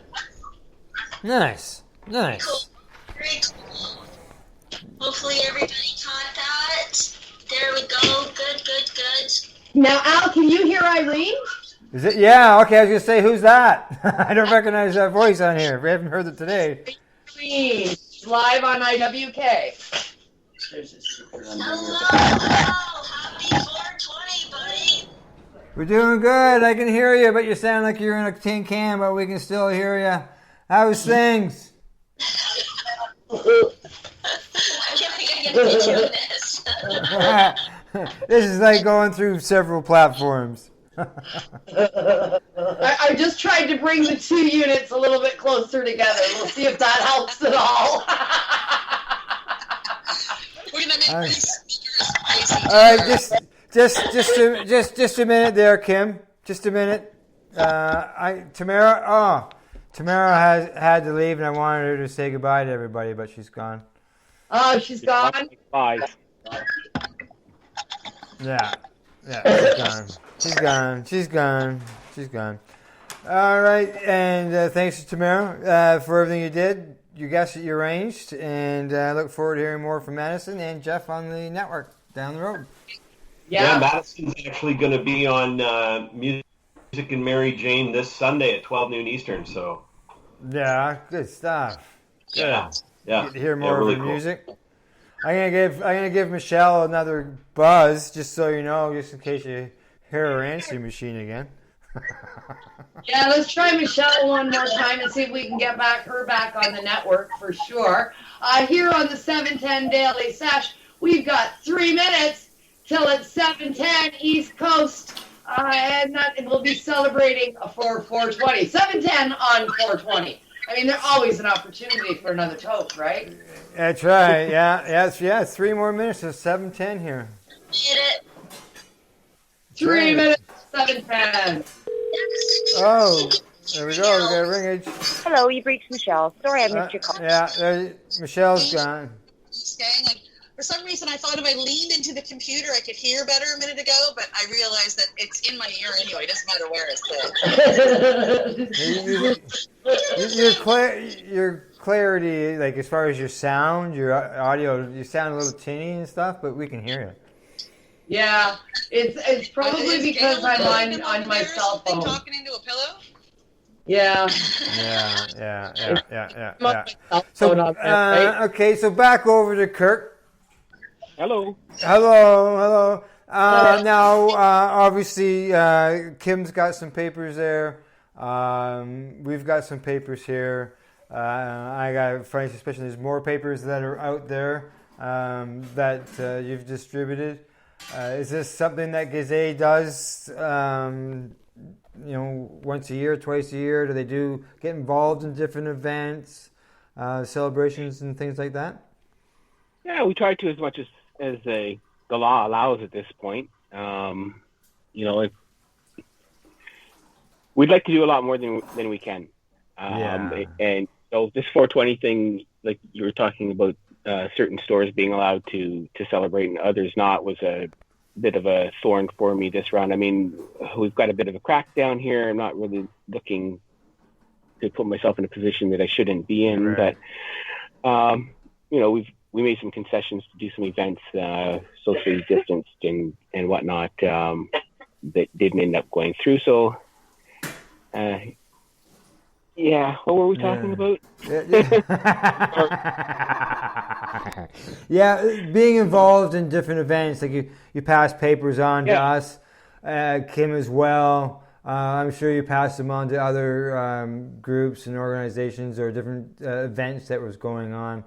And being that, we can't get, like we met probably at the Karma Cup is more likely where we met at. I think so. Yeah. Excuse me.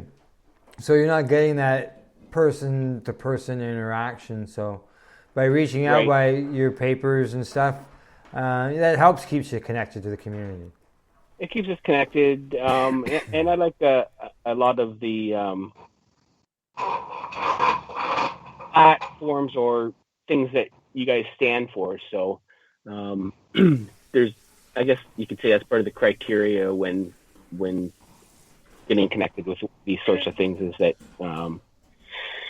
there's good in the community. Yeah. Now, some people, when they're involved in the cannabis community, as far as employment wise, do people look at you funny when you say that you sell rolling papers? Yeah. Yeah. Everybody wishes they could.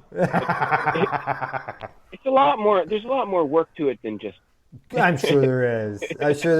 And do they have more than just more than just papers? Like you mentioned photos, but do they have like I've got trays and all that, but I don't know whether those are promotional items or those are things that you guys actually sell.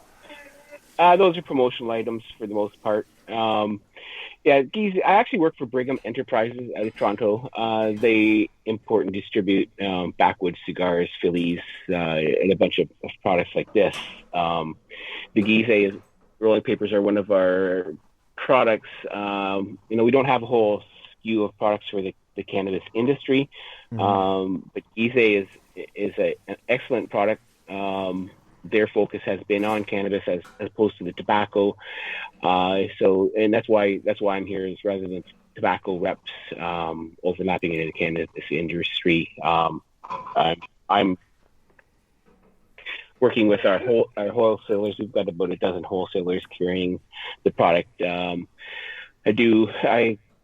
line up the trade shows, and I do in-store events. I guess you'd say I'm the Gize guy at this point. Yeah. The backwoods, I've heard of them. I think as blunts. Blunts I think that's where. I don't consume blunts, so I don't. Yeah, I wasn't sure.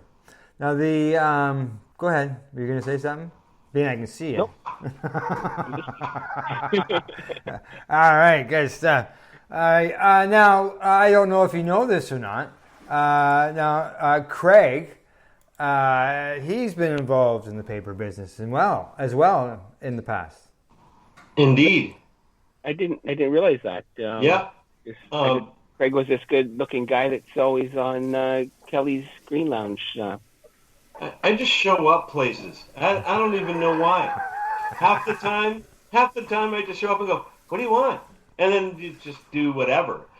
I worked for Chills. Yeah, I worked for Chills when they expanded from the United States, Chris Hill, and their hemp rolling papers, the Alien Head rolling papers. And when Chris decided to expand into water pipes and bongs, I started working for the Canadian arm of that. And you're right, it's not simple. It's not a simple job. It's a very challenging job, but it's super rewarding too. I get that completely. Absolutely. The biggest obstacle is that rolling papers are such a small portion of a cannabis store's budget. It's usually less than 2%, and it's hard to get their attention over something that is such a significant portion of their business. For sure. And the space that it takes up on a wall is very small as well. So you have that POP challenge too, that point of purchase. It's kind of one of the things in sales that, is highly sought after, of course, because if you see it, you're more than likely to buy it. It's touching on some senses, right? But I think what you guys what you've been doing with the Gize brand has been really, really cool. I love how you've been involving the very passionate, grassroots-oriented cannabis people, and it's it's a great job, and it is a good paper. It is. Yeah, I had a construction company all my adult life, and I had worked for Brigham before in the past. They knew that I was out here, and I did BioCup at Legends Valley. I volunteered there and fell in love with the product, great product, and the people. Like, I had never been to an event where there were so many cannabis smokers, consumers. Like, I thought I was out here all alone, and here there's 20,000 or more of my people, and they're all here in one spot. And since then the 420 events have kind of struck a nerve as far as that goes, and the community. Nobody's left out. It doesn't matter where you're wearing a tie or sandals. It's true. I always found. We would do festivals. It was especially. I'm talking 99, 2000. Our mode, and me coming from a musician background and coming into really the zenith of the quote unquote tobacco pipe era, because that's kind of how it was guised then, right?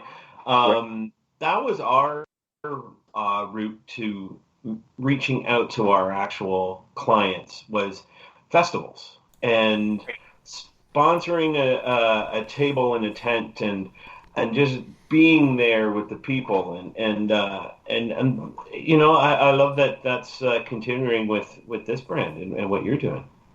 Right. Well, you know, I was actually speaking with my manager this morning about, and we were having the exact same conversation as well. How do we continue our efforts with? I didn't want to talk about COVID at all. What's going on right now?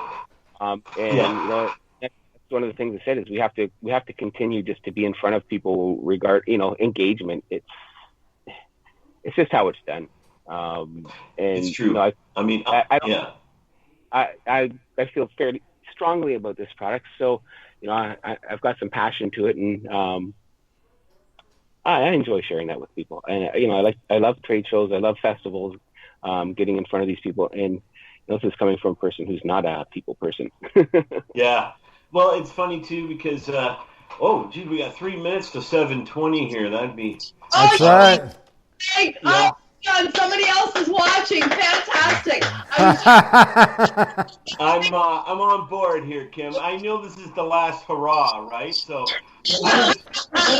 I'm going to convert to my outer garage smoking area because I'm here in my little studio space. But no, that was the best thing is being the grassroots will never go away. So I reluctantly loaded up Twitch, StreamYard, and logged into YouTube Live for the first time yesterday. So I'm like, okay, time to re-educate because this isn't ending anytime soon, so I better cut with it, I guess. Yeah, but it's great to continue to be grassroots, you know? Exactly. You know, I never really wanted to or want to be known, so I have a hard time, engaging the social media stuff as far as being involved in video and whatnot. I guess I've really got to get over that. Well, see, that's the nice thing about radio. There is no video, but yeah, you still have to get over it even in radio. Yeah. Right. All right, just pardon me. I'm transferring to my outdoor sesh layer. 1 minute. Yes, on the way out to Craig's Lounge. I have visited there several times. Yeah. Nice, comfy little spot. Sit back. Got some tunes and conversation. Nice. That's right. Sanctuary. Yes, yeah. We've all got our spots where we like to go and medicate or get together with some friends. Some people might call it a man cave or the she den, but we've all got our spots. There's no doubt about that. We got less than a minute to go. I'll get the torch lit. All right. I've been burning a hole in my oil can here. Well, I call it oil can, but with my dab. Right. Yeah. And just so you know, we only have we got about 12, 13 minutes left. 1 minute, less than a minute. Less than a minute, yeah. It's West Coast. I don't want to say anything. I want to say 420. Oh, look at that, everybody. Hello, everybody. Hello, everybody. We got a minute, less than a minute. Almost magic time, West Coast styles. Yeah. Okay, they're yakking in the background there, too. Oh, there you go. Wonderful day. There you go, 420.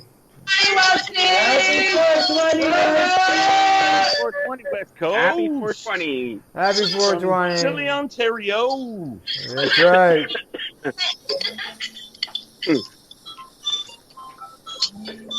Happy 420! Followed by the regular cough. How sad is that? I practiced. It all sounds so smooth. Doesn't it, eh?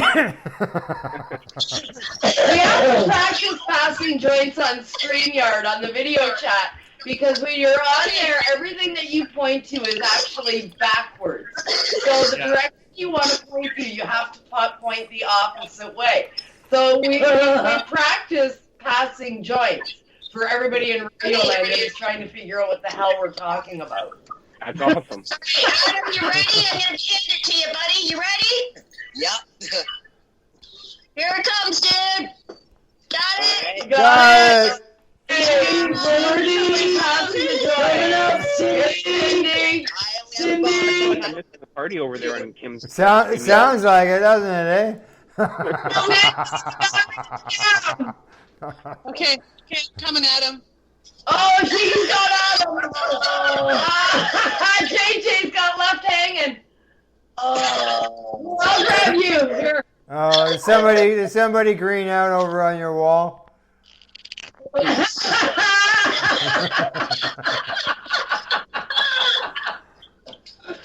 Pass him a CBD tent. Stat. Yeah, CBD tent. Stat. Good idea. Very cool experience. Cindy, you ready, girl? Yes, So we managed to bring in 420 coast to coast, Al. It's Yeah, we did. We got her good job, done. guys. Yeah, and Pretty we epic stuff. Pretty epic stuff. used different platforms, mixed them together. Man, you could have flipped the thing before you passed it. It just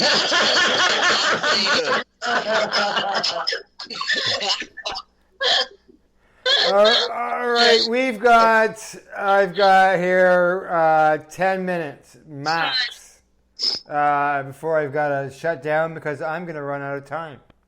Yeah. I just did the sesh so that we could finish up because I know there's only 2 minutes left and it's pretty noisy in that party room. So I'll go back in a minute after we finish up here. Sounds good. Sounds good. All right. We got, like I said, a few minutes there left to go. As far as talk and discussion, I'm just trying to think offhand. What haven't we asked you yet that we could ask you, Kirk? Were you always? Were you always involved in this company and selling their products, or is this what were you sort of doing before? Like, were you doing something similar? Well, I always worked in construction. Always had a painting company since I was old enough to have a painting company, and I've had a couple of mini careers because I didn't always want to be working laboriously.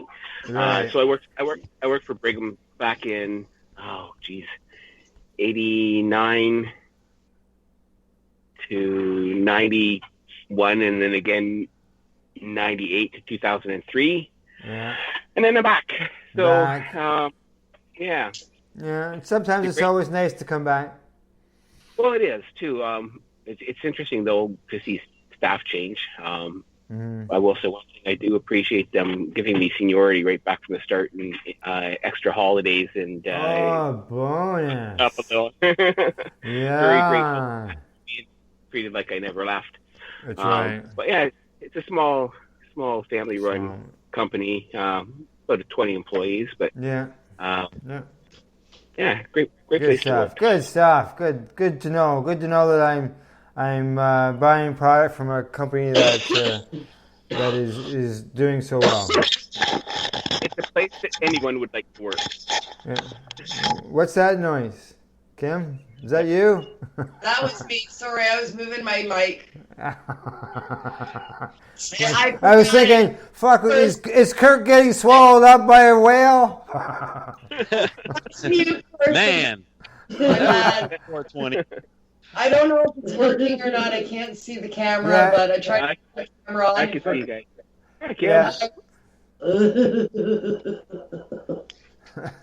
Yeah, you were there. I don't see you now.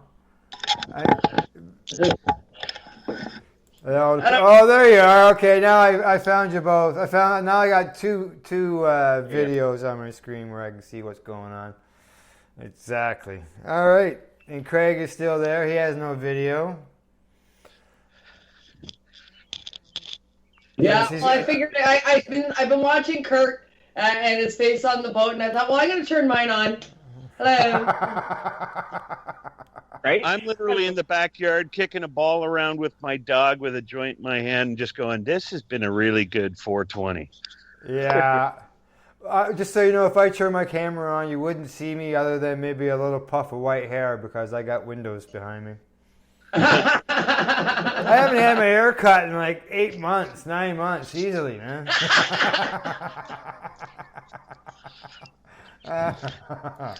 You need home kit.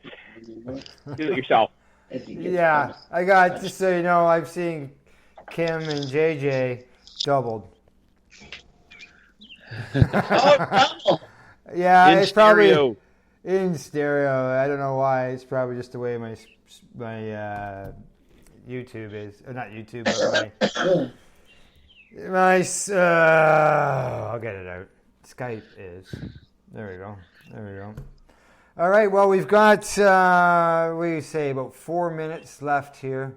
So we should do the shout-out part of things where people can find Gazette papers, and as far as whether you're across the country, where they are, websites, all that type of stuff. All right. Well, find us on Instagram and Facebook at Gizeh Rolling Papers, spaces, of course. Or hit us up at our company. Hit me directly, Kirk_Adamson at Brigham1906.com. And you can find the product at about 800 retailers across Canada. There you go. 800 locations. And I'm going to tell you, if you can't find one near home, let me know, and I will try and find a place for you to buy them locally. Nice, very nice. Now, would say for let's say a place was sort of remote. That's something where I guess you could set them up where they could start getting them as a like as far as a regular type thing. You can get them started as a retailer. Yeah. Most stores are already dealing with a wholesaler that carries the product. Ah, okay, right. It's easy to get them once they know that they exist. Yeah, that's right. Well, ask for them by name. That's the secret, right? Yeah. And so many people have said to me, the case that the papers come in, usually these papers, they come with 33 papers in them, and it just flattens out. Or you get name brand ones and the case just flattens out. Where you guys got a good stiff box around your papers. It's got a magnetic thing that holds it together, and I've heard nothing good about it. I've never heard anybody complain to me about they couldn't tear your box apart to create a filter. Nobody's ever said that to me. They've only commented about how good they are, and they don't flatten out. I agree. And there's even some more fun in that package. When you get down to the last 10, there's a blue warning paper, and there's actually a cardboard spring in there, so you can pull out the last one, not like the flat packs that get flattened out for packaging. You pull out the last 10 or 20 papers in one shot, right? Yeah, and 100 in a pack. And the magnets are a lot of fun if you burn through papers like some of us do. Yeah, that's right. Well, Craig, you got anything you want to say to Kirk before we go? Kim? No, just thanks for all your support, and thanks everyone for supporting. It's been a great day. Yes, it has. I agree. Yes, it's been good. It's been good. No doubt about that. I'm just checking to see if Kim is still hanging around there. I'm just trying to see. Got a different window open. It's changed windows on me. The crazy thing. It looks like she's here and her microphone's muted. Yeah. Okay. All right. Good stuff. Well, Kim. Kim's laughing too hard to unmute the mic. I'm sorry. Something just happened that was extremely funny. Matter of timing. Yeah. Okay. All right. Well, we're gonna wrap things up, and I'm gonna head to do whatever I need to do. All right. Well, thank you, everybody that joined us from coast to coast for our 420 extravaganza, bringing in 420 in every time zone across Canada, starting in Newfoundland and ending on the Sunshine Coast. It was a lot of fun. It sure was. It sure was. Everybody who was involved, Brendan Quinlan, Glenn Wells, all of our sponsors, Jordan Bright from Legacy 420, Deb and Ross Middleton from BMA Hydroponics, Scott from Dr. Buck's CTS Cannabis Trimming Solutions, Wayne and Shalyn Matheson from the Camelford Lifestyle Shop, Jeff Lundstrom, Madison there, she was singing for us, Loretta Clark, Doug and Michelle Sikora, Kirk yourself. Thanks to everybody who came out and joined us today. We really appreciate it.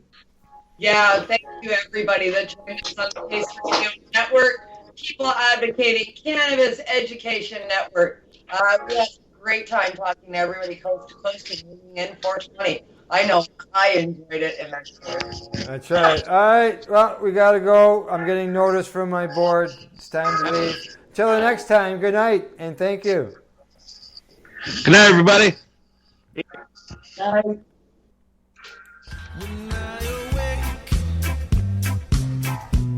My clock says 4:20. The opinions of the individuals during this broadcast are their own and may not be the opinions of their group or other organizations they may be involved with. You're listening to the Pace Radio Network here at paceradio.net. BMA Hydroponics has everything you need to succeed. Visit our Hydroponics Superstore at 404 Maitland Drive in Belleville and we'll show you how to grow your own quality cannabis for pennies per gram. We're open Mondays, Tuesdays, Wednesdays, and Saturdays from 10 a.m. to 5 p.m. and Thursdays and Fridays from 10 a.m. to 7 p.m. Call 613-967-9888. BMA Hydroponics. It's worth the drive. The only way to go. CP operates a medicinal cannabis signing clinic. If you want to grow your own medicinal cannabis and are located anywhere in Canada, then I'd like to suggest that you give them a call. They can be reached at 1-613-967-9888. That's 1-613-967-9888 and grow on with CP. Are you interested in Canadian and international cannabis news?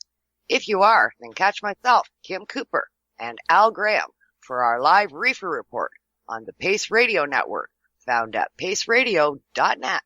A doctor's job is to relieve your pains. And when it comes to growing cannabis, the biggest pain is trimming. Let Dr. Buck Cannabis Trimming Solutions take the pain away. Whether you're a home grower or a commercial operation, we have the cure. From 4 plants to 400 plants, garden size doesn't matter. Dr. Buck Cannabis Trimming Solutions comes to you with years of experience and professional discreet service. It's simple. We trim your weed and we do a damn good job. Visit drbuckcts.com to book your trimming.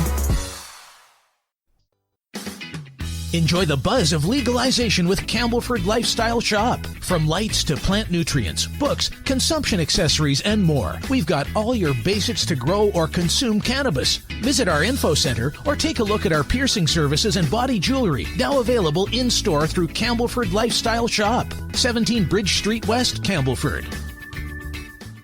The People's Alliance of Cannabis in Canada is an organization working to improve cannabis legalization in Canada. They have a mission and values that includes all Canadians, no matter where they come from. The values are including everyone, as no one should be excluded from participating, equality, diversity, advocacy, along with cannabis education and research, plus industry, safety, and professional standards. If this is an organization that has the same values as you, check them out at peoplesallianceofcannabisincanada.ca. Once again, peoplesallianceofcannabisincanada.ca. Check them out.